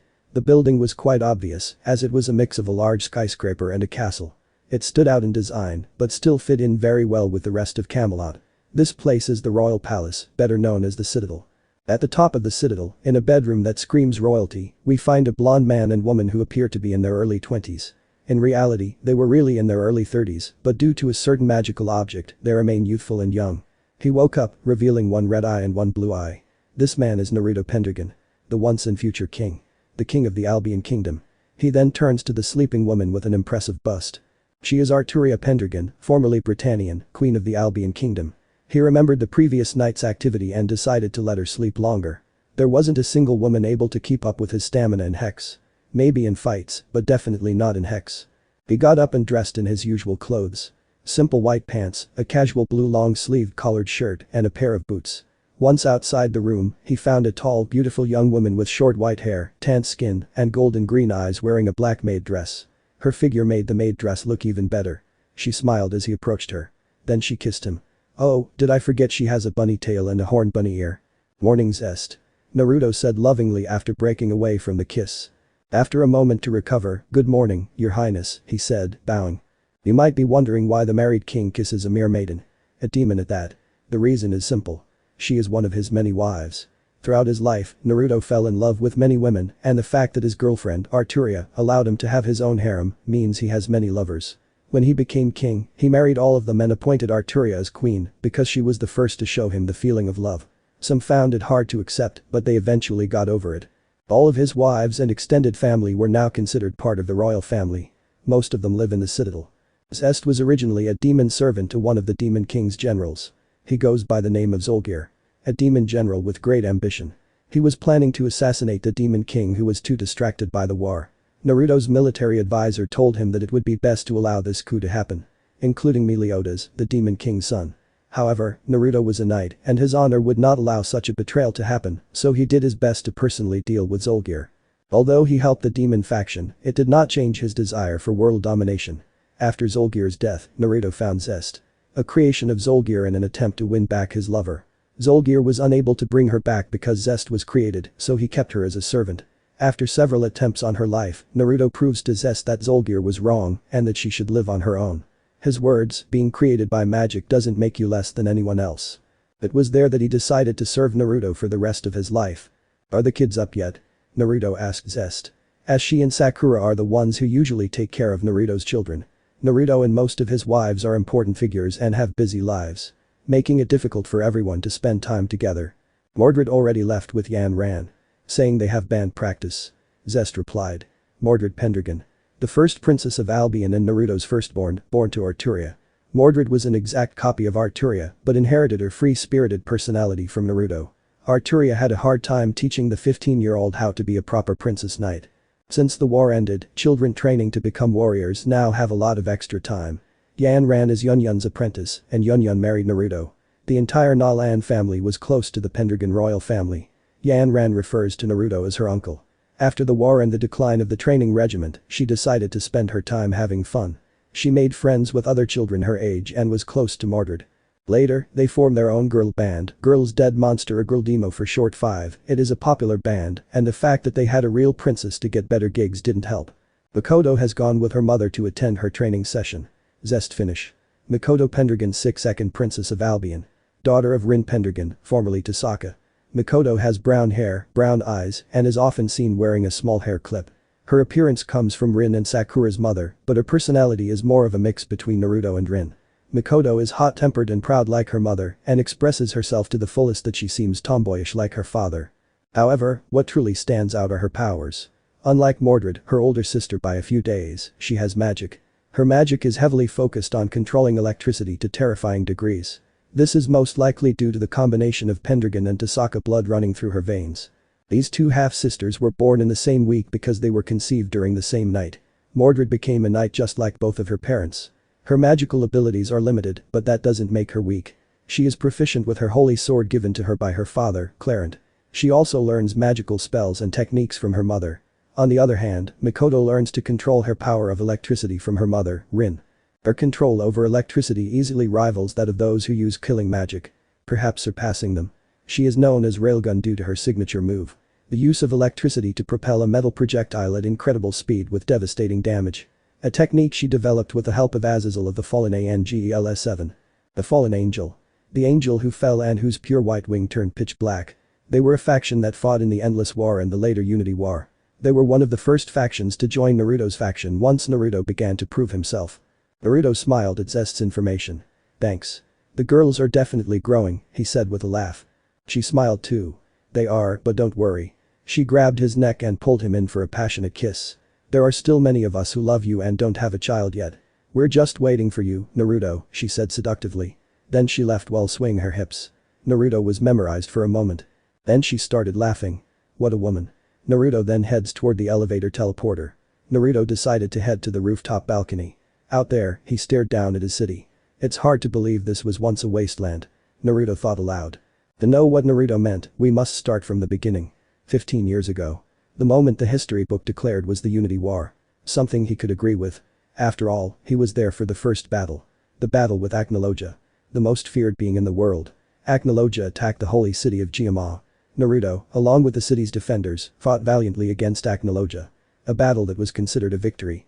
Well, a Pyrrhic victory. The city was destroyed and many people died. However, they survived, and that had never been heard of before. After the battle, all the survivors headed to Camelot, where they were welcomed, and Naruto returned to take over his kingdom. Of course, news of their survivor spread. The story only contributed to Naruto's reputation because he was the prophecy of the once and future king. There was the simple fact that no one survives ecology. Period.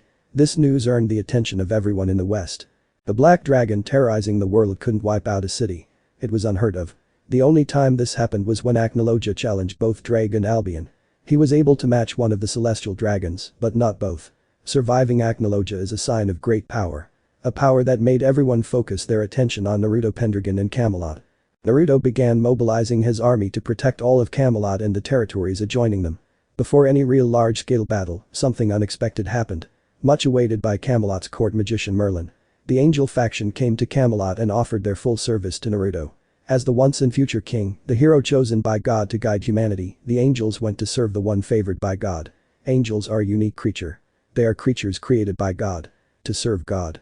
One day, God decided to separate the spirit and body of the angels, sending the bodies to the mortal world, leaving the spirit in the afterlife. They were sent to learn about life and live on their own.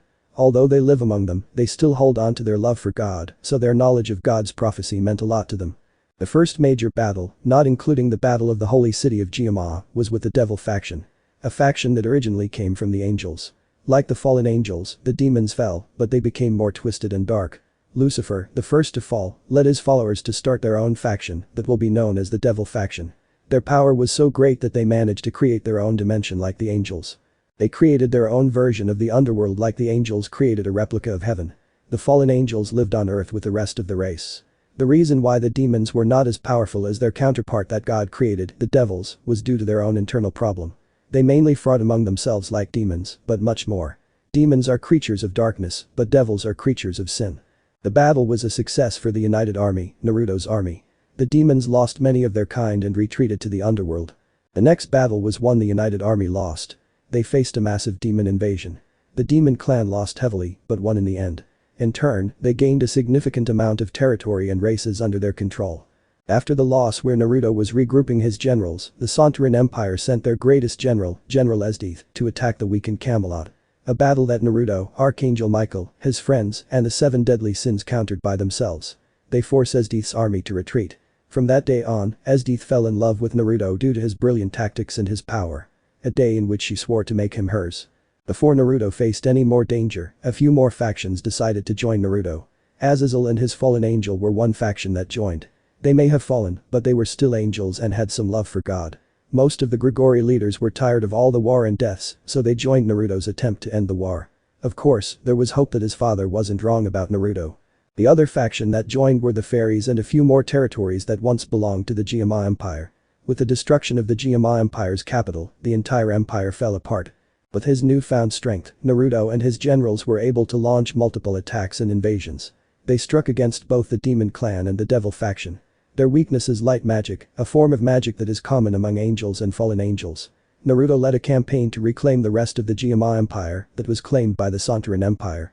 Eventually taking out the empire itself. Not without help, of course. Naruto encountered the assassin from the sacred city of Geama. It was the empire's best assassin, Akame. Akame of the demon. Her blade, Murasame, is a demon blade with the ability to kill with a single slash. The blade has a powerful curse in which one slash will send a lethal poison to the person cut by it. Naruto switched to Akame and she fought for him. She along with others who were tired of the empire's oppressive nature, fought against it and fought for Naruto. During the campaign, Akame fell in love with Naruto because he was able to change her sister's mind and save her from her deteriorating body.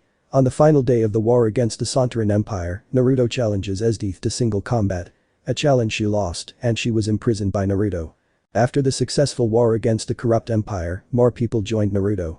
It was actually bringing hope to the people. Many from the Yokai faction joined Naruto, and surprisingly, an old friend joined. Taka Kirishima, the first ghoul Naruto met. She was the leader of a large group of ghouls that was part of the reformist faction of their race. Then came an attack from the ancient Dukai clans. These ancient clans possessed blood belonging to the early Dudai, a rank where the person becomes a mortal god. Anyone who had the blood of a Dudai running through their veins became very powerful, very quickly. These being the ancient clans. An attack led by Xiaoyan and his wife Shun'er. The battle was intense, but with the help of Yunyun, they managed to drive them off. The battle would continue for the rest of the war. Eventually, Naruto managed to change Xiaoyan and his wife. They were raised to hold on to the old ways, but Naruto convinced them that the world would change with or without them. Along with a host of clansmen from the Gu clan and Xiao clan joined. It soon came that they surrendered. When someone surrenders to Naruto, they neither die nor are imprisoned unless they have committed a serious crime. The clans were allowed to live and practice in their own way, but they had to adhere to the laws set by Naruto. Later, Naruto and Satanta formed a powerful friendship with Xiaoyan. These three became best friends. They were commonly referred to as the Three Idiots by their friends' family or the Three Stars of Camelot by the public. Battle after battle. Lost after lost. The war dragged on for years. Many began to lose hope for an end to the endless war. Eventually, Naruto decided to reconsider his prisoner. Naruto managed to turn a good number of them around, including Esdeath. She and all the other reformed monsters led Naruto's army to victory against the remaining factions that refused to change, the Devils and the Devil Clan. However, the Devils faced a civil war as people wanted to end the war and join Naruto. The old Satan faction wanted to continue the fight, but with Naruto's help, they managed to win the civil war for the new Satan faction, where the new leaders took the titles of Lucifer, Leviathan, Asmodeus, and Beelzebub, and later joined the United Army. These four were Surzich's Lucifer, formerly Gremory, a very powerful demon known as Super Devil.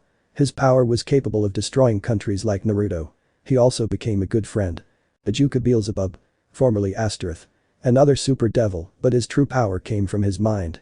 He was the one who, along with Azazel, created great modern technology that Camelot has today. He even created synthetic human flesh for the ghouls to eat, and this flesh had more flavor and a different variety of them than real human flesh. Becoming one of the main scientists of Naruto's science division. A division that helps build the education system. With his help, Naruto created an education system where all children were required to attend school at the age of 4 for 7 years.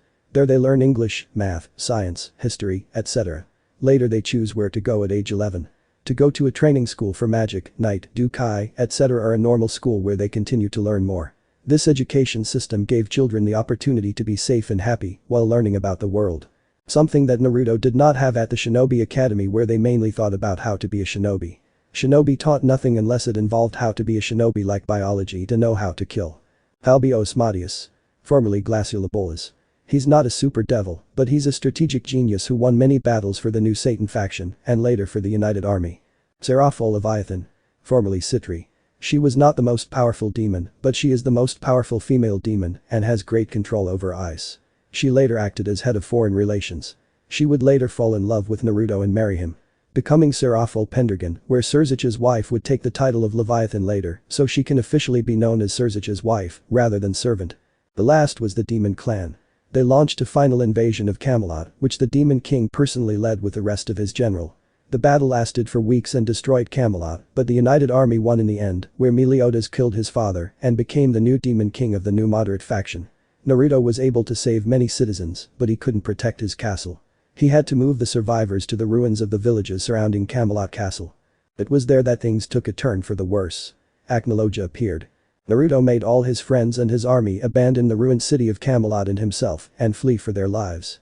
Including the two celestial dragons, Albion and Drag, even though they were stronger than the Black Dragon.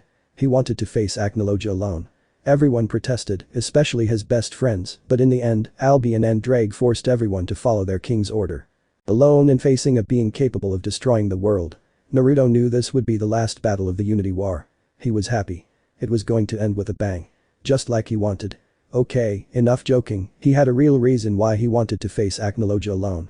He heard stories from the village elders and from Michael, Azazel, and Surzich's about how Acnologia was once a human dragon slayer. He wished to protect the weak and innocent from dragons and other powerful races. However, like most first-generation dragon slayers, they lost themselves to their power. They either died or went berserk, and sadly Acnologia went berserk. Naruto wanted to awaken that heroic man. Acnologia was consumed by his own power and had no one to save him. Sasuke. The battle lasted for almost a month. In the head, Naruto knocked some sense into the dragon man and he remembered who he is and stopped fighting. There was a massive crater in the entire surrounding area, but he was redeemed and later joined to help Naruto build a better future as a good friend. The war was finally over. More than 1,000 years of bloody war and it finally ended. The nightmare is over. Prayers for victory were answered. The kingdom of Albion was finally born. Naruto and everyone else led a massive rebuilding campaign across the west. Starting with the massive crater that was known as Camelot. With mages like Zest, who had powerful terrain magic, they rebuilt Camelot and all the other devastated lands across the west. That's when they started to focus on moving forward, like Naruto told Yun all those years ago, and so they did. Everyone moves forward and they were able to rebuild Camelot. Better than ever. On the day they finished rebuilding Camelot, they held the ceremony to crown Naruto as the king of Albion. The reason he named it the Albion Kingdom because it was Albion, the vanishing dragon that gave Naruto power to help him fulfill his dream. Naruto then uses Drake as the symbol of his kingdom and red as the color of his knights. Even the Pendragon crest. It's been a very long journey. Naruto said aloud after thinking about the long and bloody past. Naruto. A woman called out. She was wearing a dark, sleeveless mini dress with a white collar and a red tie. She wore a red belt with a red skirt covering the sides with red gauntlets. All of this was over a black trench coat. She also wore it with long black stockings and black shoes. This young and beautiful woman was Akame Pendragon, co-director of Oni. Naruto formed Oni as an intelligence organization that reported to the king. One that gathers intelligence for Naruto and prevents any from reaching the ears of dangerous people. They are ghosts, and very good ones at that. The reason Oni was created is because Naruto knew something dark would arise under Naruto's rule and in the future. The endless war came to an end, but conflict would still arise. Mainly from the elemental nations in the east. Naruto knew that he and his family would be a beacon to give hope to everyone. It would be casting a very large shadow for their enemy to gather strength around. Oni was the demon that hid in the shadow of the beacon to eliminate anything that threatened the beacon itself. Naruto brought Akame over for a kiss. It's been too long. You work too much. I don't get to spend as much time with you as I'd like. She smiled. I know, but I won't let anyone hurt you. No matter what. Just make sure you get home in one piece. She nodded. So what do you have to say to me? Seeing you in your work clothes. He looked at her. It didn't look bad on her. It also acts like her casual clothes, without the gauntlets and coat. My agents report that the shinobi are growing increasingly desperate. More are trying to break through the ghost suppression fortress and infiltrate our eastern territories, she reported to him. Damn warmongers. Naruto growled. He knew they would become a problem. Even if they were so weak in comparison. The Chunin exam is coming up soon, and Gaara invited us. I plan to deal with them there. She nodded and walked toward him. She then placed her hand on his crotch. It's been a long time since I've had quality time with you, she said in a seductive tone. It seemed like all his wives wanted Hex today. He laughed a little as he began to take off his shirt. It didn't matter if they were doing it out in the open. No one would see over the citadel. No, you haven't. Chapter 16 Pendragon Family. Kazukiage Tower, Suna. Damn that man. Gaara, the Kazukiage muttered at his desk. Behind towers of paperwork. In the corner of the room, Kankuro could only chuckle a little at his younger brother's predicament. Ever since the beginning of the alliance with Albion, Gaara had to deal with the endless pile of paperwork requiring his attention. All the trades and exchanges coming to his house were far more than he expected, and the upcoming Chunin exam to be held at his house made the pile grow exponentially. It's not that bad, Gaara. I mean, look at our house now. He gestured to the window behind him. The landscape was something you wouldn't expect in a desert. In fact, there was vegetation in the village. In the form of grass, trees, plants, and more. As well as a lake within the village. Of course, with this new idea of green in their sandy home, they had to expand and expand greatly. Compared to all the other hidden villages, Suna is the largest. Calling it a village would be inaccurate now, as it was more of a city. Of course, nothing like Camelot, but it's still a city. Gaara could only scoff at his brother's comment. I know it's thanks to Naruto that our village is thriving like never before. He then took a short break and looked out the window with his brother. His mages were able to change the environment not only of our home, but parts of our country as well. What was once a desert country that relied on others for the trade necessary to survive, we now have the ability to survive on our own. What we have to offer is trade with Albion and their advanced technology. I'm thankful for that air conditioning unit. Kankuro said as he approached the door that blew cool air into the room. Something his brother completely agreed with. Hell, that magical barrier over the entire village is lowering the temperature to a pleasant 70 degrees Fahrenheit. A pleasantly cool temperature considering the average temperature in the land of wind is usually above 100 degrees Fahrenheit. I'm more grateful for the dramatic change in our culture, Gaara muttered. Kankuro sadly agreed with him. Ever since Naruto tore down the wall between his country and the West, Gaara welcomed them with open arms. After a reunion and a very long history, they entered into diplomacy between the two nations. The first and most important is the child rights law. Naruto couldn't accept the entire child soldier lifestyle that the entire elemental nation uses, so the first and most important thing is to change their culture to address this problem. Many of Suna's counselors were divided on this decision. Gaara himself agreed with Naruto due to him being an WMD as a child. Some counselors had children and didn't want their children to die prematurely like so many in the past. Naruto pitched the incentive of providing weapons, technology, and soldiers to Suna in exchange for this change. In the end, they agreed to the demand because of all the benefits, such as. However, Naruto wasn't going to destroy everything. Naruto offered them his form of education for the Shinobi Academy. The children would attend school for a longer period so they could grow stronger and enjoy life as a child should.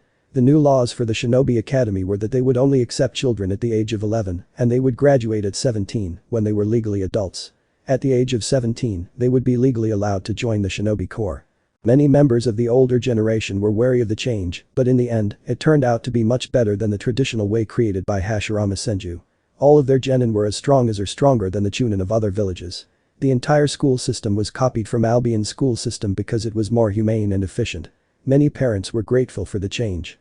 So, who are we sending to the chunin exam? Kankuro asked seriously. Akane called me yesterday and told me that all the other villages are sending chunin and jonin who were demoted to genin so they can show off their power to our friends. He said with air quotes. Bara closed his eyes in thought. I was hoping they'd do something along those lines. He then walked over to his desk and placed his hand over a crystal ball. It wasn't a normal crystal ball. It was a communication lacrima. Lacrima are crystals filled with prana, magical energy. Since the end of the endless war in the West, they've been able to transform lacrima into useful technology. Sir Aaron, would you come to the Kazukiage Tower? Of course. The lacrima that contacted Aaron replied. Aaron was the leader of the soldiers Naruto stationed in his village to protect it. The garrison's main purpose was to protect the village and country and help maintain the new technological advancement in Suna. They wouldn't be part of Suna's active shinobi force. They were more of a backup army for emergencies. Aaron was one of the many knights belonging to Albion.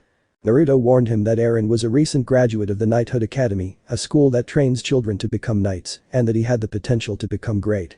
All he asked of Gaara was to give him a chance. A little lesson on the position of knights in Albion. Becoming a knight is no easy task. The Knighthood Academy has 90% of its students fail, but due to the curriculum that every school teaches, they were able to find an alternative career. When one becomes a knight, they join the army of the Kingdom of Albion, known as the CROWNSGUARD1. Depending on their skills, they are sent to different divisions of the Crown's Guard and are usually assigned the highest enlisted ranks and sometimes the rank of non-commissioned officer. Aaron appeared a few minutes after the call. Lord Kazukiage. He knelt. It was the proper way for a knight to address Gaara. Thanks for coming. I'll get started. The chunin exams are coming up and I want to know if it's possible to set up a damage damper barrier in the arena. He asked. Gaara was referring to a damage damper barrier, a magical barrier that reduces all types of attacks. Damage damper barriers were primarily used in schools, military bases, and tournaments to prevent accidental crippling attacks or deaths. Of course, Lord Kazukiage. It will only take several hours to set one up properly. I'll just need the reduction level. He knew that the chunin exam was another way of saying publicity, only in a more sick and bloody way. It's a disgusting tradition that many of their Albion citizens uphold. However, since Suna has changed so much, he tolerated it. He knew that the chunin exam required a certain level of flash, so he couldn't use the DTB at the desired level. Are you aware of the strength of chakra? Gaara asked with some hesitation. It was a little painful because he knew that chakra can never match Dukai or magic. Aaron nodded. Good. I need the level so I can prevent any deaths from high-level jutsus. I would also need to decrease the strength of weapons of all kinds to a non-lethal level. It shall be done, Lord Kazukiage. He then leaves to join the Magi to set up the barrier. Gaara then took a seat at his desk, preparing to resume all the paperwork. I'll send members of Scorpion. Much to Kankuro's surprise. The Scorpion is an elite group of academy students who showed great potential for participating in shinobi missions. Another thing the Albion school system taught them. Are you sure? I trust your judgment, but they're academy students. Sure, they have some experience, but they're still students. Kankuro wasn't entirely convinced by the idea. It made sense because they were the best of the next generation, but they weren't yet part of the Shinobi Corps. Then again, they could be assigned a mission to be part of the next event. They'll be facing war-hardened shinobi. That's why the DTB is being installed. I have faith in their strength. You can't deny their strength. Gaara replied. Kankuro couldn't disagree with his power. If their power level were compared to their old system, they would easily qualify for the Jonin rank. Their strength showed how effective the new school system is. A boost in strength, morale, and most importantly, lives. The purpose of the chunin exam is to showcase the power of the next generation. The other villages are using this opportunity to showcase the power of their current generation to Naruto and Arturia. I know it won't impress them, but that won't stop the other cages. So, like Naruto says. Trust the next generation to do the right thing. To which Gaara nodded. He was going to trust the members of Scorpion to show the new Suna to the rest of the elemental nations. I'm going to trust you with this, little brother. Thank you. I still have several piles of paperwork to finish and the genin teams will be arriving in a few days. I must prepare their accommodations and any possibility of them sabotaging our house. You're on a time limit then. Haha. I guess I'll let you in on a secret Naruto told me to keep for as long as possible. Kankuro said with a smirk. Gaara just raised his non-existent eyebrow. Naruto told me he uses one of the few jutsu he knows to finish all his paperwork. The shadow clone jutsu. Apparently, clones send memory back to the original, so having clones do paperwork isn't much different than doing yours. A wave of sand appeared behind Gaara. Kankuro booked it after seeing his brother angry. That bastard. Gaara said grimly. A few days later. The Konoha group is the first to arrive. The group consisted of Minato, Kushina, Tsunade, Jiraiya, and Danzo at their insistence due to Root being an important force that kept Konoha alive. Along with an escort of Konoha shinobi to protect the VIP. The genin who are destined to participate in the exam are the Konoha 12, Mito, Sasuke, Sakura, Lee, Niji, Tenten, Shikamaru, Ino, Choji, Shino, Kiba, Hinata, and additionally the Danzo 12, Sai. All of these genin fought in the ongoing war. Compared to the average genin, they will be significantly more powerful. Something that they planned for. Suna really has a change. Kushina commented as the large group was now within sight of the village hidden in the sand. What kind of buildings are those? Kiba shouted as he pointed toward the few skyscrapers. One that excludes the village symbol to act as the Kazukiage Tower. That thing is huge. You can touch the heavens if you reach the top. Almost everyone nodded in agreement. Danzo's clutch is the toughest rod. Jealous of his newfound power. Soon, Konoha will no longer be the weakest, but the strongest after we steal everything we can from this worthless village, he thought grimly. He has plans for his stay in Suna, and he'll be making the most of them. Can you feel that, Minato? Jiraiya whispered to his student. Yes, but I can't say what it is. Minato replied. I think it's one of Albion's magical barriers. I've felt this in all the other nations that joined that kingdom, he told her, recalling all the failures to gather intelligence on the west. They'll be watching us closely. Us being here days before the exam is highly irregular. The Cage and other important figures arrive in the final days of the exam. Yes, but I believe the other villages will do the same as us.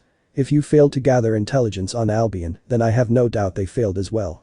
We'll see the others soon with the same purpose as us. Gathering information. To which Minato nodded. The group finally reached the village gate. The entrance was no longer an opening in a wall, but a beautiful gate with lush vegetation to welcome travelers. Minato noticed the youngest Cage waiting at the gate with some people. None of them seemed happy to see them. Hazukage Dono, I see that your village has prospered under your reign. Minato tried to sweeten the deal. Don't try to avoid the situation. Why are you and your group here? We were just waiting for the genin teams to arrive along with your sensei. Not the VIP group that would arrive on the last day before the exam starts. Gaara said harshly. He wasn't in the mood to talk to the Hokage. He already knew why they were here, but it was better to hear it from the source. I'm sorry, Hazukage Dono, for arriving so early. I realize we were supposed to arrive on the last day, but with the fourth great shinobi war raging, I couldn't risk the safety of my genin. Minato gestured to the genin.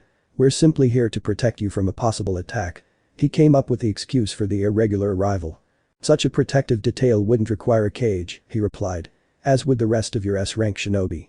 Only a few would be needed. True, but Konoha wouldn't allow its own people to be in danger. Something Kankuro scoffs at. I, my wife, Tsunade, Danzo, and Jiraiya came as protection. We can't allow any harm to come to them on their journey. Kankuro decided to comment on her excuse. Then Naruto would still be around if that's true. Making Kushina, Mito, and Hinata flinch. Naruto was a very sore subject for them. However, Minato saw Naruto's death as being for the good of Konoha and was proud that his banishment and eventual death benefited them. Just a little. No one bought that excuse. Now they're here. You and your escort could return home until the day of the final Chunin exam. Which will be in a month. There was a long gap for many worthy people to make time for that day. Minato gave a nervous smile. I was hoping you'd let us stay. Suna used to be an ally of Konoha. So did the Uzumaki clan. He interrupted. The Uzumaki clan is still alive. Kushina shouted. Angry at his involvement. I'm sorry Ms. Namikaze, but I'm speaking of the clan that forms your own village. The same village that allied with Konoha and fell when Konoha refused to aid them in their greatest need. It was one of the reasons I broke off our alliance because I and many on the council felt that we would not receive aid from you when a much stronger village that had more to offer Konoha could not receive aid. Causing many, but a few in the group to look down in shame. It was that fool, Hiruzen, who failed our allies. shocking everyone because it was Danzo who came to their rescue. During the Second Shinobi War, he prioritized focusing the war effort on the Land of Rain so that the war would not reach the Land of Fire. However, the war reached the Land of Whirlpools, and our forces were concentrated on the other side of the elemental nation. Its destruction was inevitable. He answered as vaguely as possible and blaming his old friend. Tsunade and Jiraiya were getting very angry at the man with the bandages. They knew that was partially true, but they also believed that he, Danzo, had something to do with it as well. That may be true, but I still don't see any reason why you should be allowed to stay. As a Kage, your schedule must be much busier than mine because of the war. Gaara told them emotionlessly. He knew Danzo was good at shifting blame. It's courteous of you to allow us to stay, Danzo replied, taking a step forward. Gaara only raised his eyebrow at this action. We are ninjas, he told the old man. That was more than enough explanation. Courtesy is not part of being a shinobi. A long silence stretched for a few minutes after that statement. Danzo seems very frustrated, but not at her words. At something else. However, what it means to be a shinobi is different in Suna now. We have evolved from what the first Hokage created. We are better. He swiped at them. The comment obviously affected them as many of them were angry and looked ready to fight. I will allow your group to stay until the end of the exam, but now that you are absent, your village will suffer without its leader. Hinata looks happy with the outcome. Fear not, Kazuki Dono. I have faith in my people. The will of fire is strong within them. The door began to open to admit the guests. However, they were greeted by a man with long white hair. The man wore a simple pair of dark dress pants and a white-collared dress shirt, fully buttoned with a blue tie hanging from his neck. Over this, he put on a trench coat with a white trim. On his trench coat was a black symbol in the shape of a strange shield with a knight in the center, and surrounded by swords too. His facial expression gave off a feeling of strictness and professionalism. I have an objection to this act of kindness, Lord Kazuki. The man spoke as he walked toward the group. The Konoha group didn't recognize his accent. A few deduced he was from the west. Invul. Why do you object to this action? Gaara asked the man now known as Invul. He finally approached the group outside the door. Many of the Suna shinobi stiffened and stood up straight, as if they knew exactly who this man was. He bowed slightly to Gaara, one arm crossed diagonally across his chest. I don't disagree with your action, but I do disagree with one of the people you're allowing entry. Are you talking about the Toad Sage? Gaara asked, causing said toad to stiffen. He was planning to gather information, which could be potentially dangerous. Of course, Oni was already ahead of him. Invul shook his head. I speak of the shinobi of darkness. He looked at Danzo. Danzo didn't hesitate as all eyes were on him. I'm sorry. It's rude of me not to introduce myself. I am Invul Yura III, one of the Kingsglaive of the once and future king. Also one of his personal advisors. Surprising the entire Konoha group as they didn't expect to see someone so high up in the Albion Kingdom's government. After several seconds, the news faded. Is the Kingsglaive a special force, like Anbu, of the Crown's Guard? Jiraiya asked. He had managed to gather information that the Crown Guard was a standing army with the sole purpose of protecting the Albion Kingdom. Unlike shinobi, who only served as a protective army when the village was in danger or when the daimyo declared war on another nation that required their help. Shinobi acted as mercenaries, assassins, and even prostitutes at all times unless those conditions were met. Invul shook his head once more. You are technically incorrect. The Kingsglaive are an elite fighting force that serves the royal family. It is true that we have great influence in the Crown Guard, but the Crown Guard is meant to protect the kingdom, while we serve and protect the king and his family. Only the strongest are allowed to join. Then he approached Danzo. He remains wary of him. If a sensory-type shinobi were to focus on Danzo, they would be able to sense a chakra fluctuation in Danzo's bandaged eye. I understand how you feel, Invul, and I understand that you're doing your duty, but my answer is final, Gaara told her. He wasn't going to reverse what it means to be a shinobi. As you wish. Invul sighed in acknowledgement of Gaara's action. He quickly raised his hand and cast a spell, and an ice collar appeared around Danzo's throat. Forcing everyone in the Konoha group to take a stance because they believed they're about to be attacked. Some of the guards lunged at Invul. Gaara and the others didn't react. They knew that if Invul wanted to finish them off, none of them could stop him. He was simply too powerful. In an instant, everyone turned freezing cold, and the few shinobi guards who had rushed Invul were frozen in midair. They soon collapsed and shattered into millions of pieces. The action shocked all of Konoha's shinobi, so they reacted by forming a defensive circle around the VIPs. All of them had facial expressions of pure shock and fear. Such an ice attack had never happened at this level. It was simply impossible to create such feats in an instant with any ice jutsu belonging to the dead Yuki clan. However, Invul remained unfazed throughout the entire counterattack. He seemed to have expected this to happen. He then turned to Gaara, unblinking at the dead shinobi he had just killed. I'm sorry, Lord Kazukiage, but I can only agree to this course of action if the Eye Slave is launched at the Shinobi of Darkness. With that, he walked inside, ignoring everyone. Danzo fell to his knees as he began clutching his head with his one free hand. Several shinobi went to his side to check on him. What is the meaning of this? Is this an attack against us, Kazukiage? Minato yelled at Gaara as he looked ready for a fight. Along with a few others ready to back him up. Are you going to allow the death of my shinobi to go unpunished? That's a declaration of war for us. Gaara didn't seem fazed by the accusation. I apologize, Hokage Dono, but I won't do anything because it was the actions of your shinobi that led to their deaths. Invil was only defending themselves. If you have the desire to drag my village into your war, that means you'll drag the other Albion kingdom into this war, since they are our allies. Causing his leadership to freeze at the thought. The annihilation of a large battalion of Iwa shinobi was still fresh in his mind. Minato could do the same, but the difference is in the way they died. Minato simply teleported every kunai in the area to kill them all, while the West would use their airship to bomb them into oblivion. Ariel's war would surpass his teleportation because he simply couldn't throw his kunai that high in the sky, while they would bomb his village without breaking a sweat. My hands are tied. What do you mean? You're the Kazukiage. Sakura shouted angrily. A cage was supposed to have control over their shinobi. Clearly, she doesn't understand the shinobi political system. That man isn't a shinobi. He's not part of Suna, so I have no control over him. I can't act against him because I simply lack the power, and I also agree with his actions. Gaara replied, surprising them all. You clearly don't know who you were dealing with. Kankuro approached with a smug smile. Happy to see them put in their place by Invil. Invil is part of the Kingsglaive. The weakest member of the Kingsglaive has the power to single-handedly destroy an entire military nation. Provoking more fear in them. Invil is one of the strongest in the group. Danzo stood up and tried to speak, but couldn't. He finally decided to ask a simple question instead of a convoluted speech to verbally attack Invil and Suna. What did you do to me? He demanded angrily. Invil cast Eye Slave, Gaara replied. He wasn't entirely sure why he cast that spell, but he knew that Danzo was dangerous enough that allowing him into his village for a month could be extremely detrimental to his village. This was probably the best way to go without a 24/7 surveillance team for a little over a month. It's a magic spell that suppresses one's free will. However, it could be altered to a certain extent. If I had to guess, Invil altered it so that any attention to harming my home or the West will lead to losing the ability to form any coherent thoughts. He looked at Danzo, who looked absolutely furious, but he couldn't say or do anything. I hope everyone enjoys their stay in Suna. Please don't cause any trouble, or Invil will be forced to intervene. I say the Winter General left you alone, Kankuro commented, referring to Invil's title. After reading the Kingsglaive's biography, he knew he was a master strategist and one of the strongest ice mages. Then he began to walk away. Wait. Jiraiya shouted. Kankuro turned to see everyone starting to assume a less aggressive stance, but anyone could tell they were terrified to the core by Invil's power. If Kingsglaive serves the king, why is he here? The king isn't supposed to be here for another month. It was simply too early for the king's protection to be here as early as they were. An advance party could be planned to secure Suna so the king wouldn't be in danger, but Jiraiya had to be sure. Haha. So you realize that? Kankuro said with a sheepish laugh.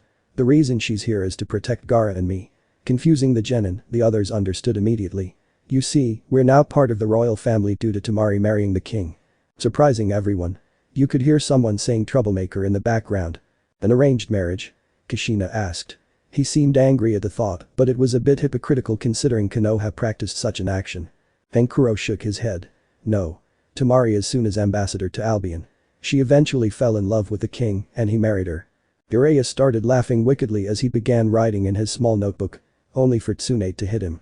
He then recovered and became serious. Any information about the once and future king is useful to them. So the king married her for power. So she's the queen. He shook his head once more. Not in both cases. The king has already married many women, but from what I understand, they all fell in love with him while fighting together in the War of Unity. Unity War?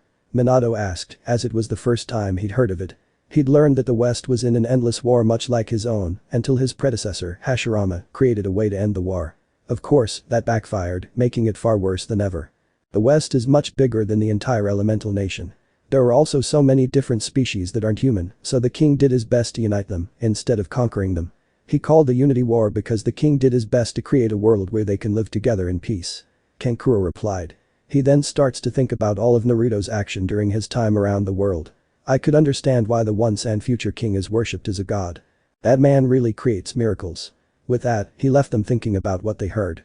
A month later. Throughout the month, the other villages arrive with their respective competitors. along with the leaders, which only increased the tension due to the war. However, Envil was able to keep all the cages at bay after a small demonstration of the Winter General's power. The entire shinobi village began gathering as much information as they could from the west and were successful. Bookstores, theaters, convenience stores, heck, even toy stores. They were all a source of information due to the intense trade that was taking place with businesses in the west and in Suna, where many products and their history were being highly valued in Suna. Overall, if this weren't a mission for shinobi from other villages, it would be a nice vacation. However, there was one person who was absolutely furious with the situation because he wasn't able to do as he pleased, and his constant failure to get rid of a certain ice collar only increased his hatred for the West. Said angry man grew tired of not being able to do anything and left the day after receiving the ice spell. However, the cages and other high-level shinobi were extremely skeptical about the information. The talk of demons, devils, angels, yokai, ghouls, and more sounded like a fairy tale. However, things change when some snake men appear in Suna. Shocking and frightening many shinobi. It seems like there was truth in them, but that scares them more. All the stories sounded like battles between gods, and they were planning to manipulate a god. What shocks people the most, in a reasonable sense, is the Chunin exam because it's usually the home village that has the most genin in the exam, but there were less than a dozen shinobi, and they were all academy students. Of course, they were informed that these students were all part of the elite students, the Scorpions. All the other shinobi participating in the exam looked down on them and made fun of them because of their age. Most of the students were 16, but by the standard of the shinobi system, you should be a chunin at that age, but they were still students. That angered the elite students, but they remembered their training and knew it was better than theirs. They just lacked experience. Something that was only given to them under supervision. When the exam started, everyone was in shock. While their own students failed and some died, all of the Scorpions passed the exam. Hell, this year's finals were going to be the biggest due to the large number of genin passing. The finals were only a few days away, and word was that the king and queen would arrive today. That meant a massive gathering on the main road leading west, as they would be arriving by car. Everyone wanted to see the king and queen of the west. Of course, the other cages and shinobi were among the crowd, as they weren't allowed to be part of the Suna greeting group, which consisted of Gaara, Kankuro, some important members of Suna, such as the older brothers, some Albion knights, and Envil. On the horizon, everyone could see an object trailing dust. The object caused a lot of confusion due to the crowd not knowing what it was. However, Gaara and Kankuro knew what they were. They were a vehicle, called a car. Such things were common in Camelot and other cities and were usually used for transportation of the general population. However, this car was not the general cars you see every day. They were the very definition of luxury as the beautiful convertible Ford drew closer to the village. It has a black color with a red dragon design on the side. The car is the most expensive car currently on the market and only the richest can afford it. As it got closer, many people could see the occupants inside both cars. In the black car, a beautiful blonde woman with a rather large bust and emerald eyes sat in the passenger seat, while another beautiful woman with long red hair and golden snake eyes was driving the car. In the back seat were two girls who appeared to be 15 years old. One looked like a younger version of the blonde woman, but here the outfit looked nothing like the older blondes. The older blonde wore a blue dress and a golden crown that screamed royalty, while the younger girl wore a long red coat with red trim and black shorts. To top it all off, she wears a red scarf and her hair was in a ponytail 5 overall. She looks pretty normal compared to what appears to be her mother. The last girl has brown hair and eyes. She also has a small hair clip and was wearing a tan shirt with a black skirt. It was clear that the blonde woman was the queen. However, because the entire group was female, that raised a question. The two finally arrived in front of the welcoming party. The blonde woman got out of the car with the two children in the back, following her example. The greeting group bowed. "Welcome to Suna, Your Majesty, Lady Medusa." Gaara greeted them. Then he noticed one person missing. "Is the king not coming?" he asked. The queen, Arturia Pendragon, could only manage a strained smile. "My husband had other matters to attend to, Gaara." "Business?" Gaara asked. "That idiot got dragged into Seraphal's TV show." The red-deeded woman, known as Medusa, spoke up. It was then that the other passengers in the other car joined them. "Magical girl, Seratan?" Kankuro asked. Due to his and Gaara's relationship with the royal family, they knew all of her known extended family members. Seraphal is an eccentric demon with a love for entertainment. With her position as one of the king's wives, she started a children's show, known as Magical Girl, Seratan. The show is a hit with many children around the world. To which both women nodded. Envil took a good look at the car they arrived in and had only one question that needed addressing. "Lady Medusa, isn't that His Highness's car?" Her eyes sparkled with a hint of mischief. "Of course it is. I consider this a fitting punishment for him for missing this event." She knew he would be absolutely furious at losing his baby as he often called the car. The king won't be happy about that, Kankuro told him. During his time in Camelot, he knew Naruto spent a lot of time in that car and didn't like anyone messing with him. Ha! As if dad would do anything. The young blonde screamed. Princess Mordred. Invil approached and bowed to her, then looked at the other girl. Princess Mikoto. He also tied a bow around her neck. Sup Invil? Mordred greeted casually. Mr. Invil. Mikoto greeted respectfully, unlike her sister. I think it would be best to continue this inside, Arturia announced, starting to head toward the village. The group followed suit. Medusa tossed the keys to Invil. Try not to scratch the paint. He wouldn't want my husband to get angry, she said with a laugh. Invil knew how angry the king would be, but he wouldn't do anything serious because of his love for his entire family. He sighed and handed the keys to one of the knights to transport him to safety. The crowd tried their best to get their attention throughout the conversation, but they were clearly ignored. The shinobi were able to hear when their hearing improved. The crowd began to disperse. Konoha hotel room. In the room are the Hokage and his wife, along with their teachers, Jiraiya and Tsunade. The other Konoha shinobi were either in their own rooms or resting before the big day. The other cages probably followed their example. Was there any information you were able to gather? Minato asked the group, as gathering information when the royal family arrived proved fruitless. Jiraiya looked solemn. Not as much as I can. Any information I look for directly on the king is missing. I can't even find his name, except for the name Pendragon. I looked into it. It was given to the king when he took over Camelot. Jiraiya complained. It was as if all information on the king besides stories of his power wasn't in the village. He theorized that Oni had something to do with this, but that only gave him a migraine, because that would suggest how powerful and efficient they are. I only found very questionable information. He then took out a book with the king's glove symbol on it. He opened it and finally presented the page to the group. It was the image of the same man they saw recently. His name is Xiaoyan. Head of the Xiao clan and a powerful Dukai fighter. Dukai? Minato asked in confusion. Don't you mean magic? The professor shook his head again. That's what I thought at first. Magic is considered an individual spiritual power, while Dukai is considered physical power. However, the two kept getting mixed up in my research. It's all very confusing if you ask me. It sounded like chakra, but it clearly isn't. Then he looked at Tsunade. He knew what she would be looking for. As a medical shinobi, Tsunade spent her time researching anything and everything related to Western power. Especially how certain energies interact with the body, such as how chakra affects them. I haven't spent enough time to gain a full understanding, but I understand the basics of each. I can see some similarities with chakra. Magic works similarly to how chakra works. Mages have a magical container in their body like our chakra coils. They then use ether nano, or magical particle energy, to fuel their magical spells, much like how we fill jutsu with chakra. The only real difference is that chakra is the physical and spiritual energy of our body, while magic is purely spiritual. How is he so powerful? Jiraiya asked.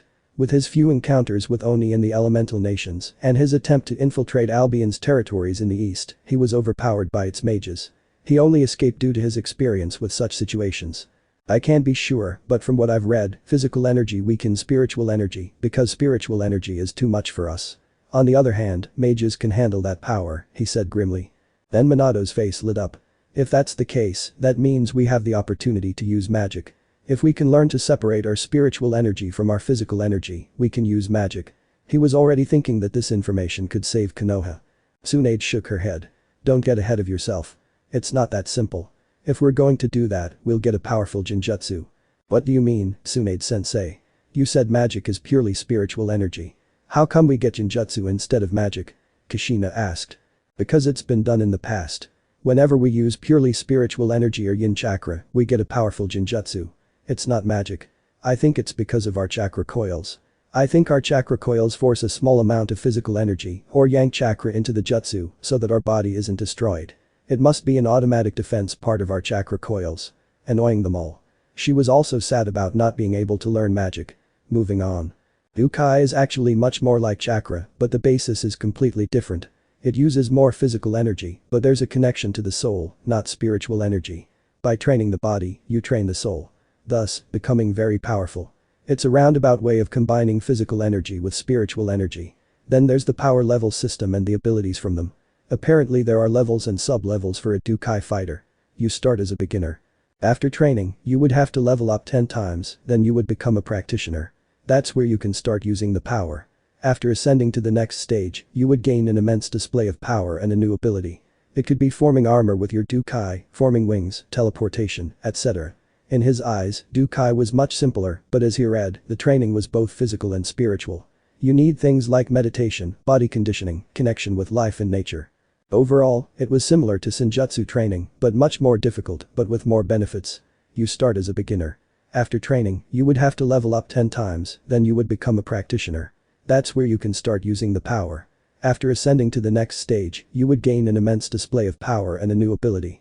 It could be forming armor with your Dukai, forming wings, teleportation, etc. In his eyes, Dukai was much simpler, but as he read on, the training was both physical and spiritual. You need things like meditation, body conditioning, connection with life and nature. In general, it was similar to Senjutsu training, but much more difficult, but with more benefits. You start as a beginner.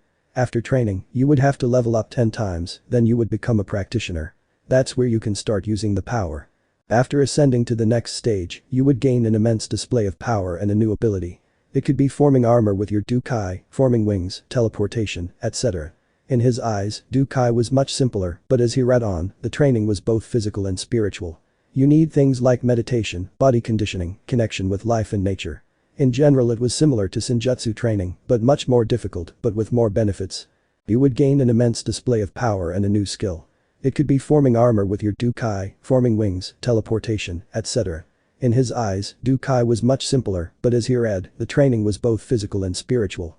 You need things like meditation, body conditioning, connection with life and nature. Overall, it was similar to Senjutsu training, but much more difficult, but with more benefits. You would gain an immense display of power and a new skill. It could be forming armor with your Dukai, forming wings, teleportation, etc. In his eyes, Dukai was much simpler, but as he read, the training was both physical and spiritual. You need things like meditation, body conditioning, connection with life and nature. Overall, it was similar to Senjutsu training, but much more difficult, but with more benefits. Let's get back on track. Xiao Yan is currently the leader of the entire Kingsglaive because he is at the peak level of a Dukai fighter, God. Something I don't buy until I see proof. The kid seems weak to me. However, the book talks about him being on the same level as the king in terms of power. How powerful is the king exactly? Minato asked. That's where he grimaced at the question. According to some other books, there was a battle between the king and a guy named Aknoloja. Xiao Yan and some others are about the same level as the king and Aknoloja. The two fought in the final days of the war. He then turns to Tsunade. Tsunade, do you remember that big earthquake a few years ago? Yes. It killed a lot of villagers and shinobi. We weren't the only ones affected by it. The entire elemental nation was affected. It's a mysterious event. The entire elemental nation would be hit by a huge earthquake and it would be over after an hour or so. Then we'd be hit with another one. It went on for a week. Why does that matter? Her eyes narrowed at him. She really hoped he wasn't implying what she was thinking. Because according to the book, that earthquake also affected the entire West. It affected the entire world. The magnitude of the earthquake would have been too great to affect the entire planet. According to the book and some other sources, the battle between the two took place when the earthquake began. A minute of silence passed. That's impossible. Tsunade screamed as she slammed her fist against the table in disbelief. Shaking the entire world because two people fought is simply impossible. Even with all the Bijuas together, they can't do such a thing. Destroy a country, but without causing a global-scale earthquake. Not for a whole week. Even if that were true, a battle with two powerful beings can't last that long.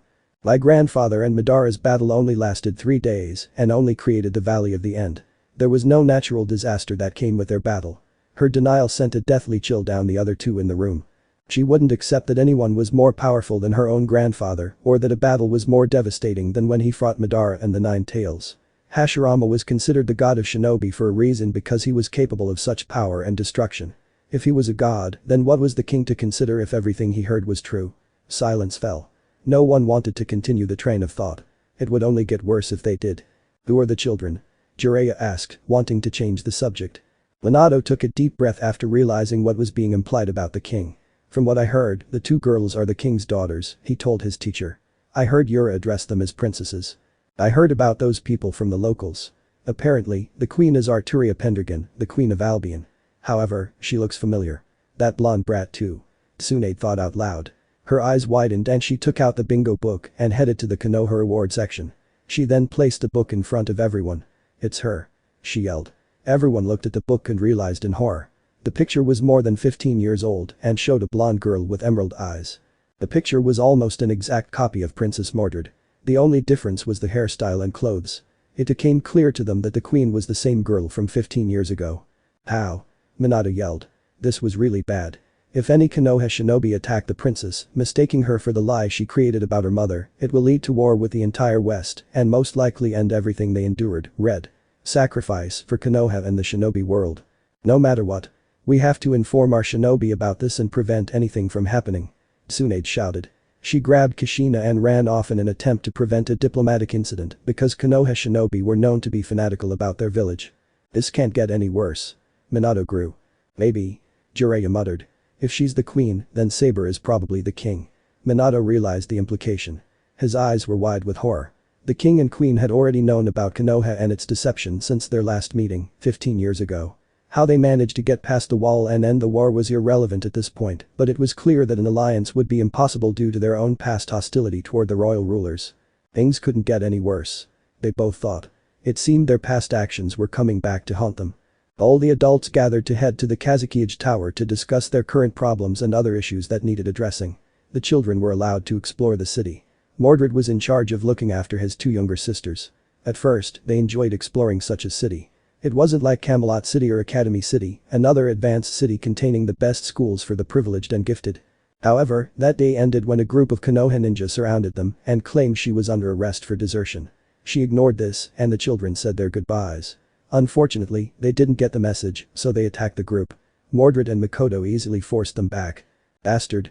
Mordred screamed as she punched the Konoha shinobi charging at her younger sister. You think I'm just going to let scum like you hurt Makoto? During their childhood, during the war, Naruto always told her to be there for her sister. That it's her job to protect her and any other siblings she may have in the future. So, an attack on her family was one of the worst mistakes anyone could make in front of her. Back off, traitor. A shinobi shouted. Father was right about you. You're too stupid to be alive. With that, he summoned a large two-handed sword with a red handle. What was impressive was that he was able to hold such a large sword in one hand, despite its size. Capture her. The leader ordered. Mordred's smile only grew. Makoto. She called after her. Stay back. To which she did. Makoto knew that her older sister is a little scratch that, very bloodthirsty. Though she never fought in the Unity War, she did end up fighting and killing at a young age. That problem was something Naruto helped her with by teaching her the importance of life and why it's worth protecting. Besides, he was never okay with killing people. Beating them up, yes, but killing was something he couldn't accept, so it was heartwarming that his older sister was doing something she wasn't ready for.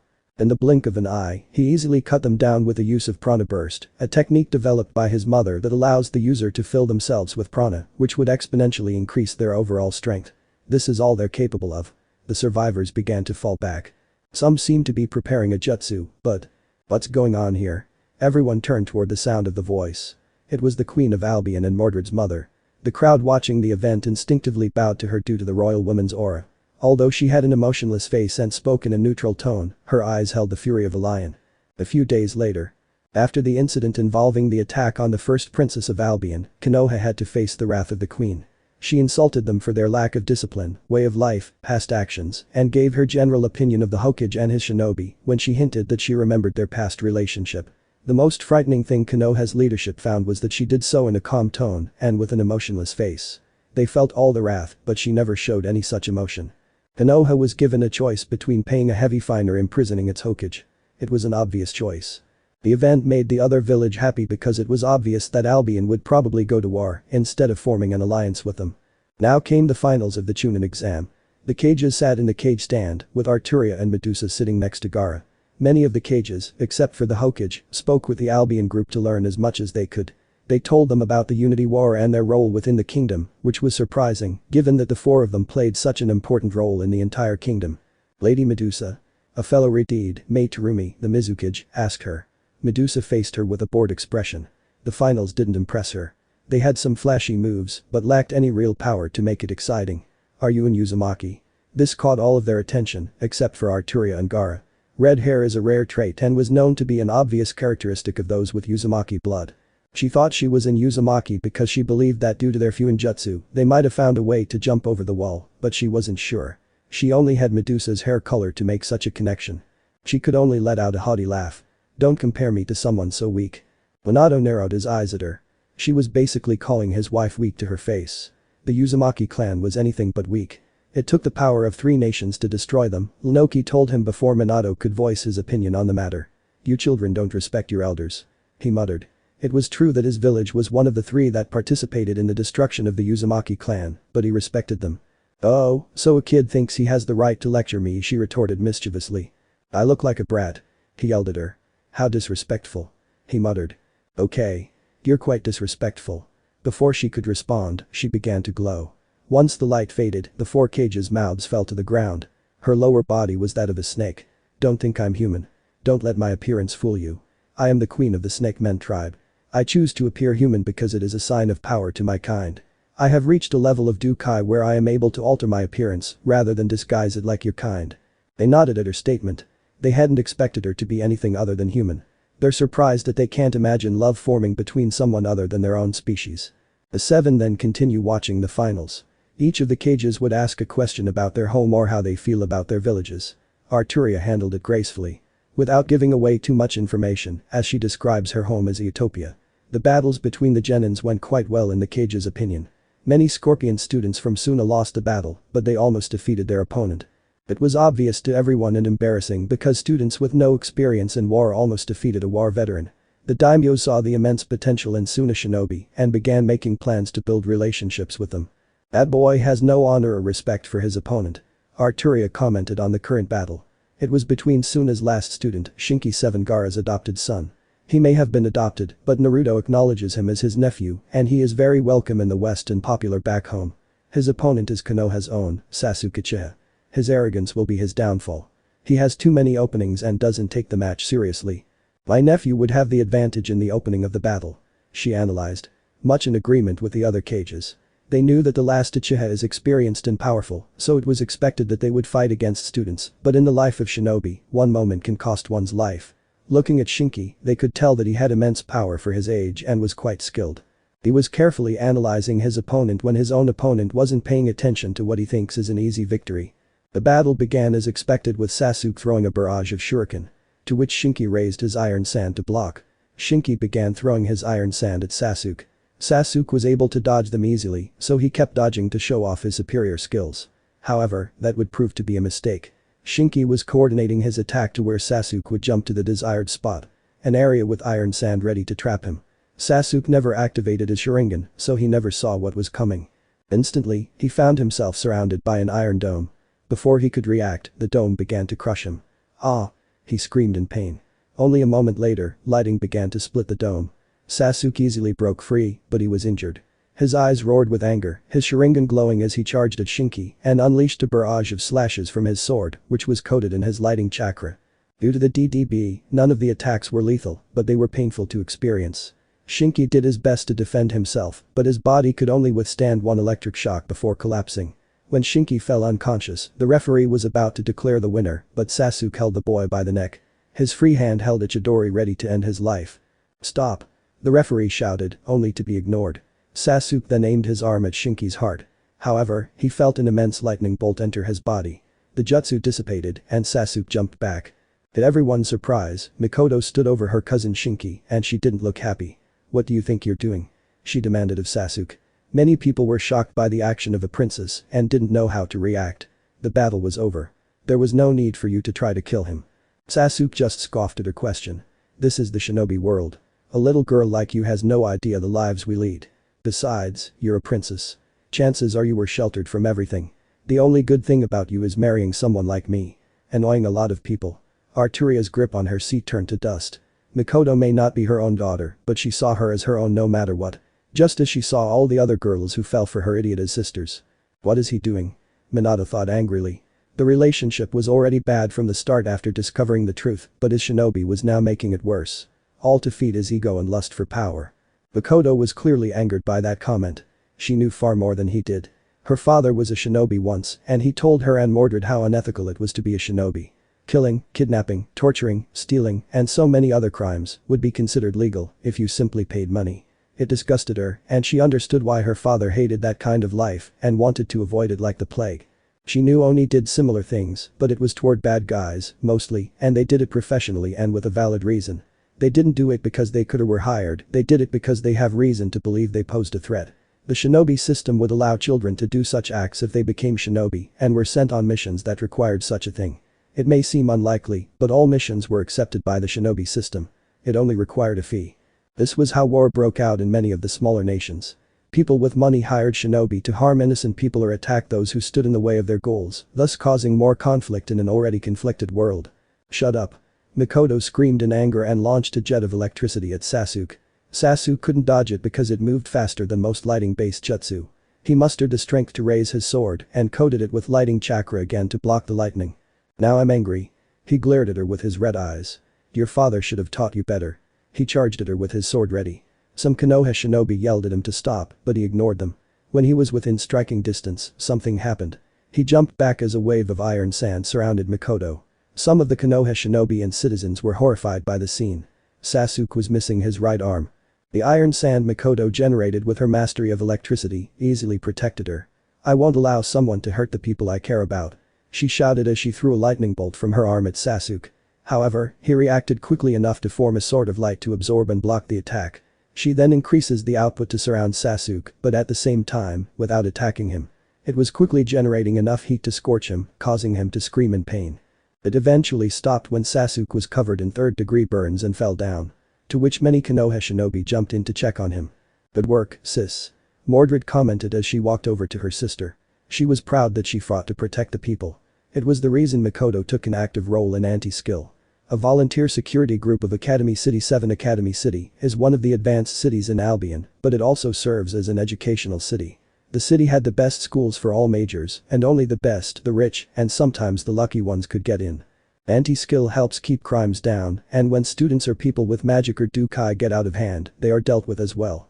Mikoto smiled at her sister and gave her a hug. It seems like things were going to get out of hand. Enough. Gaara announces. I think a 1-hour intermission is needed. With that, people began to back away and head back to their respective groups to discuss their actions. After Sasuke's behavior, the Hokage had no choice but to withdraw from the exam altogether. He couldn't risk worsening the already strained relationship they had with everyone. If he allowed his shinobi to continue with the exams, they would only show their anger at Konoha for everyone other than them, and considering how many people are in the exams, it won't end well for their future. After the 1-hour break, the finals continued. It ended with the final match between Kumo shinobi. This was expected given that their village was known to focus on shinobi quality due to their lack of clans with Kekkei Genkai. Queen Pendragon. Oh, the Raikage shouted after being congratulated by the other cages on his victory. I have a request for you. Speak and I'll consider it. She replied. I wish for your daughters to fight each other. She requested. She was a little surprised to make such a request, of course she didn't show it. After witnessing Mikoto's attack on Sasuke and Mordred's murder of the Konoha shinobi, both princesses displayed immense prowess in combat. It was a request many would have her accept. No one was certain of Albion's capabilities, but if the two princesses were to duel, it would give them an insight into the potential of their next generation. I say let the two girls fight. Medusa commented. They train constantly at home, and there won't be any danger if the two of them fight each other. I can put a stop to it if necessary. She pointed out. Arturia was also capable of breaking up a fight between the girls. She wasn't going to deny the request as she agreed with Medusa's point. Arturia also saw that the shinobi world wouldn't take what they saw as a young nation seriously. The lack of respect, honor, and her constant attempt to persuade them to help them was clear as to how they viewed them. It insulted her pride as a knight that they didn't take her seriously. I'll allow. Mikoto. Mordred. Arturia summoned her daughters. Then she waited for the two to arrive. Mom. Mordred greeted with his hands behind his head. Aunt Arturia. Mikoto greeted with a slight bow. How do you two feel about a duel between you? She asked them. The two took a moment to think about it. That on it sounds interesting. Mordred and Mikoto answered respectively. Both girls went to the stadium when Gaara announced a duel between the princesses. Everyone was excited to see those two. They both already showed their power and wanted to see more. The two head towards the center of the arena to stand face to face.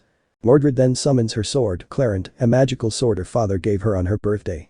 She rested it on her right shoulder. I hope you're ready, little sister. I won last time, she said haughtily. Mikoto returned with her own confident smile. Don't be so sure, big sister. I'm sure I'll win this time.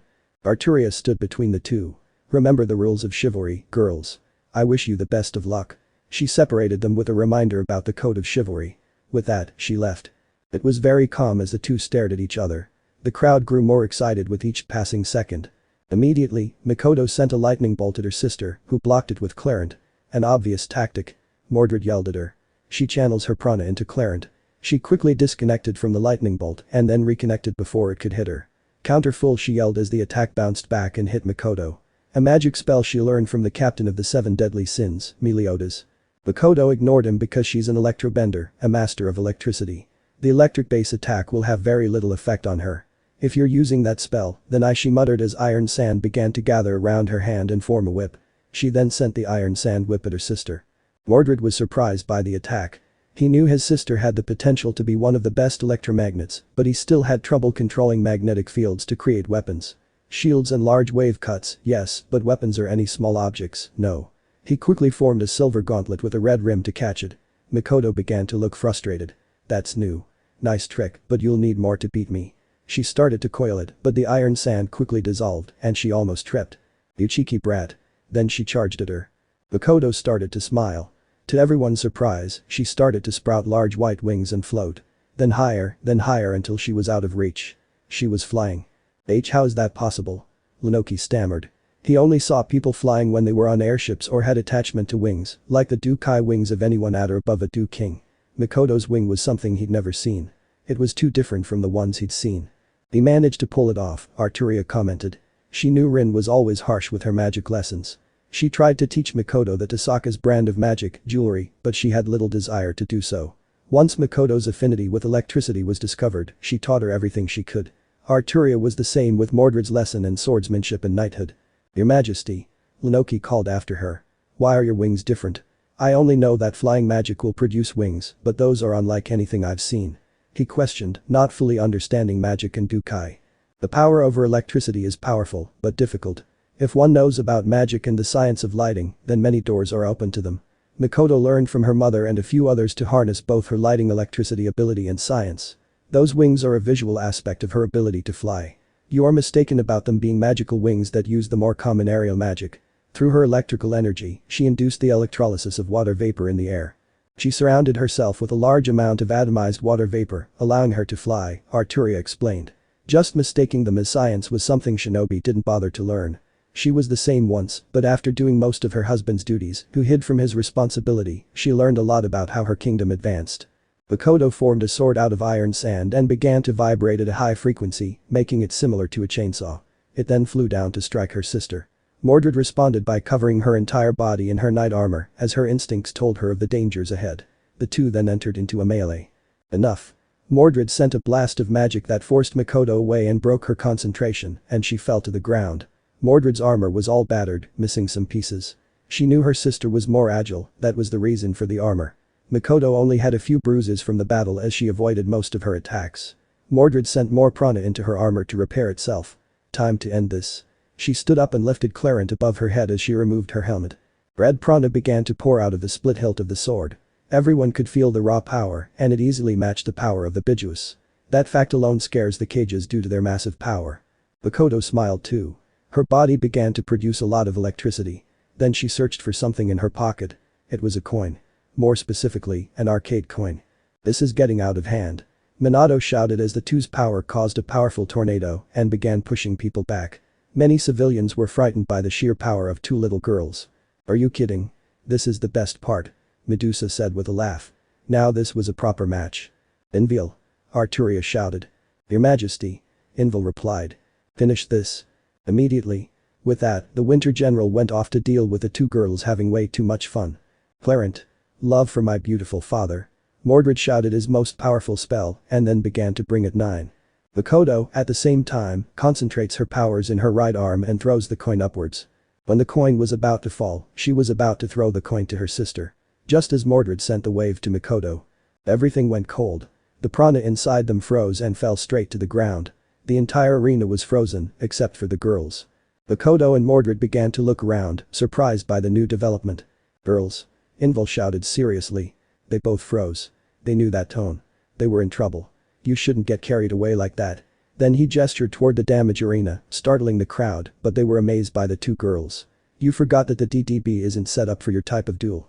You could have gotten yourself killed. He pushed his glasses up, ready to scold them. They both started sweating and laughing nervously. I'm sorry. I'm sorry for your actions, Gaara. You got carried away.